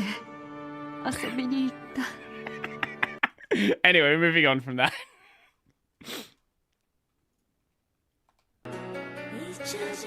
Many Western fans will often make a lot of comparisons between Nihon Falcom's Trails franchise and other popular Japanese role-playing games. Sure. Some say the battle system's emphasis on turn order and positioning is similar to Grandia. The large cast of playable characters and epic story remind a lot of people of Suikoden.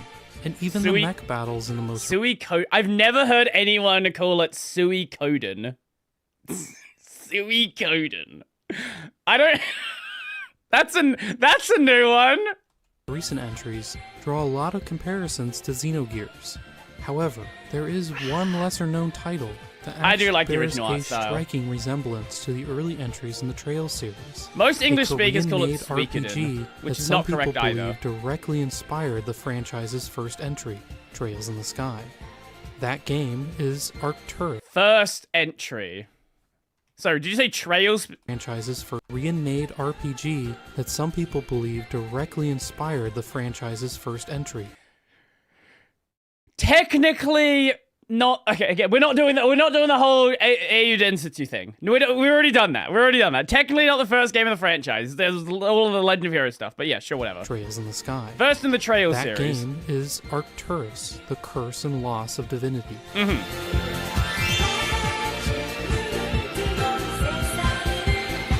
While the game is fairly obscure in the West, Arcturus is considered an all-time classic in its country of origin, and is a very important title in the history of Korea's game industry, and may very well have influenced Falcom's long-running RPG epic. Okay. But just what kind of game is Arcturus, and who made it? Before we explain its connections to Trails in the Sky, I think it's important to overview the game itself and its development, in order to properly understand the situation fully.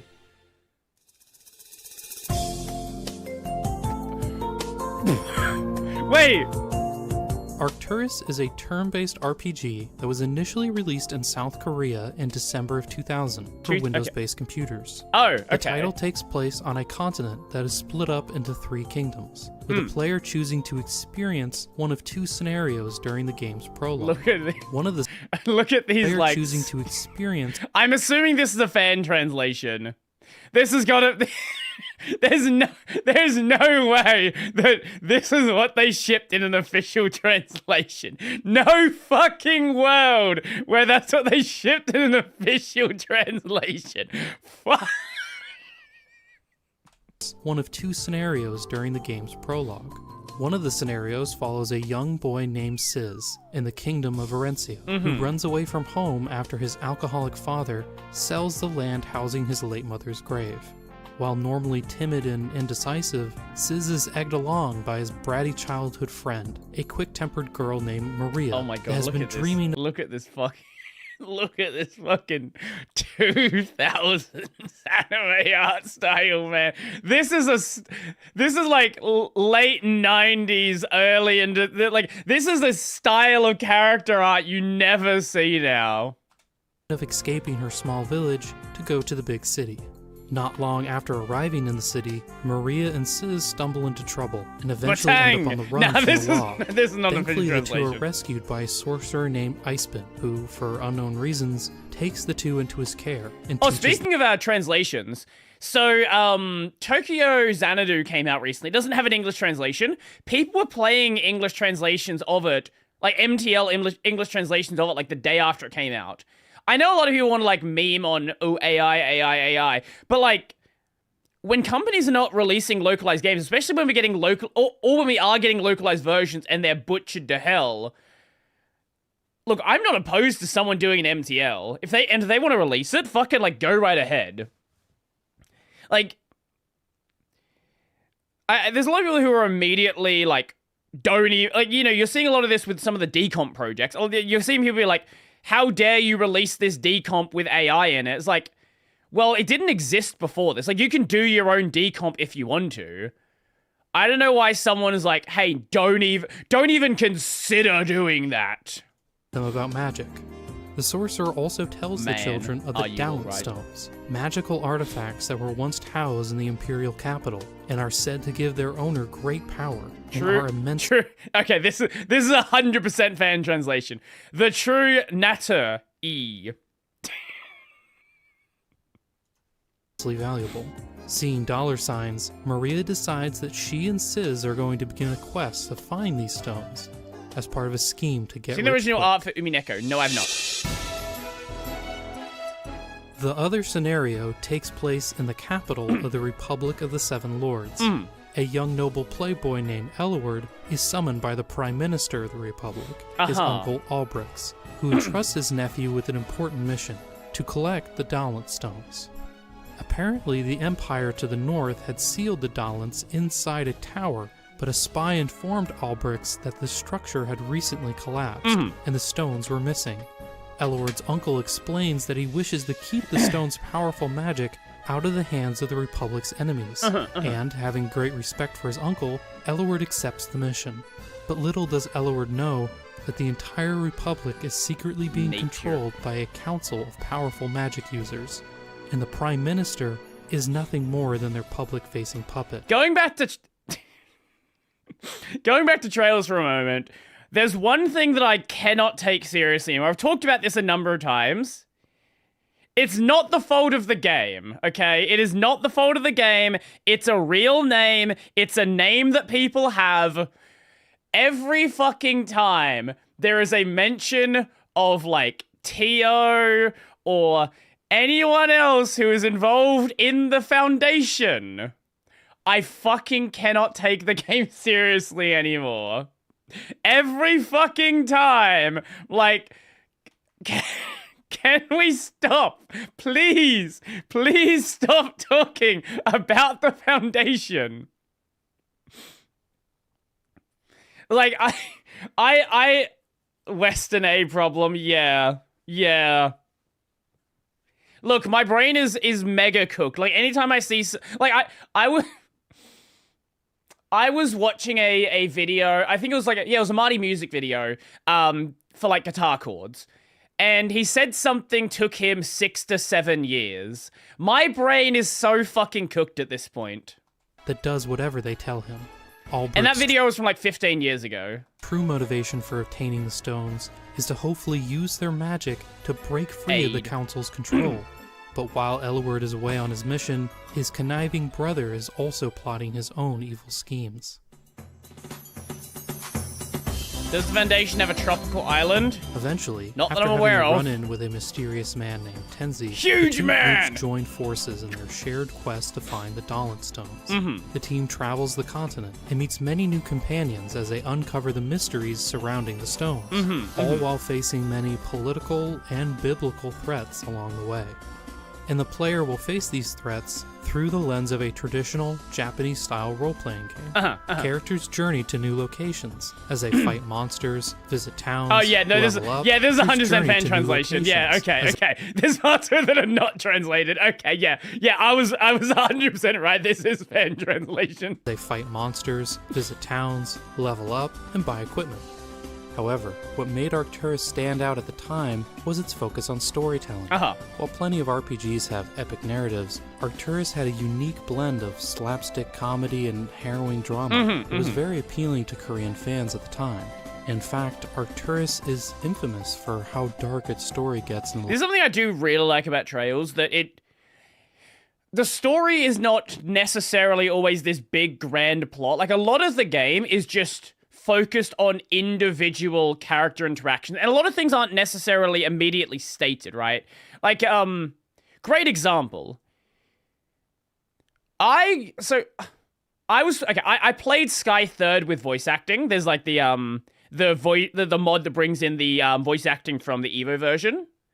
So I knew from the fucking start of the game who fucking what's his name is the guy that's Lewe. I fucking knew it from the start of the game. I was like, why is nobody pointing out the fact that this is obviously the same fucking person? And then, you know, later in the game, it gets to the reveal, and like a bunch of them knew, and it's like they just didn't want to say it. They didn't want to admit it. Have I played the Crossbell games? I am playing through Azure right now. Later half of the game, and the tonal whiplash that sometimes causes. One moment there'll be a goofy scene centered around a fart joke, and the next the player is fighting monsters made out of human corpses. As you do. It may sound a bit much, but even to this day, Arcturus' narrative is still well remembered among Korean fans, with the game having a dense script that takes its time building up its world and characters.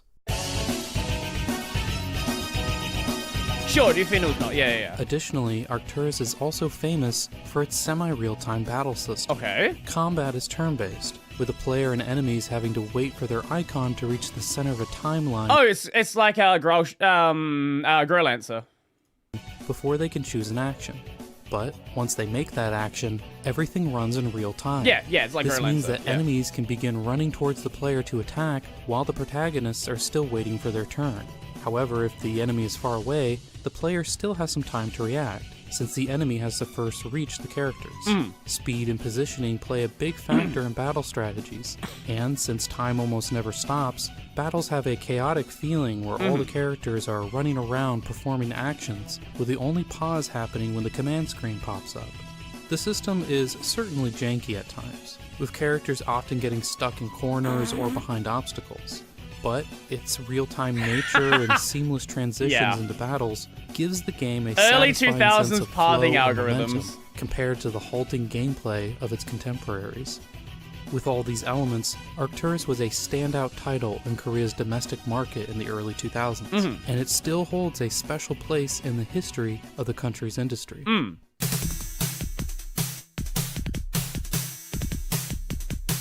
What the fuck?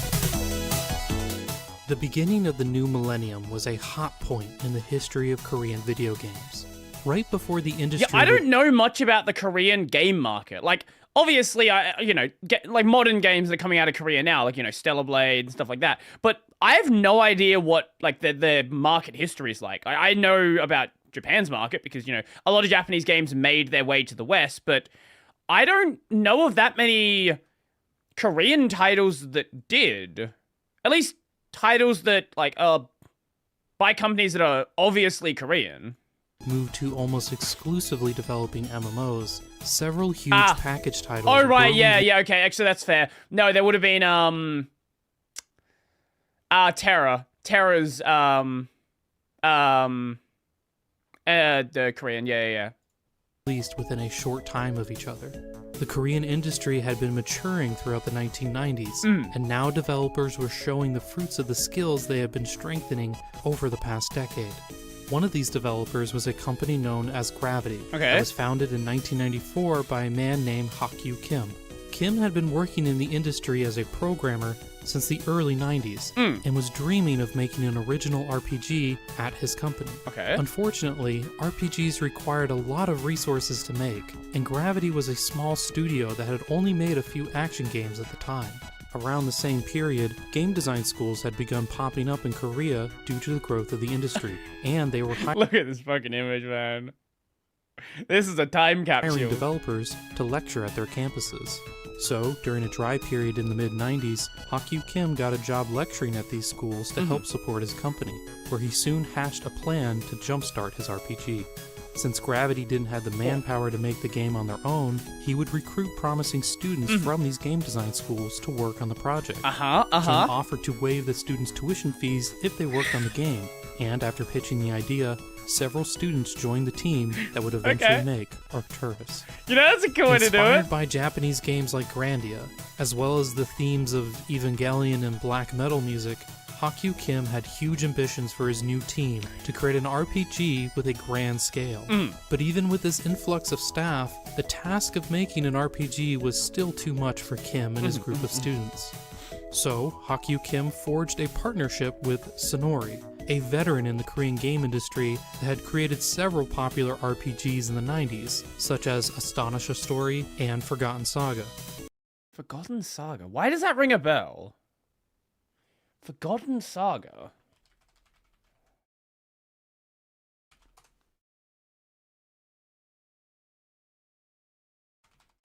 Oh, there's a DLC for Assassin's Creed with the same name. I don't care about that one. Why does that ring a bell? This guy does also look like Adol Kristen. To be fair, Adol Kristen is kind of the the like proto JRPG protagonist, so it kind of makes sense that you have people who look like Adol Christian. He kind of set the look for the JRPG They protag. agreed to help Gravity because, just like Kim, Sonori had been wanting to create an RPG that was more ambitious than their past titles. Now, with all the developers assembled, the team went to work, with Gravity mainly working on the game's story, design, and programming, while Sonori helped with the graphics, art, and public relations.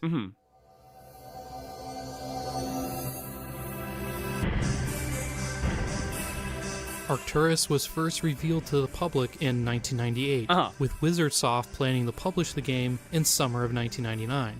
However, the team's huge ambitions caused the game to be delayed several times, until it was finally released in the year 2000. The critical reception to the game was great, despite the game being buggy and Hold up. The critical reception to the game was great.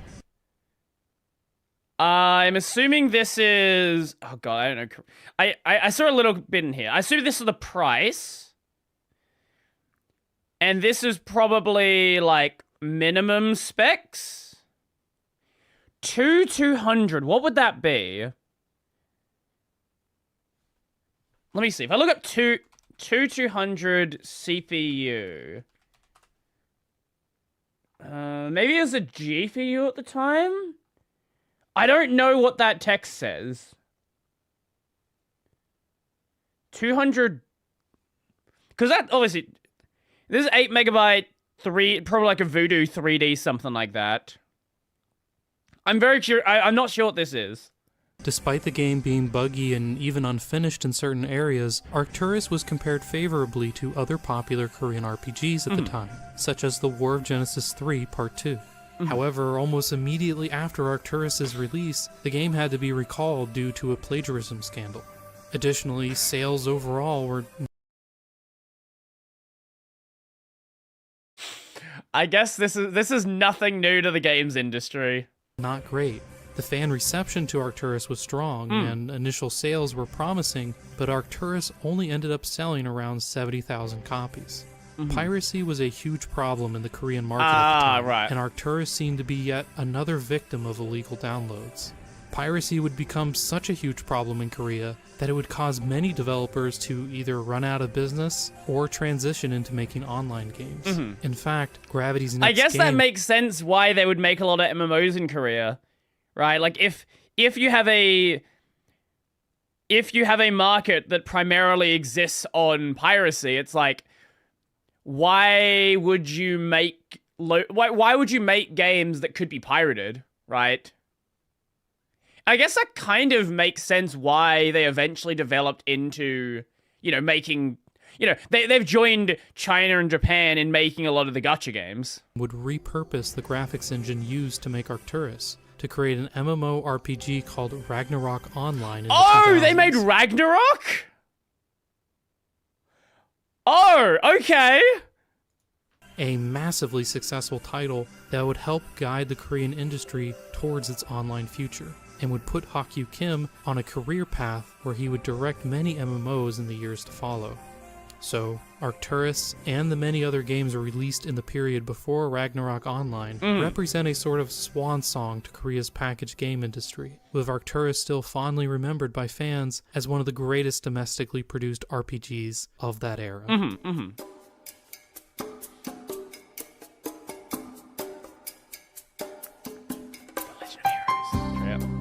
So what does this have to do with Nihon Falcom and the Trails franchise? Well, What indeed? Falcom has a fairly strong connection to the Korean market. During the 1990s and early 2000s, Korean companies like Mantra and Arion Games consistently helped port and localize Falcom's titles, which led to the LG?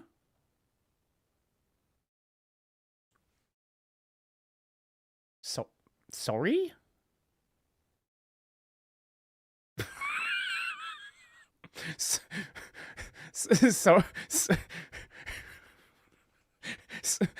What the fuck do you mean LG? They make fucking air conditioners. Company obtaining a strong foothold in the country's market, Mhm, and its mhm. franchises developing a large Korean. I guess if they have companies that are porting their games over, that explains why a lot of their games are like very reminiscent of Ys, very reminiscent of The Legend of Heroes. Like that would have been an inspiration they had. And spying TVs. Fan base over the years.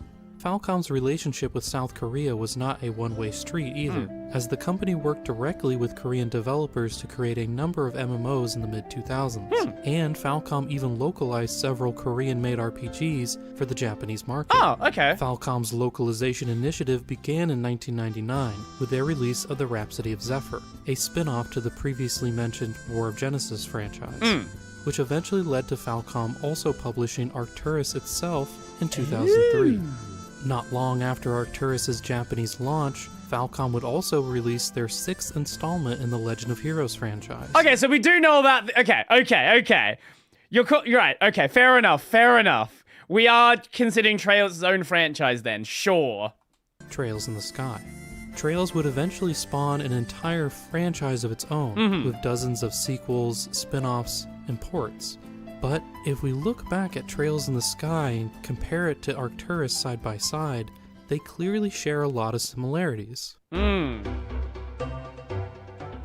terms of presentation, both have 2D character sprites and 3D environments, with even the color I do palette think that is being like a really cool thing. Like this, the art style of the early Trails games before Cold Steel, I think is super cool. Similar between the two. Character movement in those 3D environments is also kind of similar, with the mouse and camera controls being almost identical in both games. That's some interesting info about inner workings of Falcom. Can I send it in Discord DMs? Is there a reason you can't just send it? Like...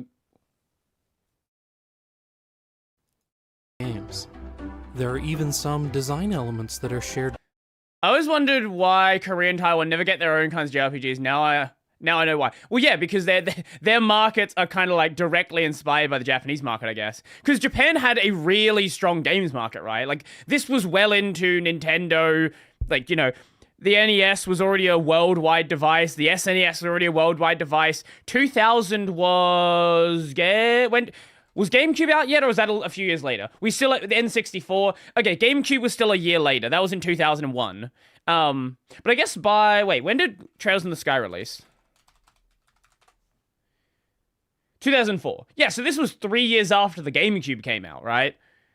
And then you had Sony with the PlayStation and the PlayStation 2. We never really saw a console come out of the Korean or Chinese markets until... Oh, they had locally made consoles, but never something that, like, got domestically shipped. Internationally shipped. There were a good number of JRPG PC games in the 2000s from Taiwan. Between the two, such as both having a menu that is made to look like a notebook. Trails and Arcturus also both place a large emphasis on storytelling, with each game having Man, this fucking introduction of Ren was so cool. This fucking introduction, man.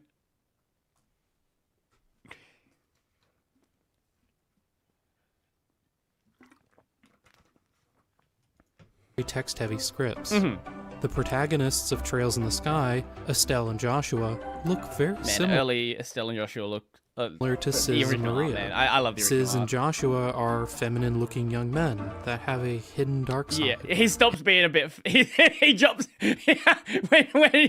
when SC comes around, he's like, man, I gotta look cool now. And who both have scenes in their games where they cross-dress to the amusement of the heroine. Speaking of heroines, Maria and Estelle are both tomboys with reddish pigtailed hair, and while Maria uses a sword in the final game, early promotional art actually shows her holding a pole staff similar to Estelle. Both games also have a blonde-haired noble that is very flirtatious with women and that wears a white coat and ascot. The battle systems in each game are different, but they both emphasize turn order and character placement. Both games cut to sepia-tone pencil drawings when talking about past events. You know what? I think he's cooking. I actually think he's cooking here. There's too many similarities. Both games split their stories up into chapters, both games have a secret society that is pulling the strings from behind the scenes. Both have a fairly lighthearted tone, but can suddenly become very violent and dark at a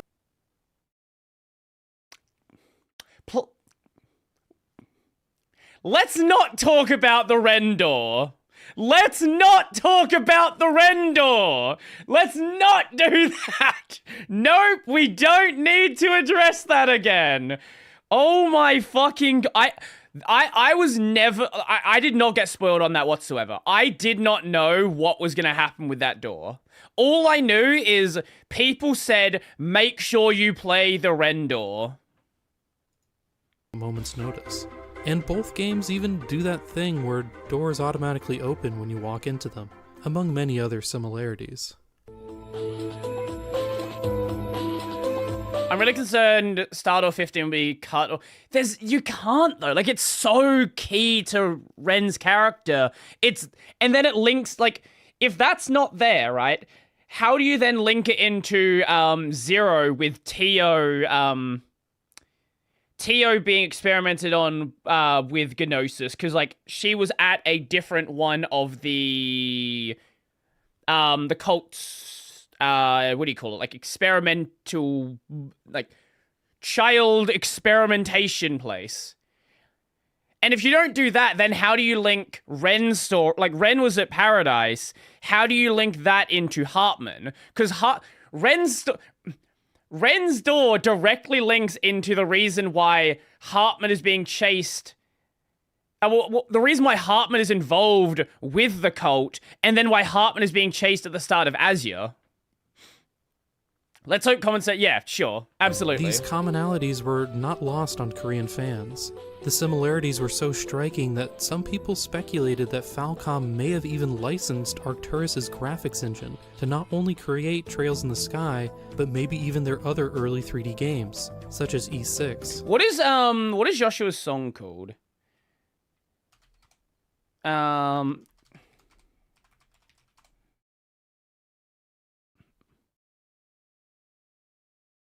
If I just look up Joshua's song, we should find it. Is this the harmonic? Yeah, here it is.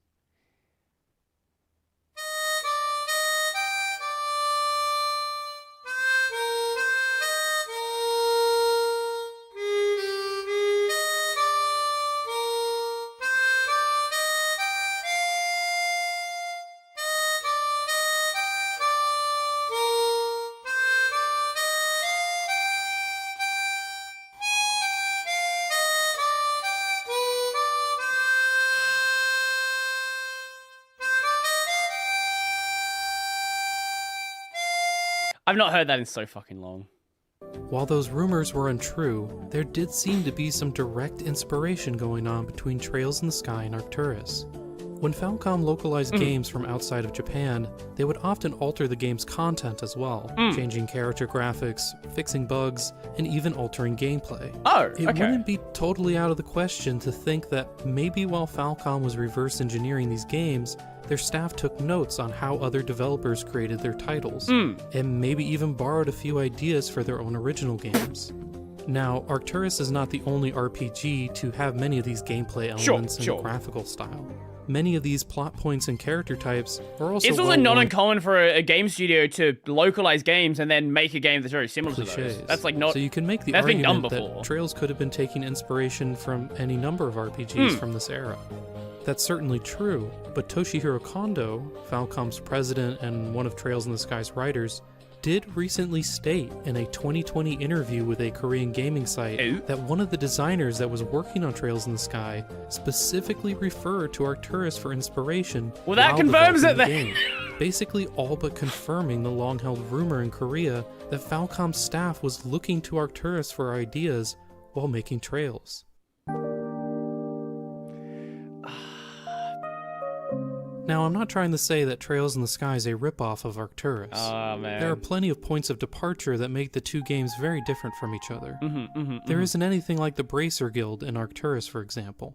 And while some of their characters are similar on a surface level, Estelle and friends are very different from the cast of Arcturus. In fact, if anything, both games actually share a... I think one of the... This react is actually going on way longer than I expected. One of the things I really love about Trails is when characters are introduced, they often feel like they are relatively flat flat as in they don't have much character depth, right? Like a lot of like Esther, when Esther's first introduced, she is kind of this, it's kind of like she is this generic like tsundere tomboy, right? But as you start to explore these characters, you start to realize that these are far deeper characters. Like, it's not just this one trope that they are entirely based around. Like, that is obviously a core part of their character, but it's sort of like just, this is the thing that hooks you on the character. Now let's sort of explore them. So basically, it's nothing but everyone inspires everyone. Yeah, true. Yeah. Common point. Well, like Agat. Agat's another good example. When he's first introduced, like, he just seems like kind of an asshole. Then you realize very quickly that he's an asshole because he really respects Cassius and he doesn't want Estelle to fucking kill herself because she keeps running into situations that are way too dangerous for her. Point of inspiration. That being the third entry in the Legend of Heroes franchise, Prophecy of the Moonlight Witch. Arcturus' co-writer, Se-Young Kim, cited in a blog post that the Legend of Heroes 3 was one of Arcturus' inspirations, along with Dragon Quest IV and Hakyu Kim's love. They're literally just in, yeah, it actually is Toshihiro just an Kondo inspiration was also circle. a huge fan of the Moonlight Witch before even joining Falcom, and clearly looked back to that title for inspiration while writing Trails in the Sky. Additionally, So Trails was inspired by Arcturus. Arcturus was inspired by The Legend of Heroes. The Legend of Heroes probably inspired something else, and then something else was inspired by Ys, and this is just a fucking infinite circle. not only was Arcturus inspired It's an by the Ouroboros Moonlight of Witch, inspiration. but one of the first games that Hakyu Kim and Se-Young Kim worked on was actually an officially licensed remake of Ys 2 that was developed in South Korea in the 90s called Ys 2 Special. In an interesting twist, Korean developers that were inspired by and even made a Falcom game later created an RPG that looped back around and inspired the source of their inspiration. So instead of looking at this situation as one game Well, Falcom's one of the pioneers of JRPG. Yeah, a lot of people know about Final Fantasy, obviously. Like Final Fantasy is you know what Final Fantasy is? Final Fantasy is the Doom of JRPGs. Doom did not invent FPS games. Not even remotely close. However, Doom is the game that people think back on as, like, this is the game that sort of popularized FPS games. And whilst JRPGs were already popular in Japan, it wasn't until, like, some of the early Final Fantasy titles that they became popular outside of Japan, right? Like, Dragon Quest was already a massive thing in Japan, and obviously the Falcom stuff and all this is, like, really important to the origins of JRPGs. But Final Fantasy is what popularized it. If I remember, Wolfenstein 3D invented FPS. I think there's, like, one more title before Wolfenstein 3D. Dragon Quest has just never really been that big in the West. Like, I'm not saying that Dragon Quest is not important. Dragon Quest is incredibly important to the Japanese domestic market. But popularizing it outside of Japan, that goes to Final Fantasy, right? Like, that's what I'm saying here. Final Fantasy did not invent the JRPG, but it is the series that got people who were not in Japan playing JRPGs.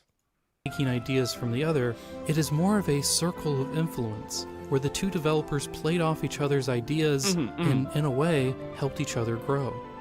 It's an interesting yeah, there's also that, where they did the fucking weird release order in the US. FF3 is FF1 US. I don't know why that was done. Nobody knows why that was done. With connections. And just goes to show that you can't always just point to one thing as being the source of an idea. But next time you play through the newest installment in Falcom's Trail series, know that this huge franchise has its origins somewhat in an RPG created by a plucky team of Korean developers, made up of industry professionals and amateur students that also helped lay the groundwork for one of Korea's biggest online games. Thank you for watching, and if you would like to try playing Arcturus for yourself, you can play the game in English thanks to a fan translation patch released in 2017 that is designed to work with Falcom's DVD release of the title. However, be warned that it is rather buggy, and I ran into a lot of technical problems while trying to play the game myself. See the description below for links to the patch. Oh, well, thankfully, it's been about 5 years since this video came out, so it probably worked better. Before I go, I wanted to talk about an interesting piece of trivia related to Arcturus that I couldn't fit into the main video. It's a fucking boat. Alongside it truly is inspired by Ace. Game itself, a fully animated opening video was produced for Arcturus. The opening was actually directed by famed Korean-American animator Peter Chung, known for creating MTV's Aeon Flux, with the animation itself produced by a company called Tin House Productions. While the opening doesn't look like Peter Chung's other works, it is very similar in style to Tin House's ambitious sci-fi film called Wonderful Days, with both productions featuring the same mixture of CG animated backgrounds and hand-drawn characters. Tin House does not have a lot of other production credits. However, the studio did also create the pilot episode for Avatar: The Last Airbender in the early 2000s. Wow! In fact, the animation director for both Arcturus' opening and Wonderful Days, Young Gi-yoon, was also the animation director and character designer for Avatar's pilot. What a... Gi-yoon. Sorry, we're getting sidetracked, but what the fuck is Zuko doing here? They really did change the way that bending worked after the pilot, didn't they? So the animation... He got like fucking fire knives. Director and character designer for Avatar's pilot, playing a big part in helping to develop the final look for the show. Pretty interesting, right?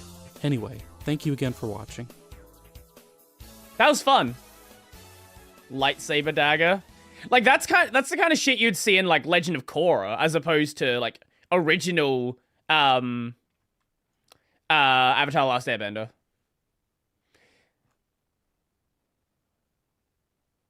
Listen to the... Okay, sure.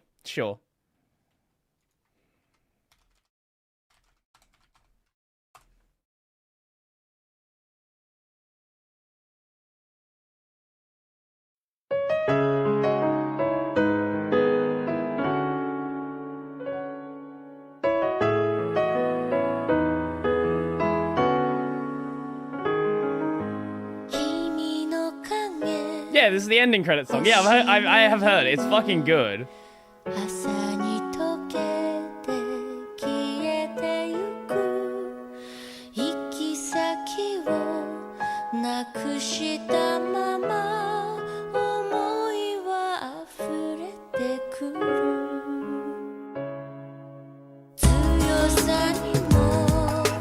You don't know what you don't know how I felt when I heard that.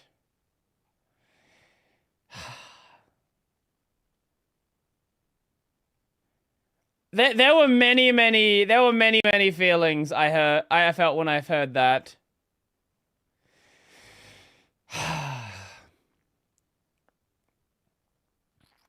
First, a few notes, and Falcon logos is ingrained in a lot of my... yeah. I'm back in just a sec, and we'll watch like one or two more things, depending on how long the reacts are, I guess, because that went way longer than I thought it would.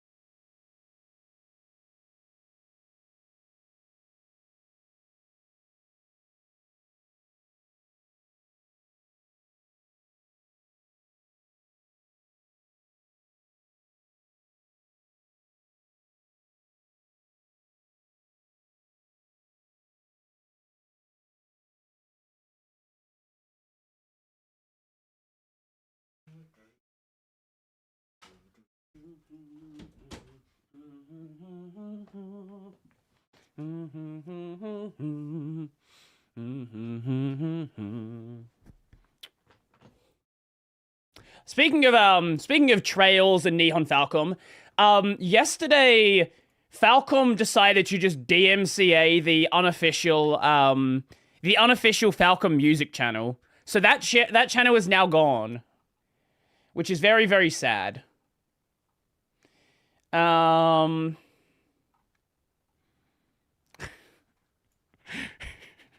We got a Yurak video.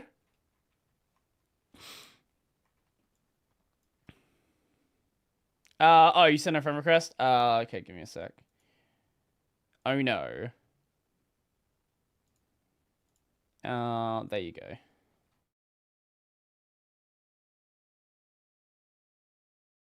Okay, there we go. We can watch the Yurak video. Yurak's always a lot of fun.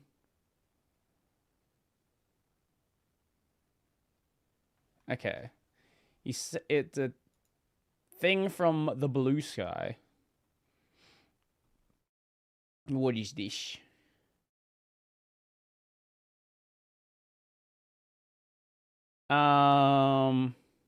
Oh god, I want to read all that right now. It's a kind of...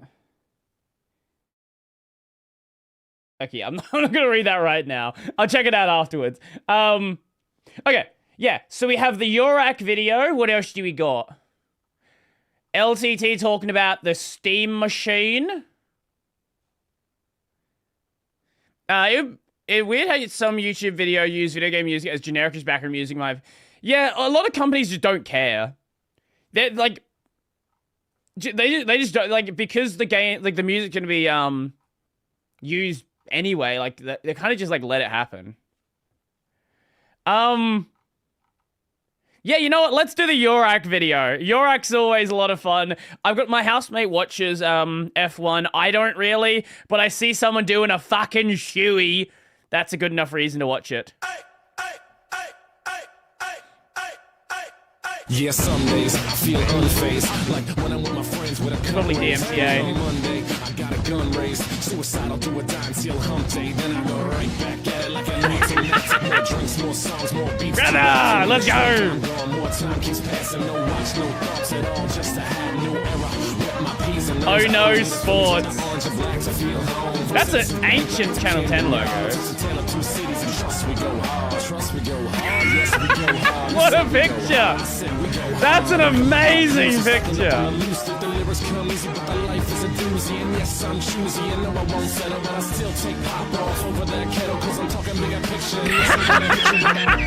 Oh! If you've ever been anywhere near a road in Australia, you'll quickly find out that 90% of drivers couldn't drive a greasy stick up a What was that road called? Ernst Wank Road.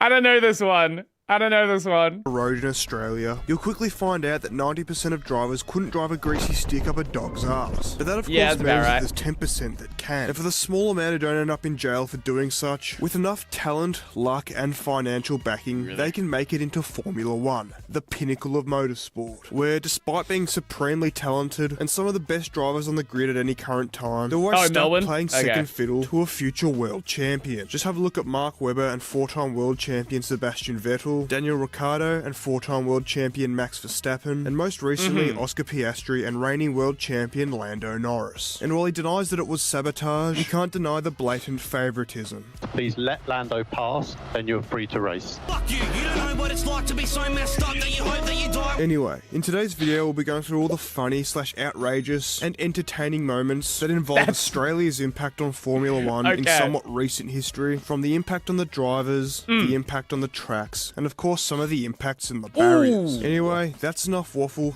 Let's get into it. Starting off, of course, with the Australian Grand Prix. Now, the 2026 British Grand Prix was the most attended F1 weekend in history. It was 5 drivers. What did I say? British Grand Prix was the most. 5? What the fuck? I knew F1 was big. I didn't know it was that big. Most attended F1 weekend in history. It was 5 drivers' home race, one of which was Lewis Hamilton, who's won there 9 times and has a straight named after him, who was fresh off his first win in almost 2 years, while also being a 7-time world champion. They also had Red Bull Racing showing off their new gravel grader, Mercedes and McLaren showing off their new low drag setup, a Ferrari strategy masterclass, and of course a race ending under the safety car. No wonder so many people made the effort to turn up. BC, for almost 31 years before this race, the most attended record was held by the 1995 Adelaide.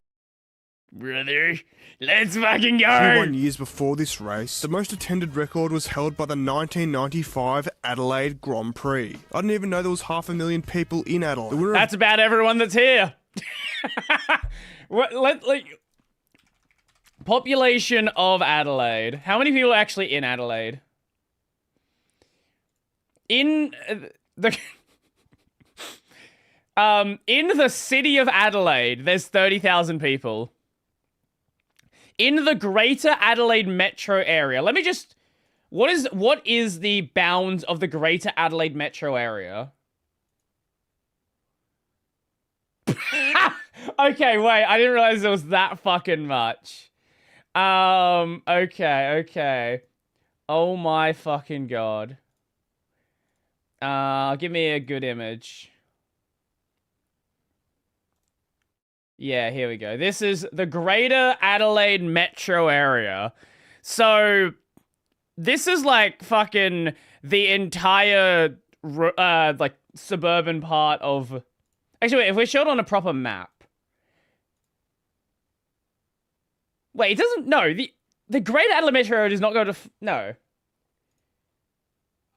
I saw a picture where it looked like it went into the fucking Murray Bridge. Basically, this is an area of, I'm gonna say, like, from here to here, probably like 200 or 300 kilometers. 1.4 million people. That race was Damon Hill, who lapped the entire field not once, but twice. It was the last race of the season in 1995, giving Michael Schumacher his second F1 title, and the cars didn't sound like vacuum cleaners. So it's pretty amazing that they managed to hold this title for almost 31 years, despite F1 being more popular now than it's ever been. Now I want to talk about the Melbourne Grand Prix. The first Melbourne Grand Prix was in 1996, after that record-breaking one in 1995 in Adelaide. Up to this point, no Australian driver had ever won a home Grand Prix, since it officially became part of the F1 calendar, but now it was time for things to change. Okay. Not for another 6 years until Mark Webber debuted in 2002, where he started 18th on the grid and managed to drag it up to 5th, just missing out on the podium. But I mean, it wasn't exactly the hardest feat in the world. Just have watched this race start.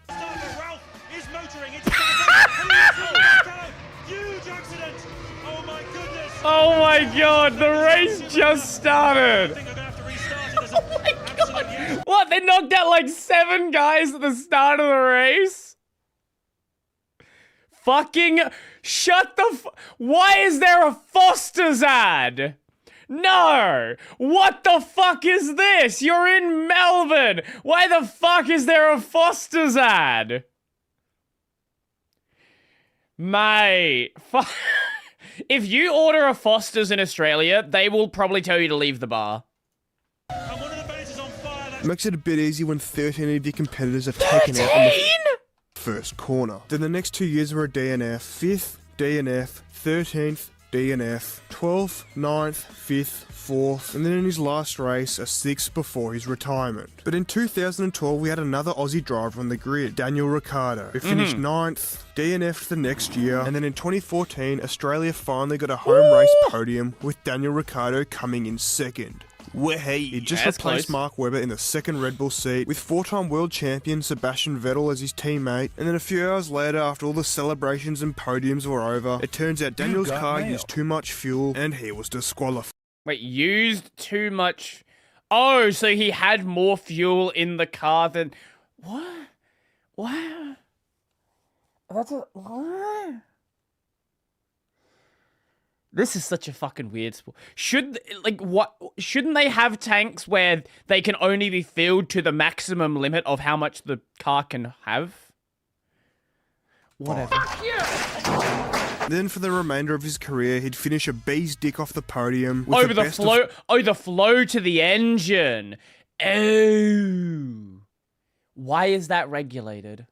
4th place, despite winning many other races, including Monaco. The talent was there, but unfortunately the luck just wasn't. But in 2023, we had another Australian make their F1 debut.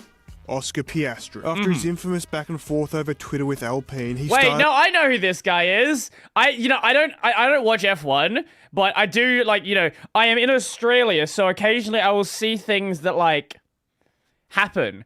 There is a restaurant in Australia called Grilled. It's like a burger place. And they have an Oscar Piastri burger. I didn't know who Oscar Piastri was, but I guess that makes sense. Because it has to be least influenced by cars, most influenced by driver skill. I see. With McLaren, and unfortunately only managed to qualify 16th on the grid. He did make up 8 places and finish a respectable 8th though, where next year in 2024 he managed to get 4th, tying with Mark Webber and Daniel Ricciardo as the best home race finish that we've ever got. But it was only his 2nd season in F1, so surely it's only onwards and upwards from here. In 2025 he managed to qualify 2nd, only a bee's dick away from his teammate Lando in 1st in the exact same car. Surely we were on for a podium or even a win. Well, unfortunately, people forgot this is Melbourne. The weather here is shithouse. Rookie Isaac Hadjar thunder cunted his racing balls into the barrier at turn 2 on the formation lap. And then after his car was finally cleaned up and the race could get underway, Australian rookie Jack Doohan shit-missiled his Alpine into the wall as well. And then on the last corner, Carlos Sainz did the same thing. So then when the race finally got underway, Oscar Piastri held on to his 2nd place for 44 laps before losing grip in the wet on the 2nd to last corner and shit-mixing it onto the grass, starting his own mowing company. At least he didn't Fun fact, hurt if you look himself. on Google Maps, the Piastri mowing company is still marked there. He managed to put it in reverse. Wait. The shit mixing it onto the grass, starting his own mowing company. Fun fact, if you look on Google Maps, the Piastri mowing company is still marked there. Okay, I love that. He managed to put it in reverse. Bag up, Tim. Put it in reverse, Tim. Put it in reverse. Oh, Lord. Recover from 13th to 9th place to finish the race. Now we're on to present day. The record's still 4th place at the Australian Grand Prix. We were so close to getting our first official podium. Piastri had just won 7 races the season prior in the McLaren rocket ship. It's the first race of the season. Let's see how it goes. The formation lap, the Bluetooth device disconnects and he thunder cunts it into the wall. Just like Kimi Telebantinelli did the day before and Isaac Hadjar the year before. Ja, also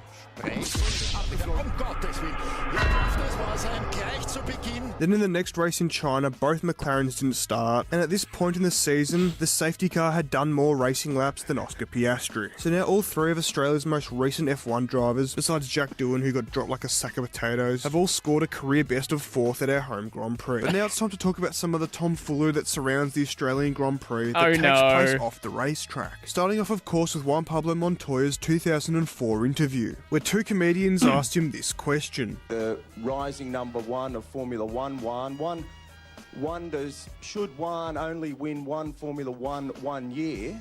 Would Juan want to have won that one in round 1, Juan? What? And obviously that's quite the tongue twister, hence why I didn't repeat it myself. But while he initially played along with it, but one of them would be in round 1. He quite quickly changed his tune and stormed. He's like, that's too fucking hard. 1-1. And for those of you who don't know, they take security at these F1 races very seriously. So in 2025, when these kids got caught sneaking in using the old high-vis vest method, they got rinsed and taken to court. But my favourite story to come out of the Australian Grand Prix was in 2010. As you should know, if you want to get in anywhere, all you need is a high-vis vest and maybe a ladder. Depends on where you're going. High-vis vest and ladder will get you basically anywhere. When Lewis Hamilton felt the wrath of Melbourne's highway. Maybe some, maybe some lights on your ute as well. Patrol. It was Friday night and he just topped the practice charts. He took his Mercedes C63 AMG down to St Kilda, did a burnout and fishtailed it up the road. Now what Lewis Hamilton didn't know, despite the fact that he was already a world champion at this point, was that in Australia, having any fun, especially in a car, is punishable by the electric chair. Now Hamilton didn't get the chair, however his car was impounded. No! He was also given a $500 fine, which I'm sure he could cover.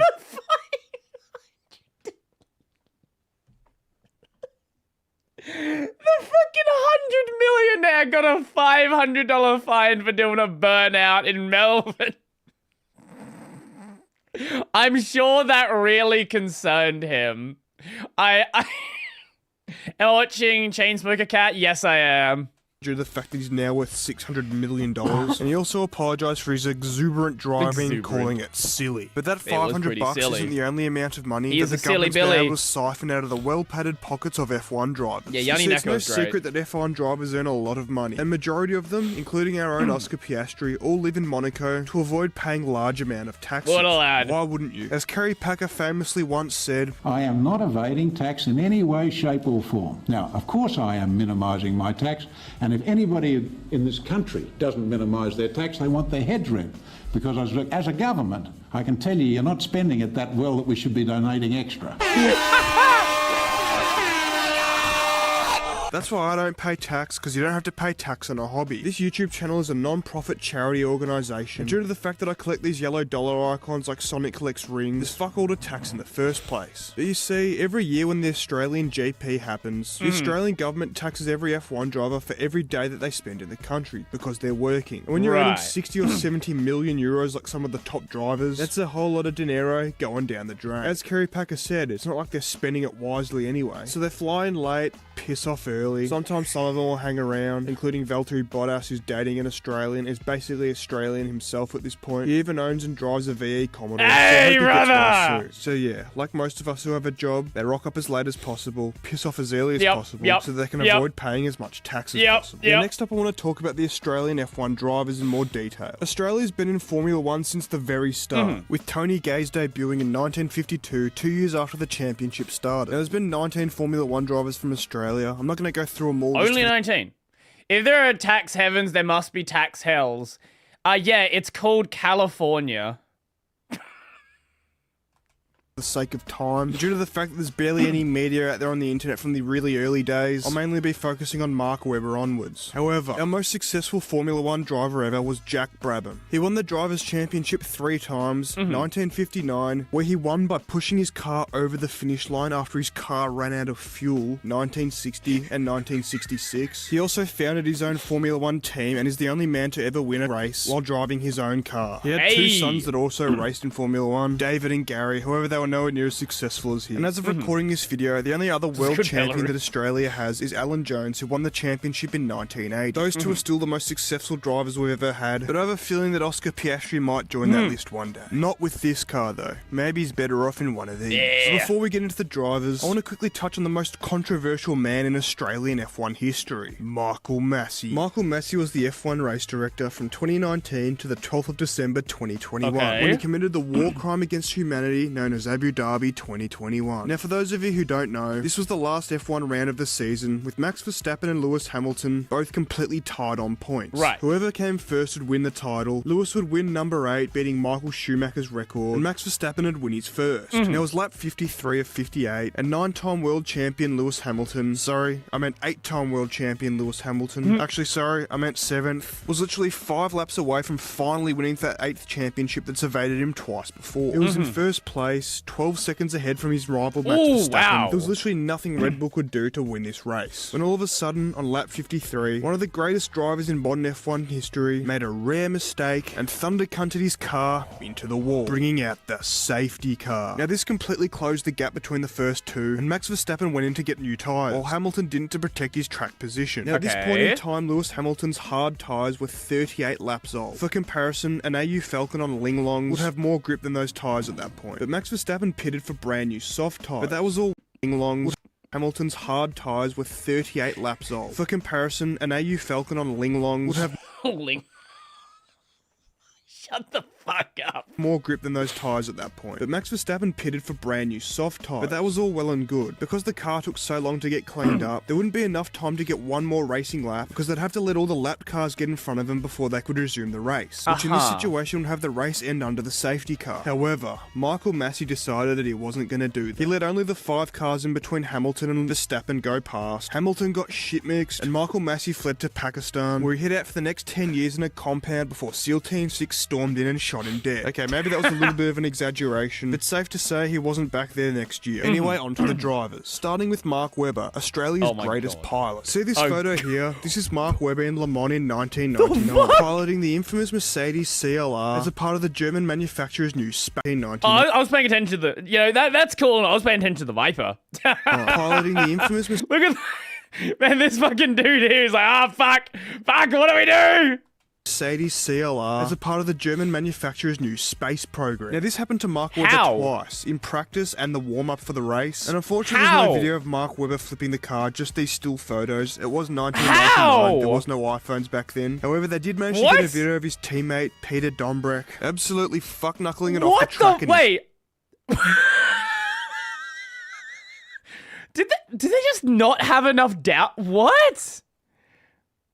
Well, the opposite of downforce is lift. So I did get a video of his teammate Peter.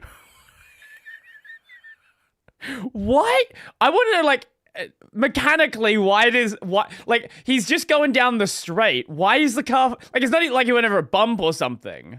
Peter Dombrek, absolutely fuck-knuckling it off the track and into the forest. Unsurprisingly, Mercedes pulled out of endurance racing after this incident, and 3 years later, Mark Webber started in F1. Now, as far as I'm aware, for the next 11 years, Mark Webber managed to keep the cars on the ground. It wasn't exactly his fault anyway, it was an aerodynamic problem. Until the 2010 European Grand Prix, while trying to give a toe off Kovalainen down the straight, he got a little bit close for comfort, gave him a little prostate exam before completing what would be his third backflip in motorsport history. Now, before YouTube takes it down, he was fine. Here you can see him taking his steering wheel out. But this wouldn't be the last time he got airborne. At the 2012 Chinese Grand Prix, he ran wide and on the way back in, hit the curb at speed, bumping up his nose, and doing what I think is the only documented wheelie in Formula 1. It's good to see though that as the years went on, he managed to keep it on the ground a bit more often. So we've seen him take 4 wheels off the ground, we've seen him take 2 wheels off the ground, and if you follow that pattern now, it's time to only take 1 wheel off the ground. During the 2013 Nürburgring GP, after a dodgy pit stop, Mark Webber took off from the pits. However, his car was determined to send itself flying once more. This time though, it was only 1 wheel, which promptly ejected. Oh, I feel so. Yeah, that's the other team. Was determined to send itself flying once more. This time, so they saw it coming. It was only one. Like they dodged it. 1 wheel, which promptly. And this guy. Ejected itself. Absolutely shit me. Oh no, it wasn't even these guys. It was this guy. He's probably not even one of the. He hasn't got a helmet on. More. This time though, is this it was like only one of their wheel, like? Which promptly ejected. Is that a journalist?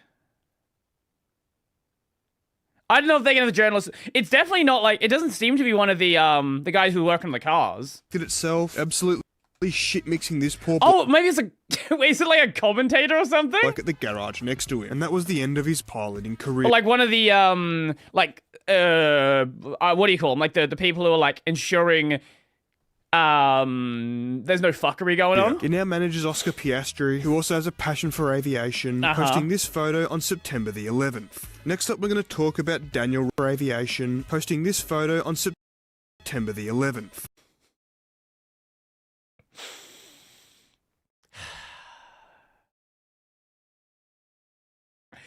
What? Okay. The man's Australian. Do I think he knows what he was doing? I think there is a non-zero chance he knew what he was doing. At the same time, it's also very possible he just posted a picture of himself in a plane.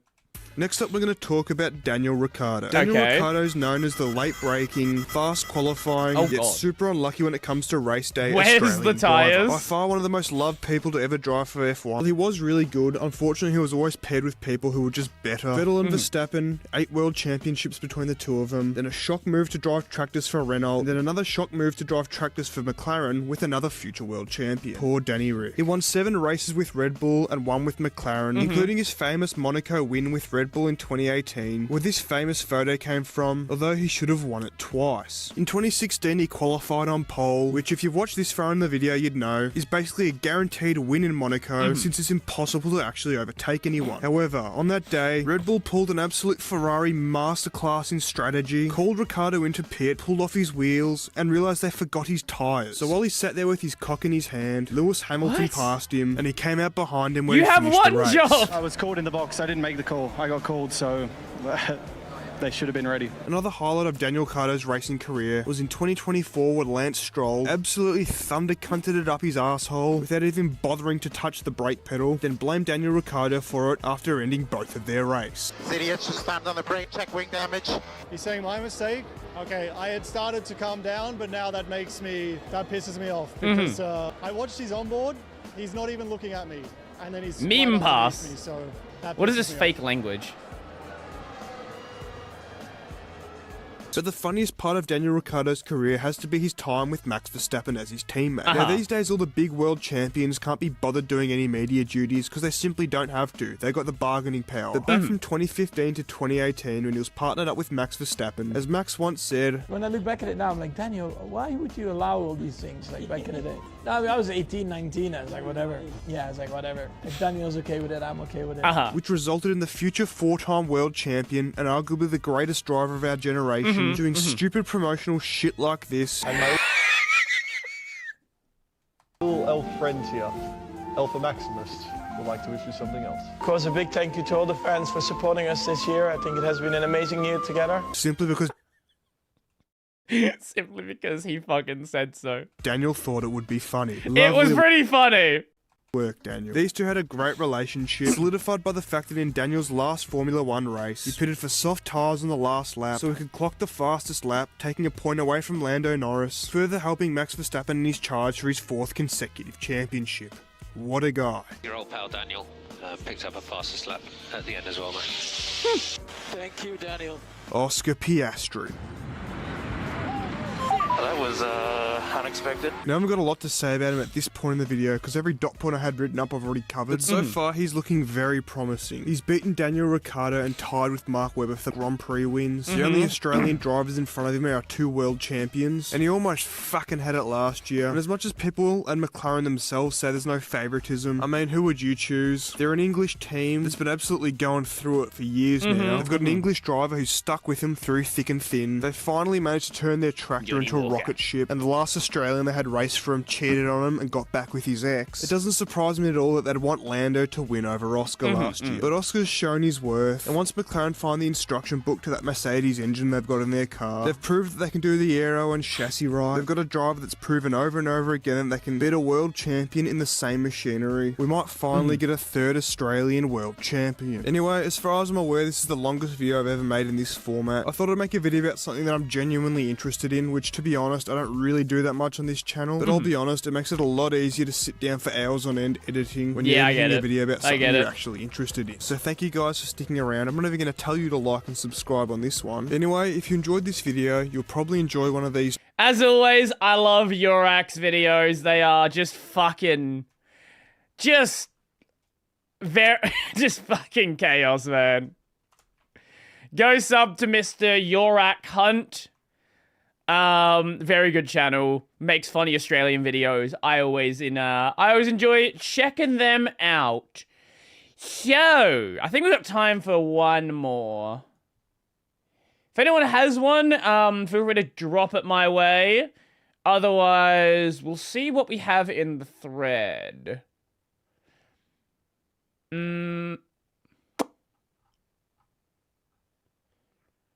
What do we have here? Mr. Linus Tech Tips. What do we got? Installing OS X on a Wii. Oh, we actually did. No, we did that one last week, didn't we? Yeah. Okay. Now we're back to last week. Okay.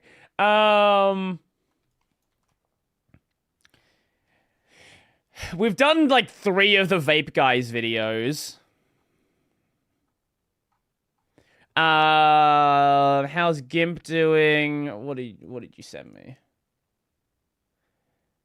Did I watch this one? Fuck, I know the video you sent me. I don't know if I watched this or we were thinking about watching it. I don't remember. I actually just don't remember if we've seen this one.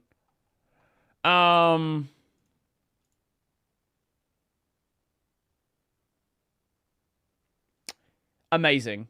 Thank you, YouTube. Always working. Let's go ahead and make the smallest possible Linux distro. For this, we're going to need a couple of components. Wait.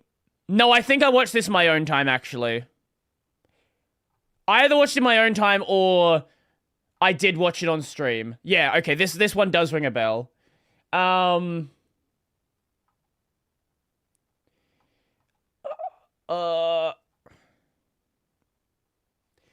Maybe, or maybe I think that might have inspired that video. Yeah.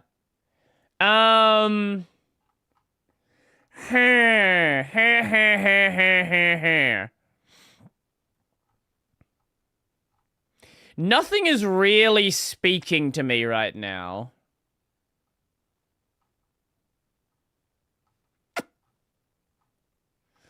I guess we can do the Kodansha video.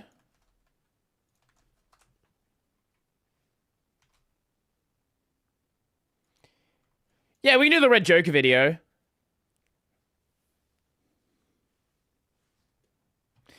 Anything, like, is there anything in my recommendations that might work? This game is pathetic. Yeah, unless someone has, like, a video they want me to check out.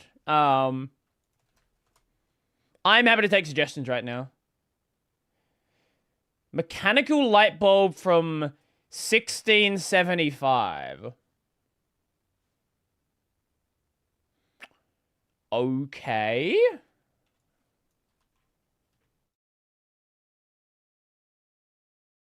The do not redeem person. Where did he go? Where is he? No, that's Scammer. Wait, Scammer. Hold up. Which guy was do not redeem? No, that wasn't Scammer Payback. That was the other one. Was it Scammer Payback? Wait, who was do not redeem?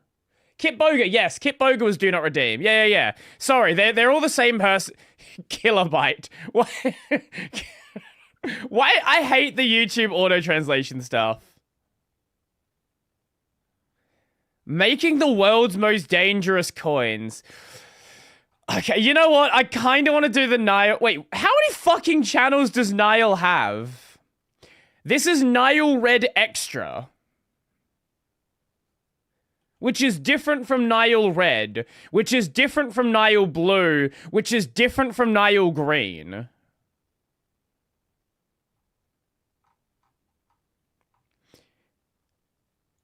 I assume there is some logic behind why each channel is doing it. I think we're going to do the Nile video. No, I think Nile Green is primarily short.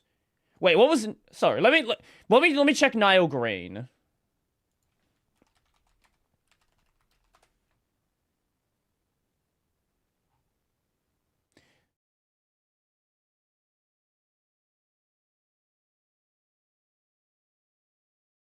Was that not... No, actually, no. No. Okay, Nile Green was a shitpost. That was a Okay, Nile Green was not Nile. That was a guy pretending to be Nile. Okay, right. Sorry, I'm wrong about that one. It's a guy called Mr. Green Guy who's called himself Nile Green. Okay. No, yeah, it was a LARPing channel before before LARPing channels. Anyway, let's watch the Nile video. Making the world's most dangerous coins. Very recently, we hit 10 million subscribers on the main Nile Red channel, which is pretty amazing. And in celebration, we decided that we wanted to make a coin. Why? I have no idea. I actually have no idea. Maybe I just like coins or something. I don't know. But either way, we contacted a company in China to make some large coins for us. And I mean, they did. And the samples are currently in the mail right now. That's fucking cursed. But we are very impatient over here, and we now want our coins right now. So we went back to them and asked them to send us the 3D model of the coin. And what we plan to do is to make it ourselves. That looks literally nothing like... that looks nothing like Nile. Model of the coin. And what we plan to do is to make it ourselves using some very typical and traditional coin materials like lead. Oh. From an old X-ray machine that we tore apart. Oh. That's the first coin material. Lead's probably the least dangerous. Next material is also typical and heavy. Very heavy and dense. It is mercury. Oh! That's much worse. The lead coins, you're not gonna die that quickly. The mercury coins, you'll survive a while. You'll die quicker than the lead. You hear that? I should also say that we're not just like... Imagine just leak on his hand. You can't just turn liquid mercury into a coin, which is why we'll also be using this dental amalgam powder that I bought years ago. Okay. The idea is to mix it with the mercury. People live with mercury? Yes, people also lived... So, there was a time where to make glow-in-the-dark watch hands, they painted them with radium. Radium? Wait, was it radium?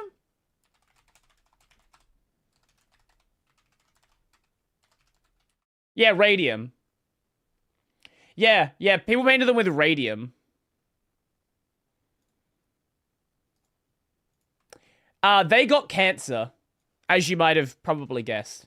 So we're talking about things that you probably shouldn't do. Let me show you something my parents have a lot of.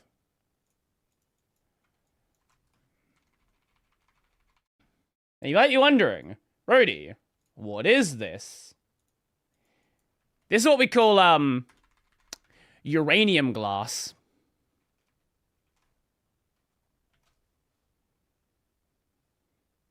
Uranium cookware, yep. Now, I would not recommend using it, but it's fine to own. It's fine to own, probably. You know.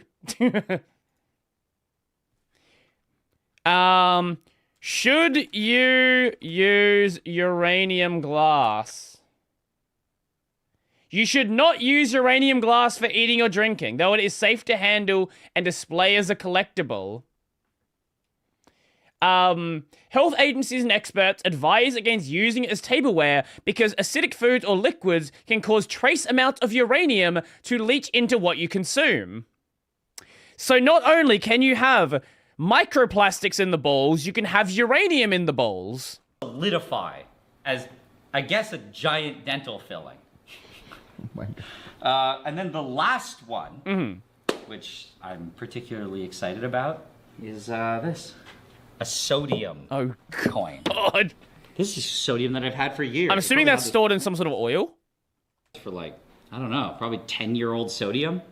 But that's the idea, right? Yeah. You know, we'll just make some very typical coins. And to do that, we'll be using these molds that we printed in resin.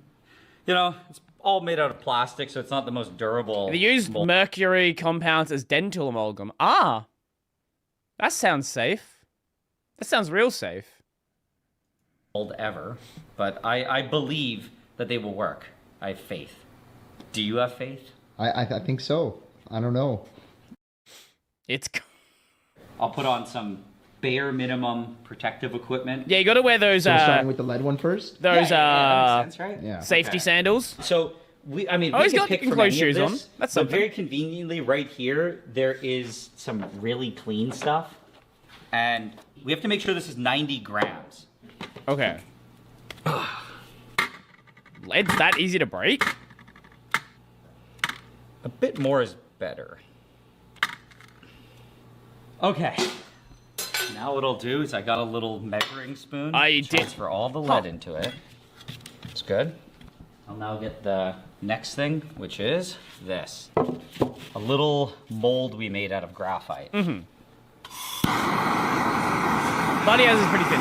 It is pretty thin, but like if that was made of steel, right? Like you wouldn't be able to do that with steel. Like just bend it off with your hands.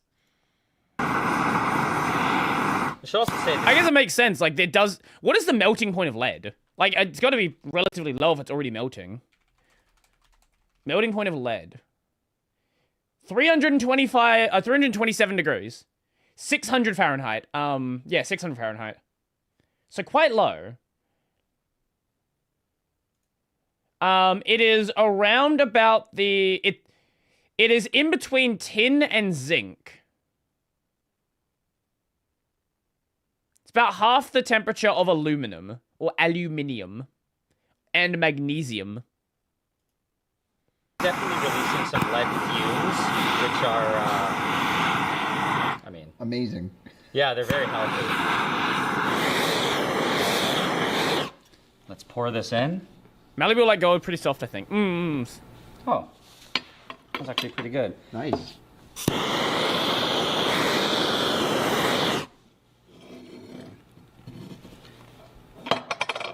Oh, give that me was one, easy. Give me 1 sec. I got a call from a number, and I don't know if it's a real number or a fake number.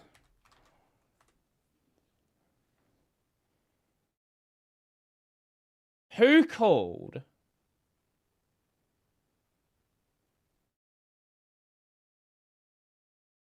Latest whole... Okay.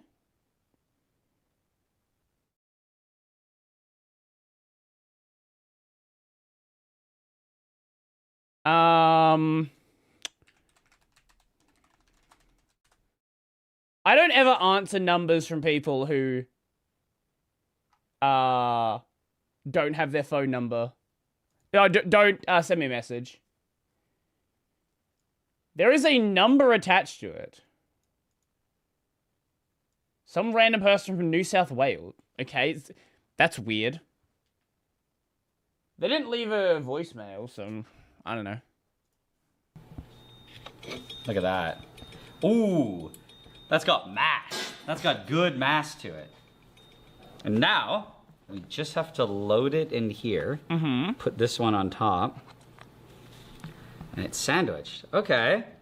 Right. Now, we just got to take this and see if we can actually make a coin out of it. And we just got to load it into the press. Okay. I also put on this face shield just because...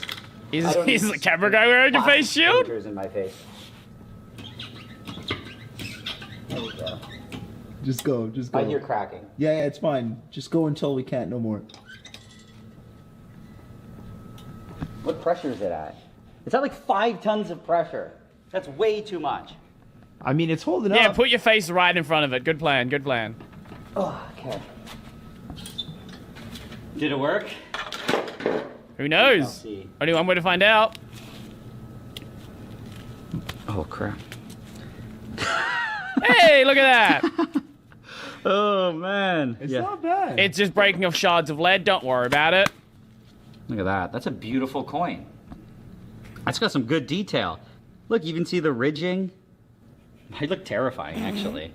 The face turned out so well.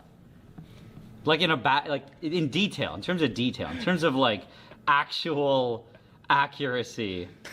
It's interesting. I'll say that. He knows it doesn't look like it. Okay, so I think lead was a success.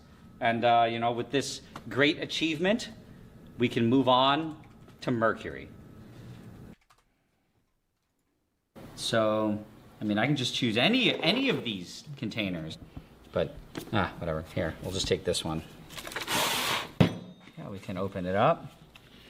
Take a peek inside. And there we go. Look at that, shiny mercury. Look at that, beautiful.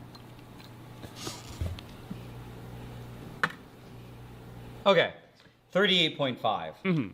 Now I'll just get this little glass mortar and pestle, and we can add the mercury to it. Nice.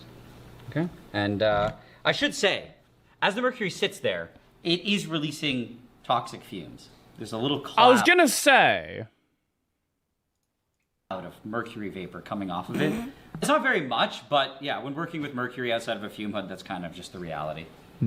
So that's Have you considered putting it under your fume hood, maybe? like the one thing to be really careful about. Okay, either way. Next, we have the amalgam, and we got to do 38.5 grams of it. Here we go. Vapor pressure. That's exactly the same number. That's nice. So not exactly now, the same number, all but we sure. need to do to make the amalgam is add it to the mercury. Okay. Look at that. Will it eat it? Something it'll say too is that this powder is, according to the box, it's 45% silver, 31% tin, and 24% copper. And the idea is that in a 1-to-1 mixture with mercury, it's supposed to form a nice amalgam. It doesn't look like it's forming a nice amalgam. What is happening here? Why does the mercury seem to be, like, refusing to absorb it? Come on, nothing's happening. Something is happening. Oh, okay. Oh, yeah, okay. You see that? You can, like, squish it down. It looks like it's pasting. Oh. Yeah, I think it is pasting. Look at that. Huh. Whoa. Okay. Oh god, we gotta go fast. Otherwise it's all gonna have a problem. Oh god. We can push it here. I think it sets in minutes. One thing I love about Niall is he doesn't fucking Gotta prep really anything. Smear it in. That's pretty cool, dude. He's like, fucking just So I wing think it. we're good. Probably work. And now we just have to connect them. And then it all falls out. We can put it in there. So now we gotta go fast. Pressing time. Yeah, you don't exactly. Okay, he put it in a bag because he didn't want the fucking the mercury dust everywhere. Look, you can see mercury squeezing out the sides. I think we will have a good coin out of this. Okay. Okay. Did it work? What? What happened? What the? It disconnected. It probably set in the mode before he even started. Yeah. What kind of ghostly image do we have here? I mean, it's hard. Oh my god. It's completely stuck. Oh my god. How are you gonna get that out? I don't think it's gonna come out. Well, I think what we're learning here is there are some blatant problems with the entire idea of the mercury coin, and I guess I should have seen this coming because we tried to make it out of dental filling material. Yeah. And look, it's doing great. Clearly. Yeah. It filled the mold and it's not coming out. How do we not think about that? I guess I just assumed that it wouldn't stick to the plastic, but I can see now why this was so popular for fillings. It does a great job filling things. Clearly. Okay, I'm just gonna put this in my fume hood. Man, all this mercury exposure for no reason. We are now on the final Oh one. no. The sodium. Oh no. Oh yeah, a big oily mess. Look at that. Big chunk. Now we gotta slice our coin material out of this. So we gotta cut this like roughly coin thickness, right? Here we go. Okay. Look at that. Nice and shiny sodium. So now we can get the mold. Use a water. How is this gonna work? I don't know. So I think that we need to just cover it. Yeah, I think it's stored in butter. Put this Some sort here. of oil to make sure it's not exposed to too much water. Just Because sodium is a little flammable. squish them What is the together. melting Look, point I've of even- sodium? I don't know. Melting point of sodium. 100 degrees. 208 Fahrenheit. Just it's like Play-Doh. Yeah. Will this actually connect though? I don't know. We'll see. We'll see. Trust the process. Trust the process. No, we should have pre-melted this and cleaned it. How do you clean it? You have to melt it. In the oil? Yeah. Okay.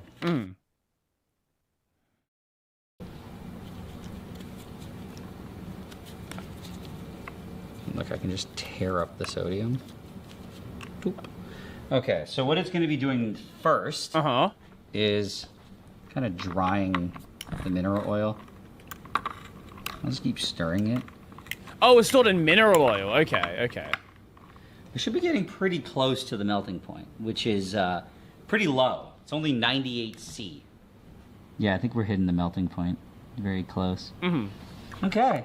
Yeah, it's liquefying. It's gooifying.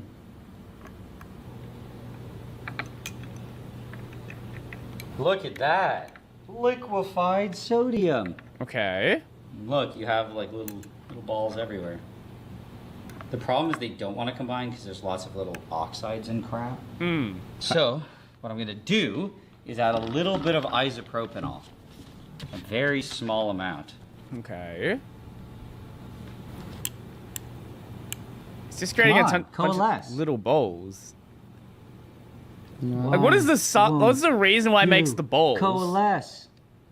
Oh, they are kind of. Does look like they're kind of coalescing. Oh yeah.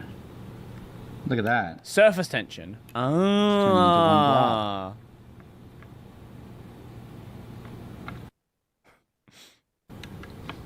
Well, I think that's pretty good. Okay, there. Oh, well, I think that's as good as we're gonna get it. And then I'll pour some oil on top. That did something, right? There you go. So this should be the piece that we need. Okay. The idea now, I think we should be able to do this. And we can just squish it out, right? Okay, so that's to that edge. Okay. It's probably And now fine. we just have to squish it. Okay, so I think we're gonna be good. Okay, moment of truth. Did the sodium coin work? Did our amazing creation turn out?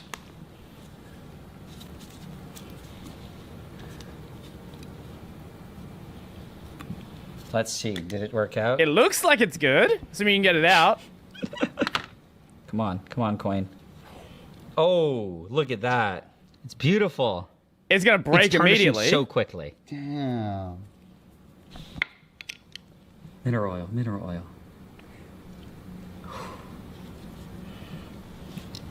Look at that, though. I assume it was gonna get dangerous pretty fast. Beautiful. It looks old. It looks like a rustic coin. Yeah, it looks like it's been around for hundreds of years. It's so light, too. This one weighs 8 grams. The lead one weighs like 90 grams. Sodium's very light. For the exact same coin, it's 11 times heavier. Okay, well, I guess that's it. I think We need a did pretty, tungsten coin. I think we did pretty well. I mean, despite the complete and utter failure of the mercury coin, I'm pretty happy with the results. I mean, these turned out great. The sodium one looks like it's 1,000 years old already, and the lead one looks like it was made 1,000 years ago. I like it. That's what I'll say. I think it's pretty cool. So I think all I want to do now is wait for the real coin to get here. I think what you want to do now is take the compare sodium it coin and chuck it see, into a body of you know, water. How does it look compared to these guys? Did they do a better job? Do you think they could have done a better job? That's what we want to see. I hope so. I fucking hope so. The coin that we were waiting for in the mail actually showed up. Oh. And it is right here. It exists. You can check the back out. Yeah, it's like, it turned out really nice. There's the 10 million there, yeah, subscribers. It's good. Yeah, it's good. And the diamond part came out. That's supposed to be like, I don't know, I think it's Diamond like the bezel? Yeah. It's like, you know, the diamond play button has like angles and stuff on it. Ah. But either way, now that it's finally here, what I really want to do is compare it to the coins that we made. So let's see. This is 3 days They're later. all right here. Wait, there's a third one. I should say too, I recovered the The mercury. Hey! Oh my gosh. That's my face on the front. So let's compare. Split destroyed. Okay, this to the lead one. You know? The bumpiness next to the face actually kind of turned out. Now for the mercury one. It's pretty solid now. I will say that. It's just a block of mercury. It's like a piece of stone. Okay, we'll flip it over. Look at that. Oh wow, that actually kept some of the video. Actually better. It actually looks like it was carved in stone. Yeah, it does. And then, very careful with that one. Finally, we have the sodium coin. So which one's better? Honestly, the face came out looking pretty good on the sodium. It has no shine though. No, it doesn't have the shine. But this one is like really shiny. You look like Metal Man. You look like you look like the guy from Terminator. Why do we make this coin again? To celebrate 10 million subscribers. What do you mean? I think. I mean, I don't know what to think. What's the conclusion here? I don't know. I don't know. I think. Yes. The conclusion is that we did an okay job.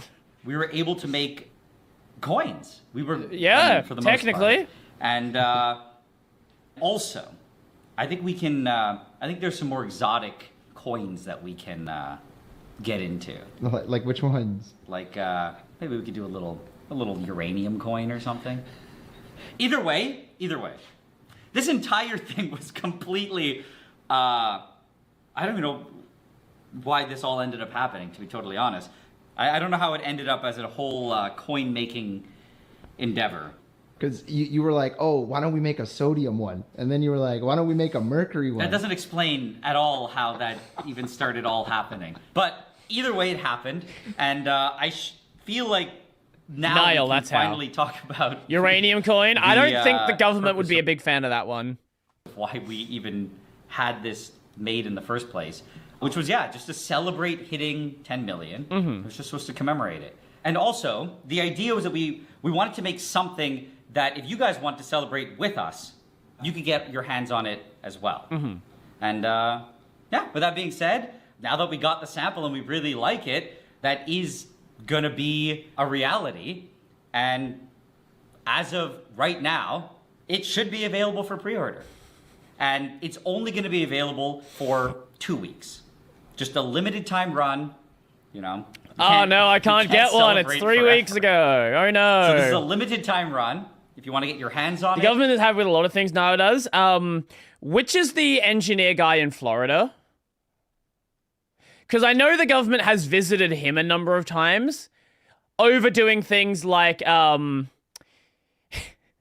he made the guy who made a laser he made a laser lawnmower. He made like a laser what do you call it? Like a thing to trim your trees. So that involved pointing a very, very powerful laser at the sky. And the government's not exactly super happy about you doing that.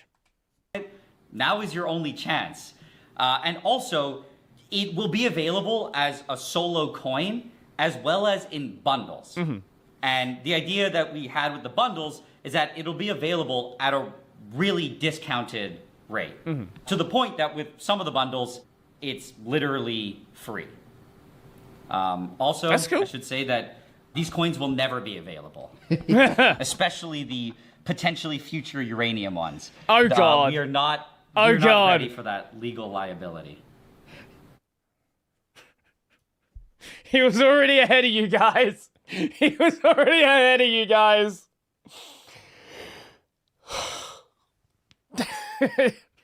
Depleted uranium coin. No. Let me find the channel. Laser lawnmower. Oh wait, no, that was Alan. No, Alan's the one who did the laser lawnmower. Fuck. Okay, it wasn't Alan then. No, it was the other, one of Alan's friends. Backyard Scientist. Yeah, Backyard Scientist is the one I was thinking of. Now, all of them have had the police visit them. Yeah, this is the one I was thinking of.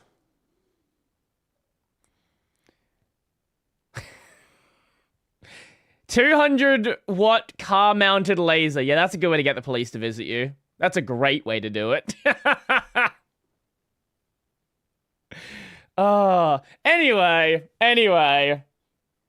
Was it lead the element that all other heavy elements eventually decay to? I'm no science man.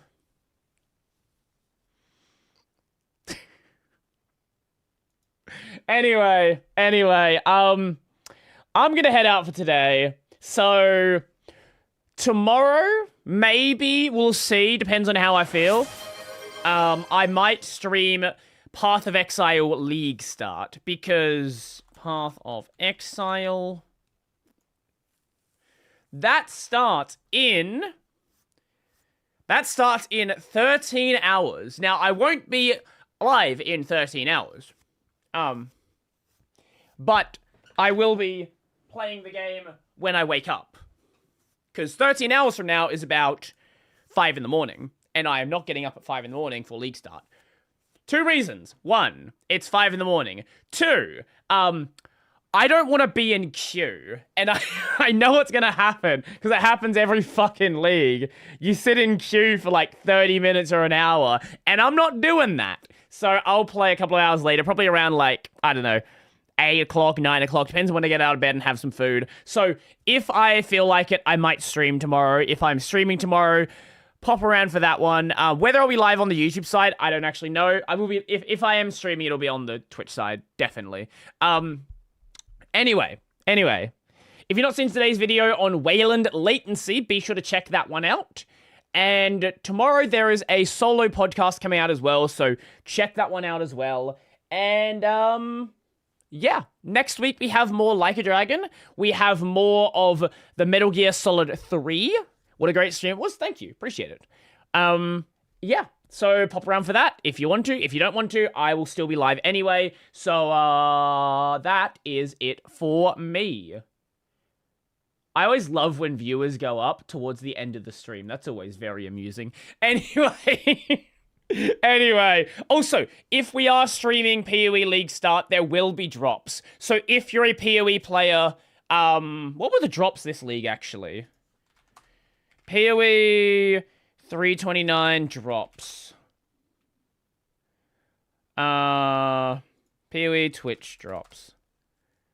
I don't think they were that great this league, but, if you happen to be a PoE player and you like Twitch drops, we will have the Twitch drops. Hi, I'm Mark Roberts, Game Director on Path of Exile. Throughout launch week, you'll be able to claim the Nautical Explorer back attachment by watching your favorite creators in the Path of Exile 1 category on Twitch for 3 hours. A perfect attachment for all explorers, PoE 1, yes, PoE 1. on land or sea. This back attachment tracks the total number of waypoints you've discovered as you explore Rayclast's campaign, and also tracks the total number of maps completed in in-game. Once you've got something you're proud of, link it to your friends to show off. Support your favorite creators by gifting 2 subscriptions or subscribing to 2 channels in the Path of Exile 1 category to claim the All-Flame Crafting Bench. Imbue your crafting bench with the power of the All-Flame. This crafting bench comes with a custom interface and releases some of the power of the All-Flame itself when you perform a craft. As always, these items are purely cosmetic and do not affect your character's power or progression in any way. Thanks for watching and have a great league start. That will certainly be an interesting league start. I'm still not 100% sure what I'm going to play. Maybe like Bone Shatter or something. I was thinking like Fusillade Totem. I don't know. I'll work it out before tomorrow. It's funny how the only reason I'm able to watch Brody and UC3, aka stream starts at 3 AM.